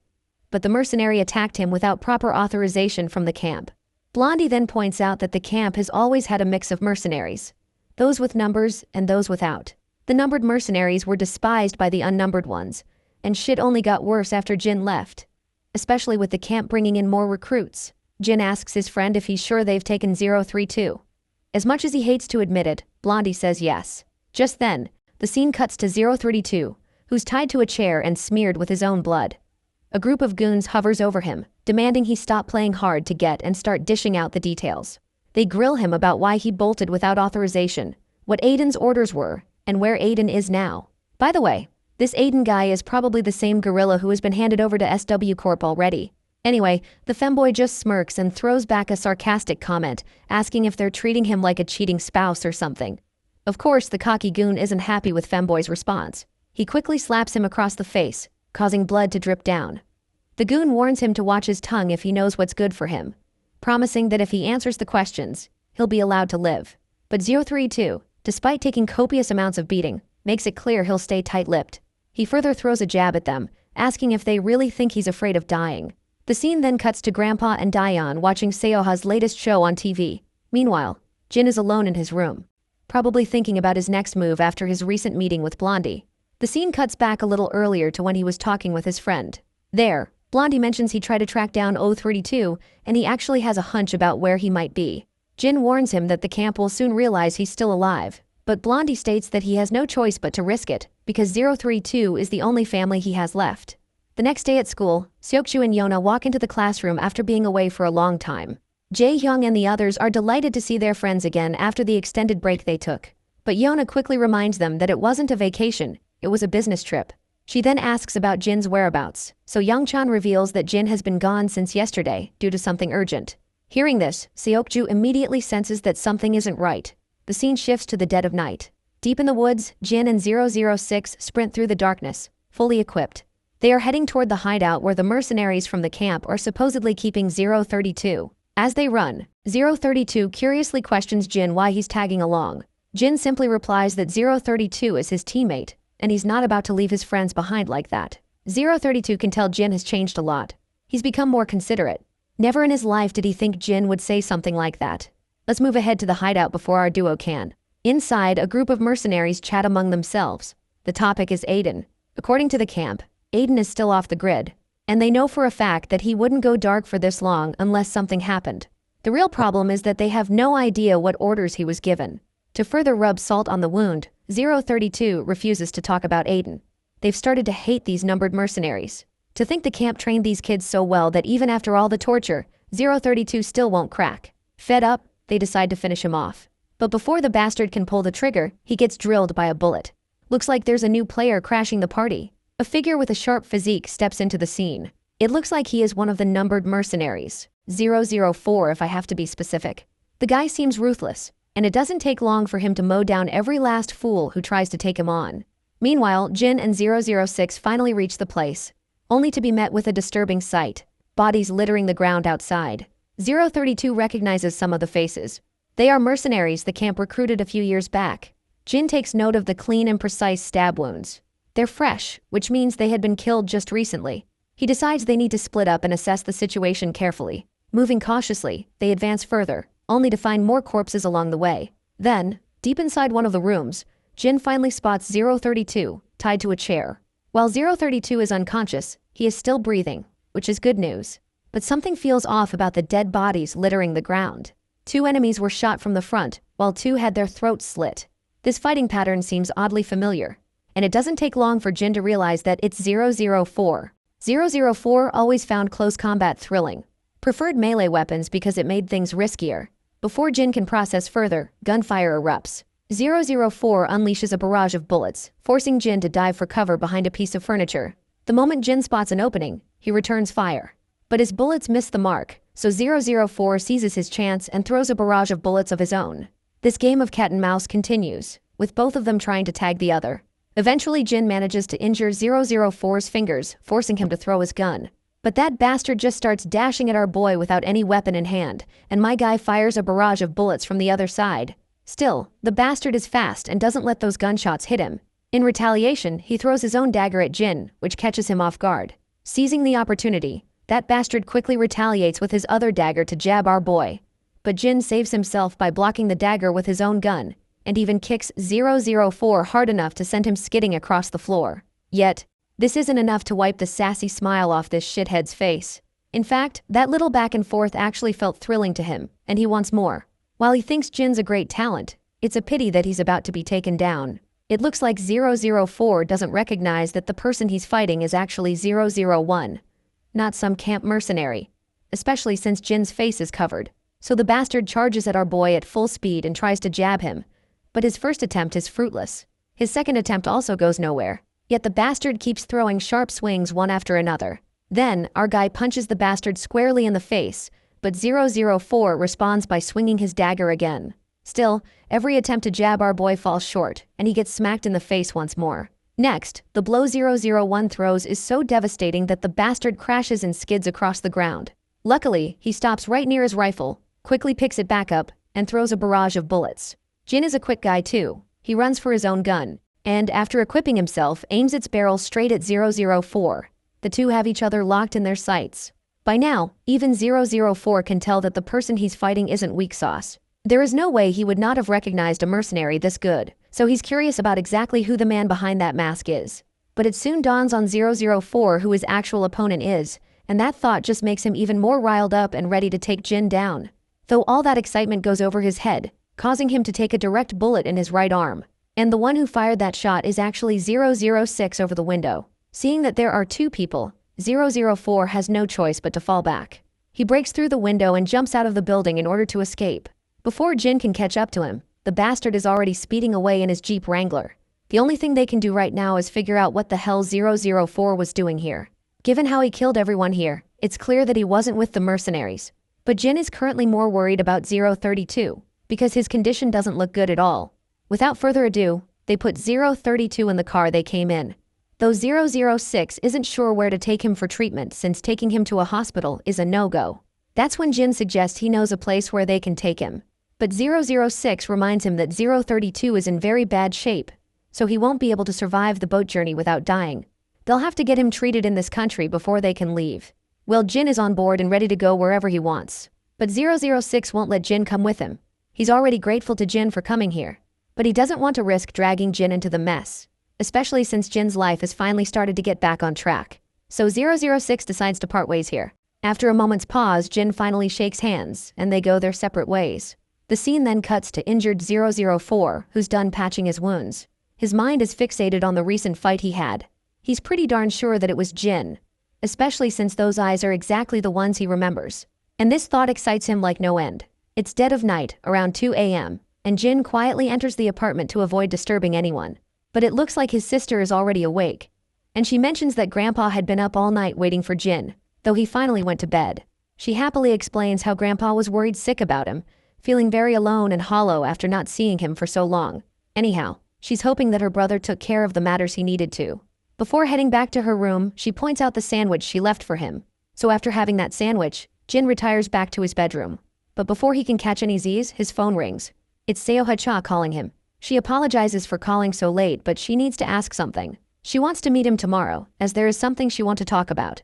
Only if he's free. She doesn't mind joining him at his training place, as it won't take long. Eventually, Jin agrees to meet her. The next day, he goes to meet her. He gets into her Mini Cooper, and once he does, she curiously asks if he skipped his training today, since it's time for his session. She even thinks he might have lied about training at all. But he quickly tries to ease her doubts by explaining that he's just taking a few days off for some personal matters. Hearing that, she relaxes a bit, glad she isn't actually bothering him by inviting him along. She then offers him a can of carbonated drink. The reason she didn't meet him in the morning was that she was worried people might recognize her during the day. She suddenly asked him to meet because she wants some advice, and maybe a little help. It's actually about her brother. You see, she has a younger brother who's in high school as well, a bit younger than Jin. She thought he might understand him better since both Jin and her brother are teenagers. Well, it looks like she totally picked the wrong example of a typical teenager. Anyhow, she continues that her parents told her he keeps coming home with new bruises every day. When they ask, he simply says he was playing around with some friends. But if they probe further, he just goes to his room or even leaves the house. At first, she didn't think much of it since he's at that age, but she's grown worried. There might be something more serious going on. Jin asks if she's ever tried asking him directly. Miss Cha explains that whenever she tries, he won't come out of his room and doesn't answer her calls either. She reveals that she was pretty close to her brother before she started working, but after she moved out and got busy, she couldn't really be there for him. Their relationship was fine, but he started avoiding her about a year ago, so she wants Jin to try to find out the real reason behind his behavior. She doesn't really have anyone else to ask for help, besides Jin, especially since it might just spark weird rumors if she talks to someone else, which could make things worse for her. The next day, the scene shifts to MH High School, where students have begun pouring in. Inside the school, we see Jin walking down the corridor, prepared like a man on a mission. He's got a picture of Miss Cha's brother, Jinwoo Cha, who's a second-year student in this very school. Finally, he finds the man in question. But Jin is soon distracted by a group of girls insisting he take off his mask for just a second. While our boy isn't sure what to do, the girls eagerly wait for him to pull the mask down. He bails out by excusing himself, saying he has a cold. Yet the girls just keep staring at him, because even his voice has that effect on them. We then shift back to Jinwoo Cha, who, as soon as he enters class, faces some typical bullies. One loudmouth starts berating Jinwoo for coming in late. There's also a girl in the group who looks as unattractive as possible, and another bully with tattoos all over his arms. As usual, Jinwoo starts to feel sick just at the sight of these bastards. The gray-haired bastard once again calls out Jinwoo, and the poor guy quickly starts apologizing for arriving late. He says he wasn't feeling well, which is why he was late. But these excuses aren't going to cut it with this shithead, who's even angrier than ever. He finds it laughable that Jinwoo allegedly fell ill just because he punched him. Meanwhile, the other students do nothing but watch these assholes bully an innocent kid. Then the tattooed guy speaks. He rises from his seat and orders Jinwoo to hold his backpack up to his chest. When Jinwoo tries to argue, the bastard only gets angrier, throwing daggers with his glare like a baboon. Eventually, Jinwoo gives in and holds the bag as commanded. As he does, that tattooed bastard tries to execute a move he just watched on YouTube and kicks the bag hard. The impact is brutal, causing poor Jinwoo to crash to the ground. The bastard, on the other hand, is very dissatisfied with his move because it wasn't executed as cleanly as he wanted. He threatens Jinwoo, telling him to act like a good punching bag or else there'll be consequences. He orders him to pick up the backpack again. Jinwoo is devastated. He just can't take it anymore.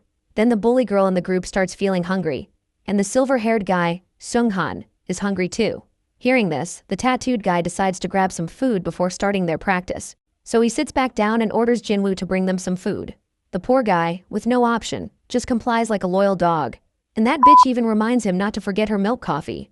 As the poor guy rushes out of the classroom to get the goods, Jin stands outside. Seeing this boy in misery, a sad expression of Miss Cha flashes through his eyes. At that very moment, his phone suddenly rings. It's his sister texting him a thank you note for the gift he gave her. She's very grateful for it. That warm brother and sister relationship he shares only makes him want to help Miss Cha with her brother. So he finally decides to step in and help Jinwoo out. As Jinwoo picks up the ordered food, he reflects on how much he's grown to hate the school. Suddenly his phone rings. It's his sister, Seoha. She actually wants to meet him on Saturday, and is looking forward to having dinner with him. Remembering his sister, his mind flashes back to the times when he was in junior school. Back then, the entire class always expressed their disapproval over his sister's performance. That's why his attitude changed, and he started believing she was just a bad actor. So he always berated her to do better because everyone at school kept talking shit about how bad she performs. It was only so much humiliation he could endure. Now, as he reflects, he feels pathetic for how he treated his sister. Meanwhile, our boy keeps a close eye on him from a distance. His phone rings once more, and again, it's his sister, who's come to learn that he skipped school. He quickly replies, but his excuses aren't cutting it. She was worried that something even worse might have happened to him. Suddenly, Jinwoo notices Jin standing right outside the convenience store, and he has no clue who this guy is. Although Jinwoo can't see his face clearly, he can tell that the guy is very handsome. As Jinwoo walks distracted, he trips and falls, causing more embarrassment. But to his surprise, Jin helps him pick up his stuff from the ground. As he hands it back, Jinwoo offers him one of the snacks, and Jin gladly takes it. As he eats with his mask down, Jinwoo's eyes widen in shock after seeing how handsome this dude is. Well, my guy is just so handsome that even the boys are starting to feel something for him. Anyway, they sit together and start catching up. When asked, Jin shares that he's a third-year student. In this case, Jinwoo assumes Jin is his sunbai, but Jin immediately corrects him, saying he's not his sunbai since they don't go to the same school. Well, this bewilders Jinwoo because, as far as he can see, Jin is clearly wearing his school uniform. Jin finally clears up the confusion by revealing that he's just visiting the school briefly. But we all know the truth. He only wore this uniform so he could infiltrate the school. Suddenly, Jinwoo gets a text from those bastards, and it terrifies him. He quickly picks up his stuff and leaves after exchanging goodbyes. Later, he dumps all the stuff in front of those bullies, who, while eating, look annoyed that he took so long. Insult after insult, Jinwoo can only endure so much. It's weighing him down, and he's not sure how long he can keep up with this shit. There's still a lot of the school year left until he finally graduates. As he's lamenting his fate, that bully girl suddenly accuses him of looking at her thighs, but Jinwoo immediately denies it, for obvious reasons. His face goes pale as he keeps assuring them he wasn't looking at their legs. By the way, I don't know this bully girl's name, so let's give her an appropriate one. From now on, we'll call her Cheeky Witch. Cheeky Witch keeps accusing Jinwoo, while the tattoo guy just munches on his food, casually watching the WWE Championship. Then, out of nowhere, he suddenly stands up. Without any prior warning, the bastard lands a hard hit on Jinwoo's leg. He follows up with a perfectly executed next attack, grabbing Jinwoo and choking the life out of him. The bastard looks very pleased with himself, as if he just perfected some twisted technique he learned from a livestream. As Jinwoo lies defeated on the ground, his mind flashes back to the past. Back then, those guys used to tease his sister, throwing disgusting comments about her, calling her ugly. They were sure she was a dirty woman who had already been with dozens of men. But every time Jinwoo tried to stand up for her, those bastards just beat the crap out of him. Also, for clarity, these guys do not know that he is the brother of Seowa, and that they are unintentionally insulting his sister in front of him. He finally wakes up in the infirmary, and it looks like Jin is the one who brought him here. Jin questions why he's been enduring all this and never told his sister about it. Jinwoo is caught off guard by the question, but Jin simply repeats himself, asking again, why hasn't he told his sister Cha Seoha about this? Jinwoo is now 100% sure that this guy already knows about the relationship he shares with Seoha. In this case, he finally speaks. He fears that if people find out that Cha Seoha's brother is a runt, it'll cause her a lot of trouble. You see, celebrities have to take care of their image more than anything. Not just them, but their families too. If people find out that her brother is a pathetic bread shuttle, it'll be a perfect excuse for them to look down on her. It doesn't matter how he justifies it, people will always find a reason to judge celebrities. Jin then asks why he didn't tell a teacher. But Jinwoo feels that it's not that easy for him. If reporting them was an option, he wouldn't be struggling like this. Even if he somehow gathered the courage to report them, it would only make things worse. They'd bully him even more, and if it became a big issue, everyone would find out that Cha Seoha's brother is pathetic. The point is, nothing would get resolved, and it would only bring his sister more trouble. The only thing he can currently do is stay silent, and don't let people know that he is Seoha's brother. Jin asks him what his plan is from now on. The room falls silent, but suddenly Jinwoo's phone rings. It's the bullies again, demanding more food. Now that he's seen their message, they assume that he must have woken up, so they start mocking him all over again, telling him to have fun in the infirmary and all that shit. He feels hopeless.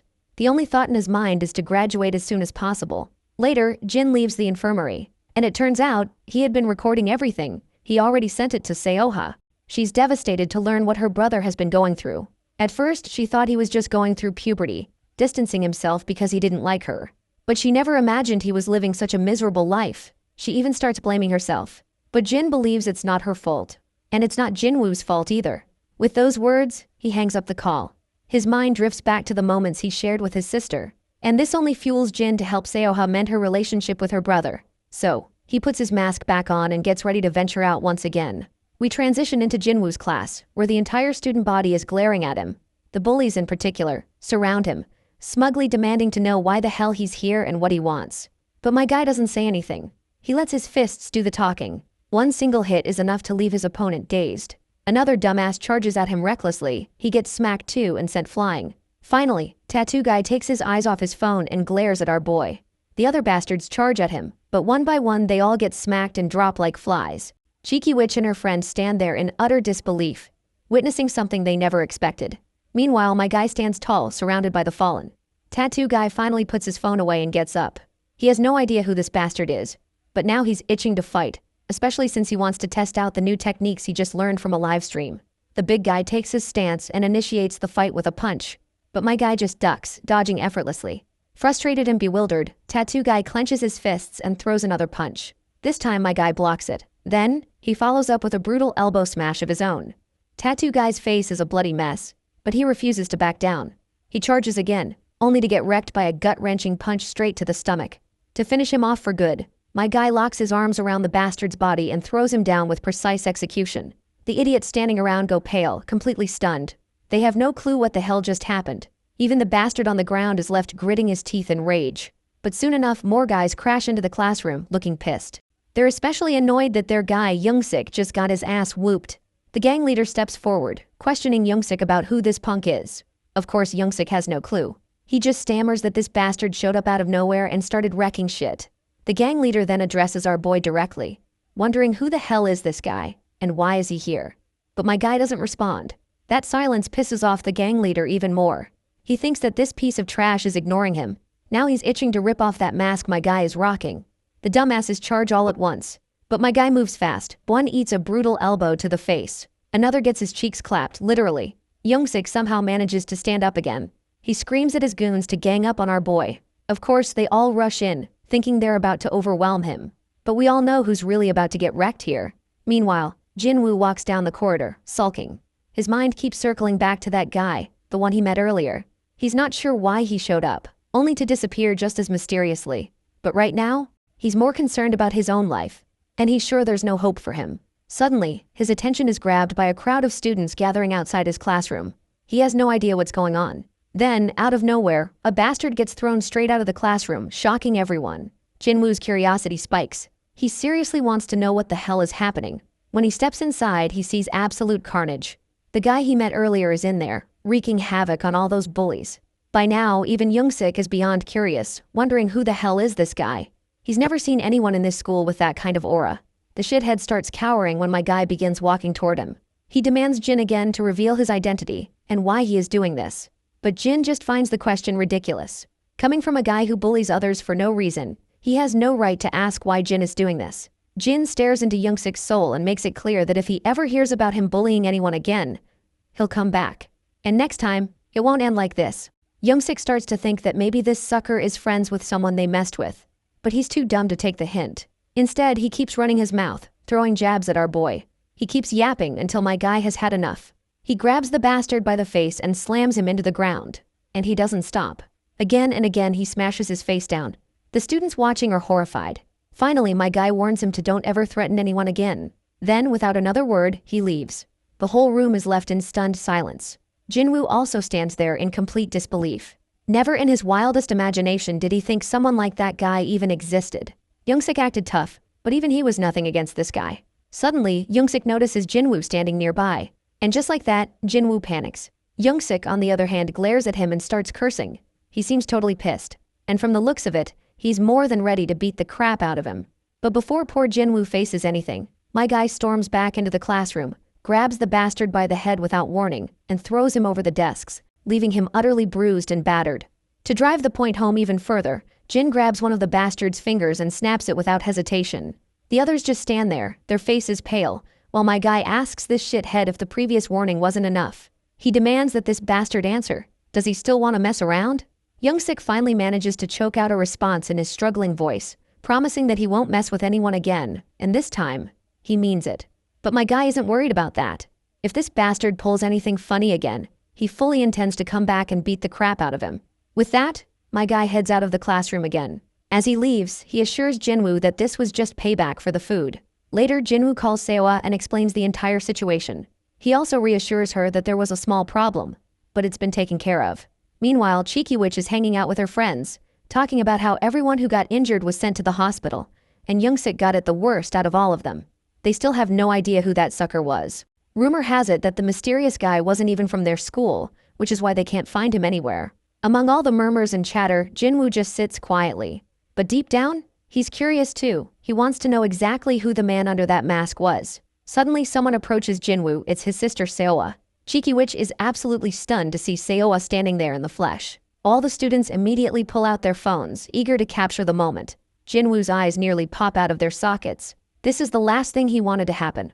He had been trying his best to keep his identity hidden, not wanting any unnecessary attention or rumors. Cheeky Witch is bewildered to realize that Seowa is Jinwoo's sister. Seowa, on the other hand, gets straight to the point. She's here because he kept ignoring her messages. She tells him to grab his bag because he's coming with her. Jinwoo is reluctant as he is not sure where they're going. His reluctance annoys Seowa, so she repeats herself.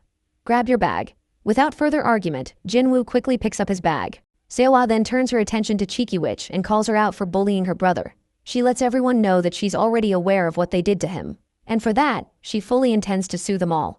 She wants to expose all these bullies to the law and show everyone just how pathetic Cheeky Witch and her friends really are.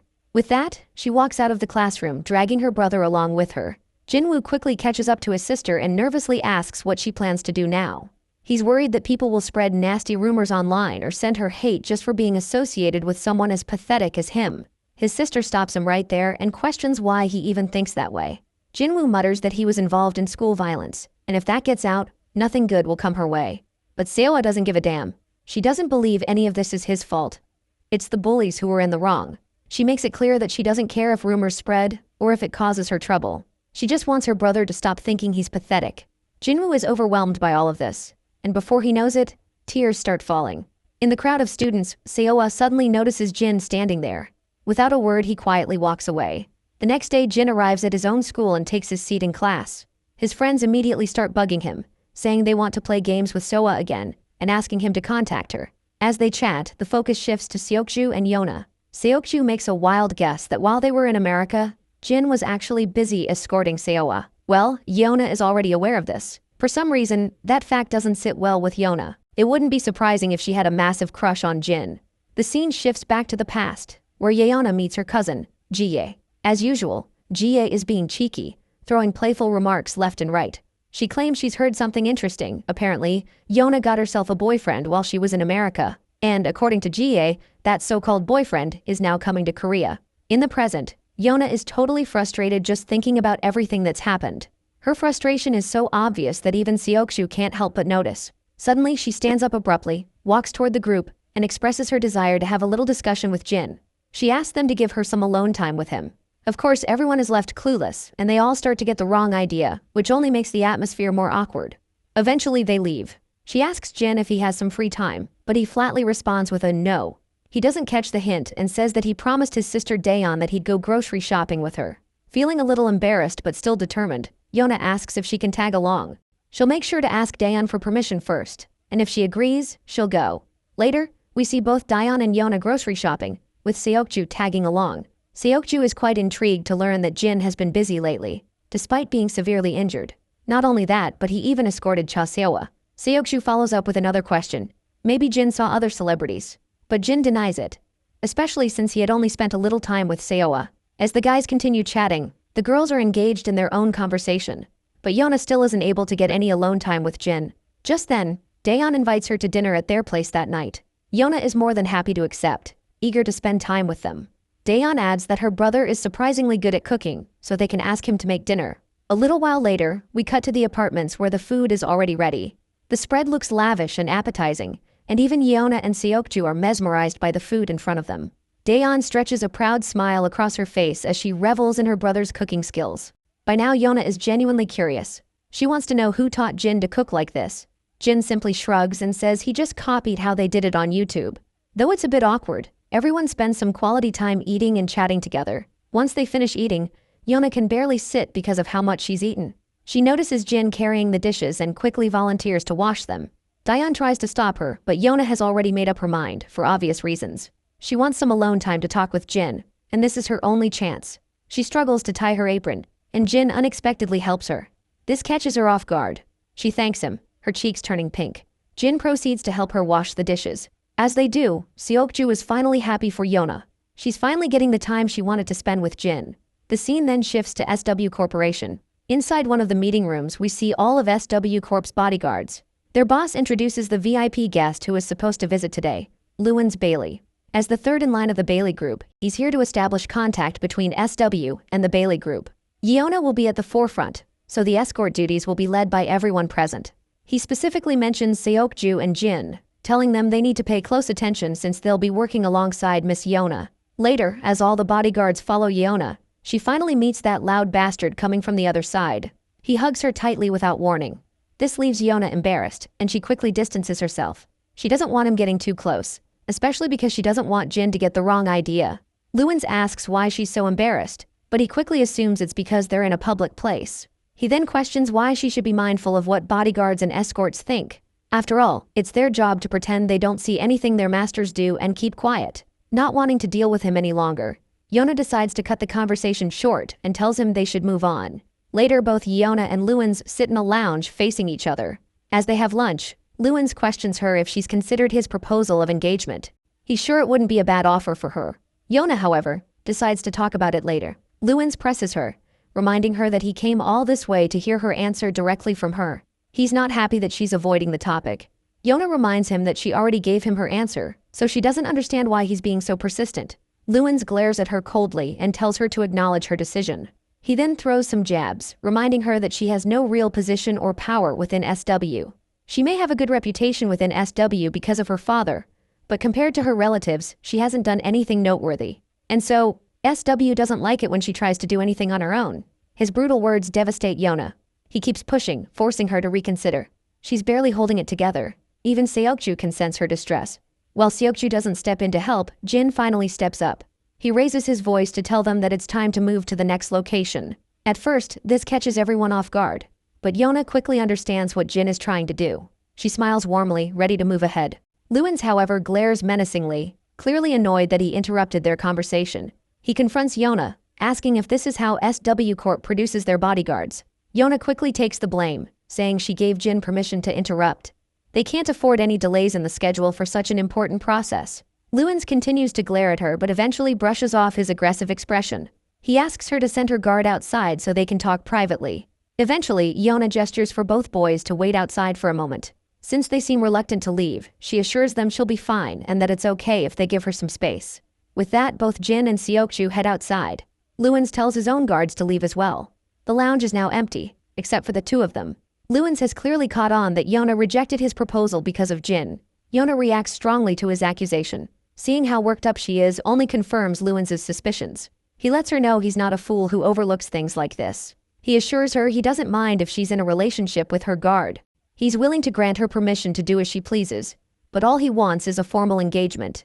That's it. He understands she's still a student, and in the corporate world, people often marry for political reasons. He doesn't want to take away her teenage life. She can date anyone she wants. With that, he decides to leave. He's tired from jet lag, so he reschedules their meeting for tomorrow. He tells her to think it over and give her reply before he leaves for America. As Lewins leaves the room, he glares at Jin and pats him on the shoulder, smugly threatening him to mind his business. Later we see Jie and Yona together. Jie seems to be grilling the poor girl for blowing it up with Lewins. She reminds Yona that Lewins is an important figure working alongside them on this project, so she's not sure how they're supposed to manage if Yona can't even handle things properly with someone that important. She also reminds Yona that she dislikes her. While they don't have a reason to get along, Jia makes it clear that her dislike is personal. The reason is that Jia worked hard to reach her position in SW Corp. She had to compete with her father, who wanted as much control over SW as possible. She also had to shake off attacks from her brother and other relatives. She has been struggling ever since she was Yona's age, but she finally climbed to where she wanted to be. Yona, on the other hand, had it easy. She simply inherited everything from her father without lifting a finger. Their grandfather took special care of her since she was alone early on, protecting her from other family members. Their grandfather personally watched over everything, making sure his granddaughters grew into strong, respected executives who could withstand attacks from competitors. Yona is expected to use what she inherited to gain tremendous influence and even establish her own business within SW. But if she fails, the employees under her will suffer, and GA wants her to take responsibility. We then cut to Luins, who questions his guard about our boy. The guard explains that his name is Yu E-jin, 19 years old, in the same class as Yona, and currently training as an SW bodyguard. Of course, this doesn't sit well with Luins. For a moment, he even thinks his bodyguard's facts might be incorrect. But the guard confirms it without hesitation, stating that he couldn't conduct a more detailed investigation due to lack of time. But the information is valid. Luins is really on edge here. He can't stomach the fact that she kept him around at a meetup with him. The scene transitions to SW Corp, and in one of the VIP lounges, we see Yona and Luins, along with other big shots. Not just them, guards are also present in the meeting room, and our boy is standing among the crowd. The meeting finally concludes. Luins turns to Yona, telling her there's a place he wants to visit now that the official business is over. Curious, she asks him which place he is talking about. But before we hear his response, we cut to GA, who is mumbling to herself. Apparently Luins has summoned her to meet him, because he wants to demonstrate just how incompetent SW Corp's bodyguards are, and he wants her to witness it. Once she arrives at the meeting place, she sees Yona and Luins locked in a stare-down, like a rap battle is about to go down. It looks like there's some serious tension between them. Luins called SW Crop guards incompetent, and Yona wants him to take back what he said. But that bastard believes he wasn't wrong. As far as he knows, the two bodyguards Yona always has around her are students, and one of them is an understudy. But Yona insists that Jin is not an understudy. Luins keeps throwing jabs at her about SW Corp's security team. Finally, one of Yona's senior guards speaks up on her behalf. He explains that SW's security team doesn't operate the way Luins thinks. While he understands the reason for Luins' misunderstanding, their team is made up of tested and competent people, including those two bodyguards. But Luins remains sassy with his words. We can tell that this bastard is intentionally pushing SW Corp's buttons, because he wants to initiate a sparring session with SW Corp. So he throws down the gauntlet, challenging her to a sparring match, his bodyguards versus hers, to see just how competent SW Corp really is. But Yona already knows what this bastard is plotting, so she doesn't respond immediately. So he tries to provoke her, wondering if, perhaps, her bodyguards aren't as competent as she claims. Besides, it will benefit both sides if they get a chance to train with each other. But Yona makes it clear that she's not about to make a decision like this on her own. After all, bodyguards are here to protect them, not to put on a show. Jie seems pretty satisfied with Yona's thorough response to the provocation. Even Seokju looks pleased. Luins, on the other hand, is finally out of arguments. He then shifts his attention to our boy, pointing out that Jin is the reason this situation escalated in the first place. He tries to provoke Jin, sneering at how he's hiding behind the very person he's supposed to protect, which, even for an understudy, is a pretty low standard. But we all know Jin isn't the type to act on impulse, so he stays quiet. Luins then throws a jab at all of the SW Corp's bodyguards, calling them third-rate and claiming they're nothing but an embarrassment to their master. Of course, not all of the guards are as composed as Jin. They quickly take the bait and are ready to fight Luins' bodyguards. But the senior bodyguard of Team 2 remains composed and responds wisely. He makes it clear that they are here to protect their client, not participate in sparring matches. If his team gets injured, they won't be able to carry out their duties.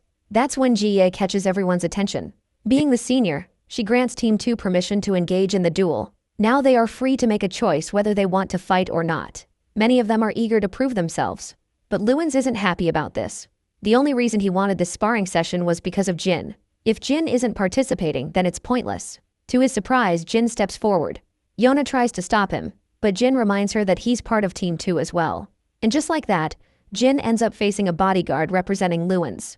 Luins is thoroughly satisfied to see this. He's sure Jin will learn his place once he loses an arm or a leg. Meanwhile, Jie knows Jin is skilled, but she's still worried. He's young. But her bodyguard assures her there's nothing to worry about. Out of all the sparring matches they've had, not a single person has beaten Jin yet. As soon as the referee signals the start of the match, my guy moves with the speed of light and delivers a brutal knee smash, knocking his opponent out on the spot. Luins, who was smug just moments ago, is now utterly baffled. Meanwhile, Seokju and the others are beyond pleased to see these scumbags getting their asses whooped. Even Jie cracks a smile, realizing she was worried for nothing. One of Team 2's members steps up, ready for the next fight. But Jin isn't done yet. He challenges Luins to send the next person. This, of course, rattles the hell out of Luins. In his eyes, the audacity of this lowly guard to provoke him is beyond infuriating. But eventually, he sends one of his best men. Luins' guard assures him that they won't lose this time. The battle starts.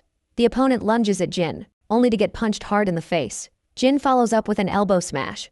Despite the brutal hits, the guy lunges again, only to get slammed across the face once more. And that final knee smash is enough to knock him down cold. This is just another humiliating slap to Lewin's pride. Meanwhile, Jin asks for the next challenger. Lewin's turns red like a tomato. This humiliation is getting too much to endure. Still in denial, he refuses to believe Jin is actually that strong. Instead, he convinces himself that his guards must have let their guard down. But his escort guard corrects him. While the first guard was caught off guard, the second was fully prepared. It's a hard pill to swallow, but even Lewin's senior guard admits that Jin is simply skilled. Still, Lewin refuses to entertain the idea that a random high schooler is capable of taking down 2 of his elite guards. But the senior guard just shrugs. No matter how much Lewin denies it, the truth doesn't change. The next opponent steps in, way more alert and prepared than the previous 2. Even Seokju can tell this guy has figured out how to handle Jin. As soon as the opponent throws his first punch, my guy dodges effortlessly, tilting to the left.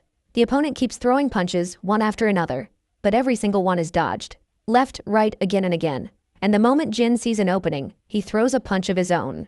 The opponent tries to counter with his own punch, but my guy grabs him by the head and tosses him aside like he's nothing but a trash bag. Then, locking his arms around the guy's neck, Jin starts suffocating him. Eventually, the opponent completely loses his will to fight. Lewin's men can't help but be fascinated, no matter how many times they see it. Meanwhile, Jin is already demanding the next opponent. Lewin grits his teeth. After taking so many brutal hits to his pride, he's barely holding himself together. His senior guard even suggests surrendering, because at this point, he's figured it out that they won't be able to beat this monster with the people they have. But Lewin refuses to back down. Instead, he suggests that his senior guard fight next. Meanwhile, Jia's escort guard also thinks that Lewin is going to stop here. But Jia believes they'll be rushing into fight since their fragile egos have already been bruised. She can tell that this is the only thing going through Lewin's mind right now. However, her escort guard thinks it would be difficult to beat Jin, even with more people. And even if Lewin's won, it wouldn't mean much. No one would praise them for finally beating someone who had already taken down 3 of their men. Besides, the whole reason they provoked SW Corp was to embarrass Jin. But since the opposite happened, they have no choice but to surrender. Eventually the enemy concedes, and the sparring session comes to an end. SW Corp's bodyguards burst into cheers and laughter, celebrating their victory. Everyone starts surrounding Jin in admiration. Even GA can't help but chuckle at the sight. While he doesn't talk much and always wears a blank expression, he's surprisingly popular. Her escort agrees, feeling proud of how Jin lets his fists speak for him, something far more important than words. Jin then turns to Yona and asks how she's doing. This makes her smile, suddenly feeling much better. Jin is also glad to hear that. Once again, he's surrounded by the other guards who want to celebrate with him. Meanwhile, Lewin and his goons can't help but feel the sting of defeat. Later, Yona meets her grandfather, whose name escapes me, so we'll just call him the director of SW Corp. The director seems to have caught wind of the sparring session. His left-hand man reveals that, from what he's heard, Lewin's group was the one who provoked SW Corp. SW Corp didn't want to engage in the spar, but those guys insisted. So instead of Team 3, Team 2 decided to take them on. The director then asks about the results, and Yona gladly reveals that Jin beat them all by himself. That gets a smile out of the old man. Later, we see Lewin's trying to recruit our boy into his group. He's ready to hire Jin officially, not just as a trainee or intern. He promises to treat him much better than SW Corp does. But my guy refuses without a shred of hesitation. Lewin assures him again that he'll be treated well. He doesn't know how much SW Corp is paying him, but he's willing to double it, triple it if necessary. But Jin refuses again. Lewin tries to guilt-trip him, reminding him that opportunities like this don't come often.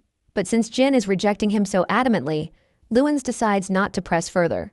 On a different note, he warns Jin to stay away from Yona. She's not someone a guy like him should be hanging around with. Jin, however, sees it differently. He's simply doing his job as a bodyguard. Lewin is willing to pay him if that's all it is, just so he can stay away from Yona. But Jin isn't in the mood to talk. If Lewin has nothing else to say, he's leaving. And so, my guy just walks away, leaving that shithead gritting his teeth, frustrated that Jin won't listen even to the end. Lewin then shifts the blame onto his incompetent bodyguards for leading him into this humiliation. But his senior guard reminds him that Jin was just too strong. Even he doesn't think he could beat him in hand-to-hand combat. The guard further argues that the bodyguards they brought here are ranked among the top in the Bailey group. Even if the first guy got caught off guard, that doesn't explain how the next ones went down so easily. Jin might be young, but he's strong. The escort guard further points out that hand-to-hand combat isn't everything for a bodyguard. If fighting was all that mattered, martial artists would make the best bodyguards. But a bodyguard's job goes beyond just fighting. Lewins acknowledges this. Anyway, he asks his guard if the business is proceeding as planned. The guard affirms with a positive response, saying nothing has changed and that their guests should arrive tomorrow as scheduled. Lewins is looking forward to it. He's certain Hyung's weakness will soon be in his hands. We don't know who Hyung is, but it looks like Lewins has beef with this person, and he wants to expose him badly. Later, we see Yona and Lewins together again. After some small talk about daily responsibilities, he finally gets to the real reason they're here. He wants to know if she's made up her mind. She was supposed to give him her answer today. But Yona reminds him that he originally wanted her response before he left for America. Since he's staying until tomorrow, she wants to postpone her answer until tomorrow. This crazy sucker has no issue with that. Internally, Yona just wants to get rid of him. And she's relieved that she only has to endure him until tomorrow. Lewins then brings up Jin, remarking that the guy has some serious riz and aura. He says he can understand why Yona would be interested in him. Of course, Yona's face instantly turns tomato red at the embarrassing remark. She's annoyed. She wasn't expecting him to say something so unprofessional. While Lewins acknowledges what she's saying, he clearly sees how flustered she is, which just proves his point. Yona keeps pretending like she has no feelings for Jin. But Lewins doesn't beat around the bush. He outright tells her that even after they marry, she'll be free to see Jin. Yona questions why he even wants to marry her in the first place. The answer should have been obvious from the start. This is just a deal. That being said, there won't be any restrictions if they want to see other people. With that, he leaves, reminding her that she has until tomorrow. Later, as Yona gets into her car, her mind is still stuck on what that shithead said about their marriage being just a deal. As she sits quietly, even Jin notices the distress on her face. She suddenly realizes that Jin is sitting right beside her. She takes a moment to express her gratitude for everything he's done for her up until now. But she's sure it'll all be over after today. Jin, however, reminds her that it's not over until tomorrow. Suddenly, he spots a guy with a spider tattoo on his face walking along the sidewalk. The sight absolutely shocks him, and he immediately goes on high alert. He turns his head, looking at the guy more closely. Then he asks Seokju to drop him off here, he's got business to take care of. Seokju agrees, since there's nothing urgent left on the schedule. With that, Jin leaves the car and begins dashing through the footpath, his mind racing as he thinks about that spider-tattooed guy. He wonders why the man is even here. The spider-tattooed guy is staring at the JS Hotel in front of him, the place where Lewins is staying. Meanwhile, Lewins' guest arrives. He's a nerdy-looking guy carrying some sort of top-secret data. Lewins is confident that as long as he gets this data, he can easily take down Hyung. The nerdy guy, however, feels anxious around these shady people. He quickly requests his money so he can leave, as he has already completed his job. Lewins is willing to pay him, but only after checking the data inside the flash drive. Suddenly, the front gate creaks open, and in bursts a masked man, none other than the spider-tattooed guy.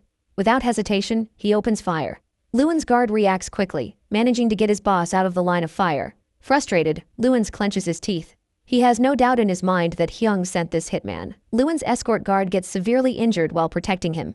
The assassin, however, doesn't relent, continuing his ruthless barrage of bullets. The escort guard attempts to use a taser, but the wires fail to connect. This gives the tattoo guy an opportunity to fire again. Feeling cornered, the escort guard curses his luck. If only he had a gun, he could turn the tide in his favor. But unfortunately he doesn't. That's when Jin crashes the party and swiftly takes down the shooter. The escort guard watches Jin's charge, finding it reckless. After all, the enemy has a gun. But we all know Jin isn't weak sauce. He quickly yanks the gun out of the assassin's hands and aims the barrel straight at him. The assassin, unfazed, pulls out a dagger and charges at Jin despite being at gunpoint. Jin doesn't hesitate. He shoots the assassin in the leg, causing him to collapse in pain and agony. The way Jin turned the tide of the situation is nothing short of breathtaking. Even Lewins and his escort guard are left completely boggled by his performance. Later, the director of SW Corp hears all the juicy details of the recent event. Jin claims he followed the masked man because he recognized him as an assassin from his mercenary days. And the assassin's target was Lewins. But what makes this situation truly messy is that Lewins had been trying to stain the name of the second son of the Bailey family. One of Lewins' employees had brought important documents to his location. Documents Lewins planned to use against the Bailey family's second son. Since there's bad blood between the two, it's obvious who's behind this assassination attempt. However, the director's escort points out that there's no concrete evidence to support this claim, though it makes the most sense. The director reveals that he has heard rumors about inner turmoil within the Bailey family due to succession disputes. That alone makes it highly possible that this situation arose from those tensions. In any case, the director is glad it's all over. Both the Bailey family and Lewins himself have expressed their deepest gratitude. So basically, Lewins wants his brother dead, while his brother wants the same. The next day arrives and we find ourselves at the airport. Yona is here to give her response to Luins's marriage proposal. And as expected, she rejects him. Her reasoning is simple. She doesn't want a marriage without love. Luins doesn't try to persuade her. Instead, he reminds her that while she may have rejected him now, a political marriage is inevitable. Sooner or later she'll have to make a decision. Another reason he doesn't push further is that her boyfriend was the one who saved her. Of course, Yona immediately turns red with embarrassment, insisting that Jin is not her boyfriend. But let's be real. While she clearly has feelings for Jin, our guy is a true Sigma with zero love hormones. It doesn't take long for Luins to recognize that Yona is living through a one-sided crush. Regardless, as promised, he won't bother her again. Before leaving, he questions Jin one last time. Does he want to work for him? Jin's response remains unchanged. Luins, being the asshole he is, doesn't bother to thank Jin for saving him. After all, Jin was simply doing his job as a bodyguard. That being said, the offer to work for him remains open, should Jin ever change his mind. As they part ways, Luin's escort tells Jin that they are in his debt. And with that, this arc comes to an end. Later we see Daeun spotting Seokju in the distance. But before she can call out to him, Seokju quickly silences her. He doesn't want her to interrupt the alone time Jin and Yona are having together. Yona is here to express her gratitude to Jin for everything he has done for her so far. She was shocked when she heard what happened yesterday, and thanks to him, SW Corp is in a much better position for negotiations with Luins now. But Jin just shrugs it off, saying he was just doing his job. It wasn't just him. Everyone in the Team 3 worked hard. Yona doesn't deny that, and she's happy about it. While she seems in a fine mood, one thing keeps haunting her over and over. She recalls how Luin said she would eventually have to agree to a marriage deal in the future. She then asks Jin about his aspirations for the future. But as expected, our boy doesn't think too much about these things, so he doesn't have anything particular in mind. She then asks him how he wishes to live in the future. This question makes Jin remember his mercenary days, where every day was a brutal battle for survival, far away from his family. So he responds simply, he just wants to be with his family. What matters to him is the present, so he doesn't want to think too much about the future. This response gives Yeona something to think about. Later we see Jie and Yeona pays her a visit. Jie is still working hard despite the late hour, so she tells Yeona to get to the point of what she wants to say. And so, Yeona finally admits that she doesn't want to take on the responsibilities of the company. She has no plans to lead it. As Jie mentioned before, Yeona believes she doesn't have the ability to govern the company, nor does she think she ever will. And if she's being honest, she has no interest in it either. That's why if she ever inherits the company from her father or grandfather, she wants Jie to take care of it. She can't erase herself from the family position, especially since it was given to her by her father. But she still wants Jie to lead the company in her place. Jie finds this ridiculous because what Yeona is asking isn't that simple. But Yeona admits she's just a naive teenager. She doesn't know if things will turn out the way she wants. She even admits she doesn't fully understand what she's saying. But she just wanted to express what was on her mind. And to make this happen, she needs Jie's help. But Jie has no motivation to help her. In response, Yeona reminds her that it's not a bad deal for Jie if things go as she wants.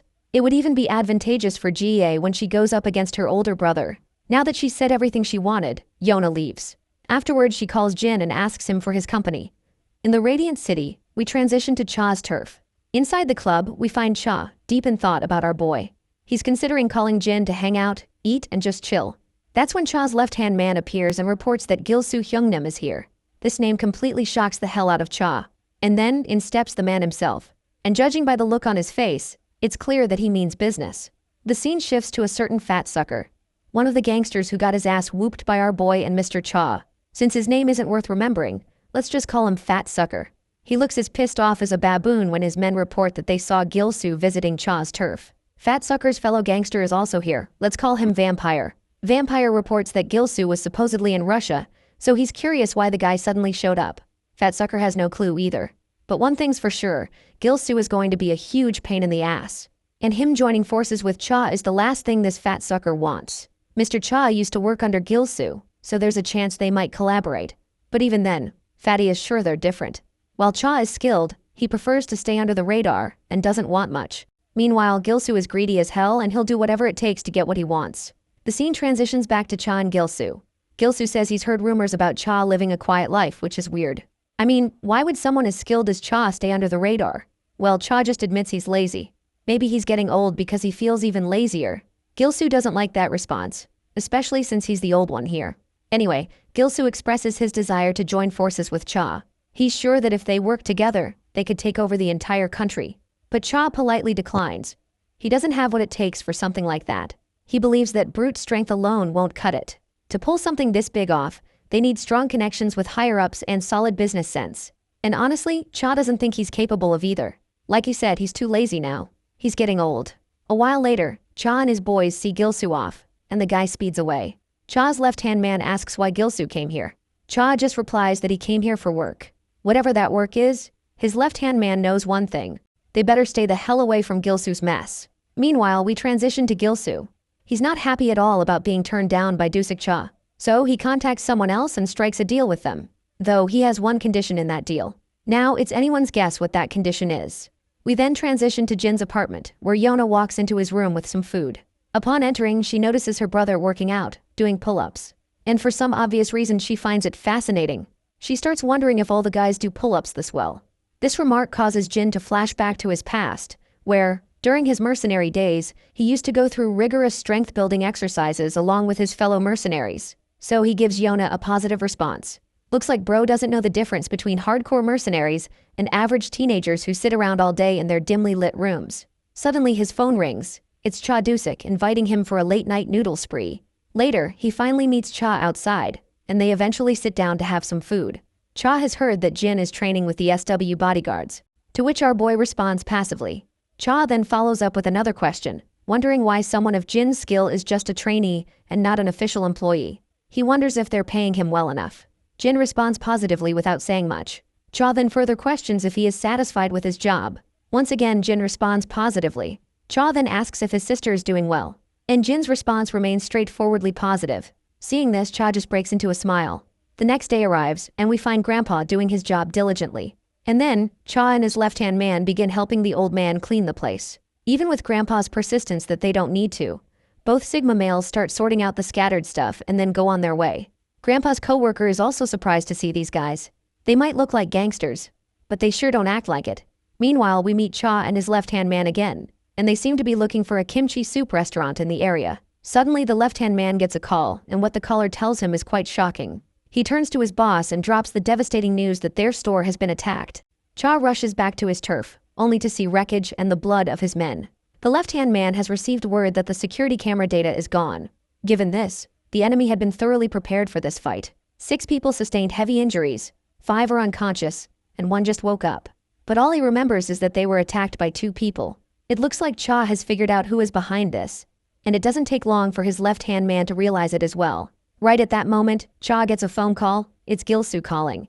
Gilsu plays dumb, claiming to have just heard that Cha's store got attacked. Cha finds it quite suspicious that Gilsu found out so early. While Gilsu admits that he has been away from the country for a while, he still holds enough influence to gather intel without any trouble. Anyhow, he questions who the culprit behind this is. Cha is trying his best to figure it out. Gilsu also hopes that his old friend takes care of it soon, and even offers to help Cha. And Cha responds to this gesture politely. Once the phone call is over, Gilsu turns his attention toward the 2 men who wrecked Cha's turf. Gilsu had wanted these guys to take care of Cha, but as fate would have it, Cha wasn't at the store at that time. Now that they have made their move, they know Cha will be more wary from now on, so they'll have to be even more careful next time. The scene then cuts to Fat Sucker, who is now under Cha's scrutiny. The bastard insists that he wasn't the one who caused the damage to his turf. He is so freaked out that he tries his best to convince Cha. Afterward, Cha looks for the other gangster, but they also deny launching the attack on Cha's turf. Not only them, but Cha also questions a bunch of gangsters he suspected, but they all deny any involvement. By now, they have no clue who might have done this. Cha then decides to visit the hospital to meet the injured men before returning and instructing his left-hand man to continue the investigation. Cha finds this whole situation very suspicious. If the attack was launched by some opposing gang, he would have already figured out which one, given all the investigation they've done so far. But everything is too quiet, as if no one knows anything. We then switch to Jin's apartment, where he is checking his phone. It's his friend Jae-hyung who is throwing jabs at him for performing poorly at the gaming center.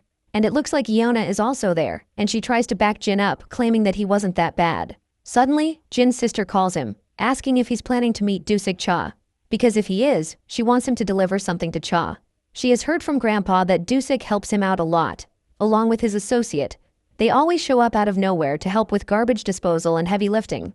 They also give Grandpa leftover drinks and other supplies. So, she wanted to make something for them and give it to them as soon as possible. Seeing how much effort Daeon has put in, Jin takes the responsibility of delivering the food. Later that night, he arrives at Cha's apartment and offers him the food, telling him that his sister asked him to deliver it. Cha takes the bag and takes note of the food inside. Now that the mission has been accomplished, Jin proceeds to leave. Seeing this, Cha quickly calls him out and invites him for a drink. The scene transitions to Cha's left-hand man, who is in the car along with the other members. They are still trying to figure out who did this, and this time, they are suspecting Gilsoo as well. While they did send some men to spy on Gilsoo, they still can't figure out where he is located.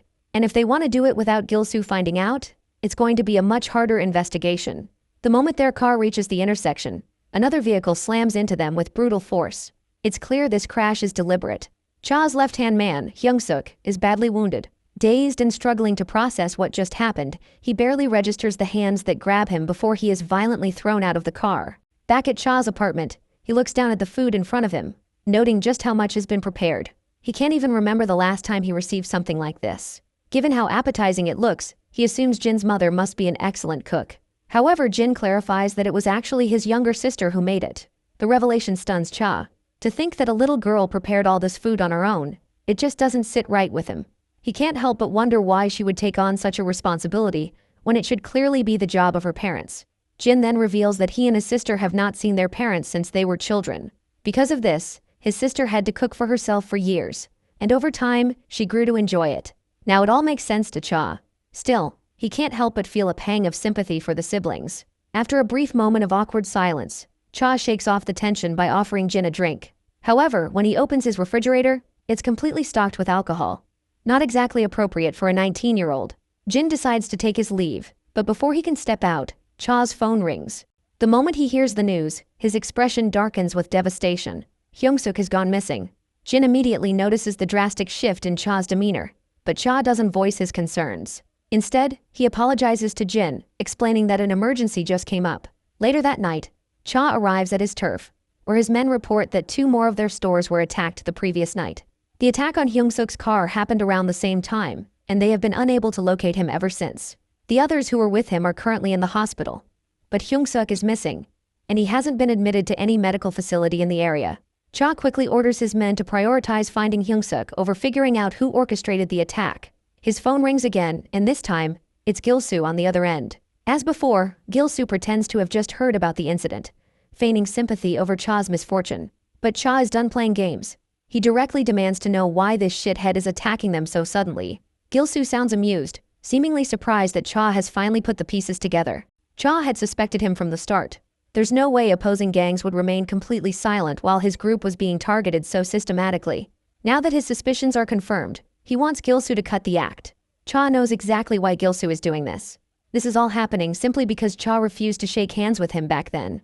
Gilsoo doesn't deny it. Instead, he reminds Cha of the time he exposed the dirty secrets of politicians he had worked for in the past. To Gilsoo, this was one of the most foolish things Cha could have done. By going against powerful figures, Cha painted a target on his back. Now those same people want him dead, and they will keep coming until they succeed. If they don't make an example out of him, others will start barking at their masters. Gilsoo then lets Cha hear Hyung-suk's agonized screams in the background.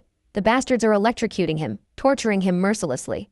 They captured him because he planted spies to follow Gilsoo, and they want to remind him of his place by making him suffer. Gilsoo further reveals that the higher-ups are pleased. They're even offering extra money if he wipes out every single person affiliated with Cha. That only confirms just how much they want him erased. Before hanging up, Gilsoo lets Hyung-suk hear Cha one last time. But Cha remains silent, unable to bring himself to speak. Through strained breaths, Hyung-suk apologizes for disappointing him. After this brief exchange, Gilsoo takes the phone away from Hyung-suk. That's when Cha issues his own threat. He warns Gilsoo that if Hyung-suk dies, then Gilsoo's death will be inevitable as well. But Gilsoo merely chuckles, dismissing the threat as an empty promise. Cha then roars at the top of his lungs, making it crystal clear that they won't rest until this bastard is dead. Before Gilsoo can respond, something slams against the front door with such force that it flies off its hinges. Shock spreads across the room. And standing at the entrance, the one responsible for the destruction, is none other than Jin. The one who helped Jin locate this hideout is Seokju. It does not take Hyung-suk long to recognize this guy. The mask covering Jin's face does nothing to hide his identity. There is no doubt in Hyung-suk's mind, Jin is here to save him. Gilsoo, on the other hand, assumes Cha must have sent him. But what truly baffles him is the fact that Cha sent a kid to fight. He then orders his men to take the kid down and bring Cha to him. Then he steps aside to light a cigarette, while commenting on the absurdity of the situation. One of Gilsu's goons charges at Jin, but Jin retaliates with a devastating punch, sending the man flying. He swiftly takes down the next opponent as well. A third thug tries to stab him with a dagger, but Jin dodges and counters, dropping him instantly. One by one, he massacres these so-called gangsters, treating them like mere dummies left for him to practice on. In a matter of seconds, every single one of Gilsu's men is sprawled on the ground. Gilsu stands frozen, cigarette hanging loosely from his lips in utter disbelief. Meanwhile, Hyung-suk isn't surprised in the slightest. After all, this is Jin we're talking about. It looks like there is still one man remains standing, ready to engage Jin in combat. He throws the first punch, but Jin blocks it with precision and counters with a brutal kick to the man's leg, followed by another aimed at his face. However, the opponent manages to guard himself at the last moment and retaliates with an attack on Jin's legs. Jin swiftly delivers a solid strike to the bastard's head, forcing him to stagger back. The sneaky bastard also makes sure to draw his dagger and inflict an unexpected cut over Jin's thigh. Meanwhile, Gilsu is losing his composure. Seeing one of his best men, Anatol, struggling against Jin is infuriating. The fact that Anatol had to resort to drawing a knife says enough about Jin's overwhelming skill. Jin delivers a crushing kick to Anatol's stomach, then grabs his wrist, forcefully disarming him.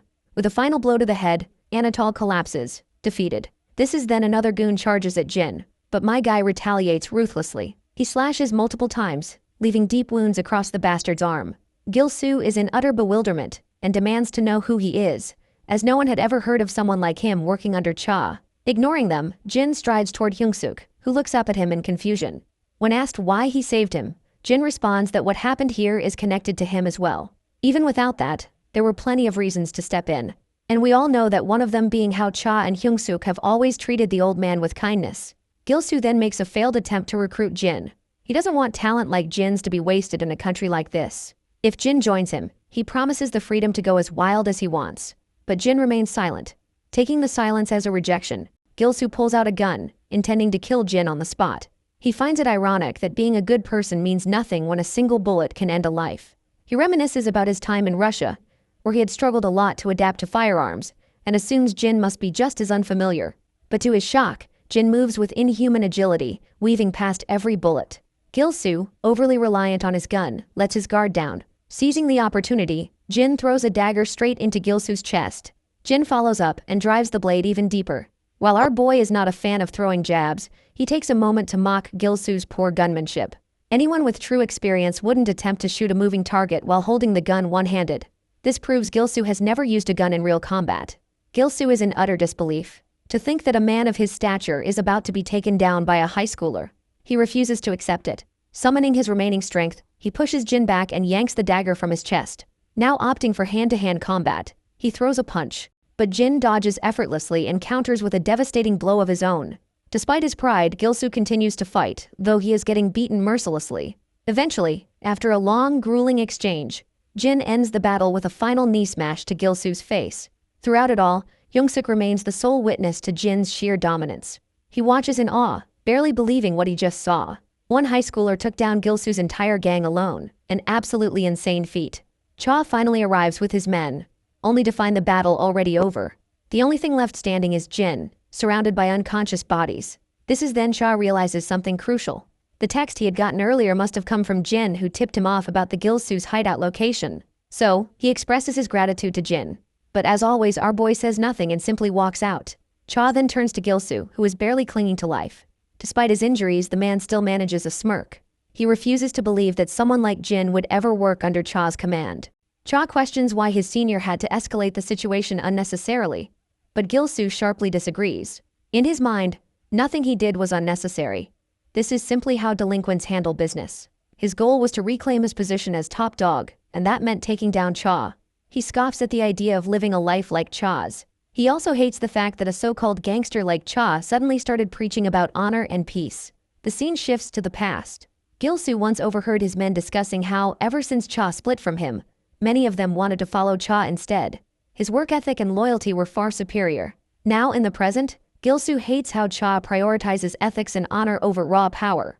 He sneers at the idea of treating subordinates with kindness. If Cha wants to live a normal life, he should just quit the gangster world and get a job at freaking McDonald's, where he can hand over fries with a big fucking smile. But Cha has had enough. The one who doesn't know how to be a gangster is Gilsu. No matter the situation, one should never stab a loyal brother in the back. But someone like Gilsu could never understand that. Cha's men step forward, ready to finish the job. Seeing this, Gilsu begins to panic, realizing Cha has no intention of fighting him one-on-one. He calls out Cha for not honoring his senior by not fighting one-on-one.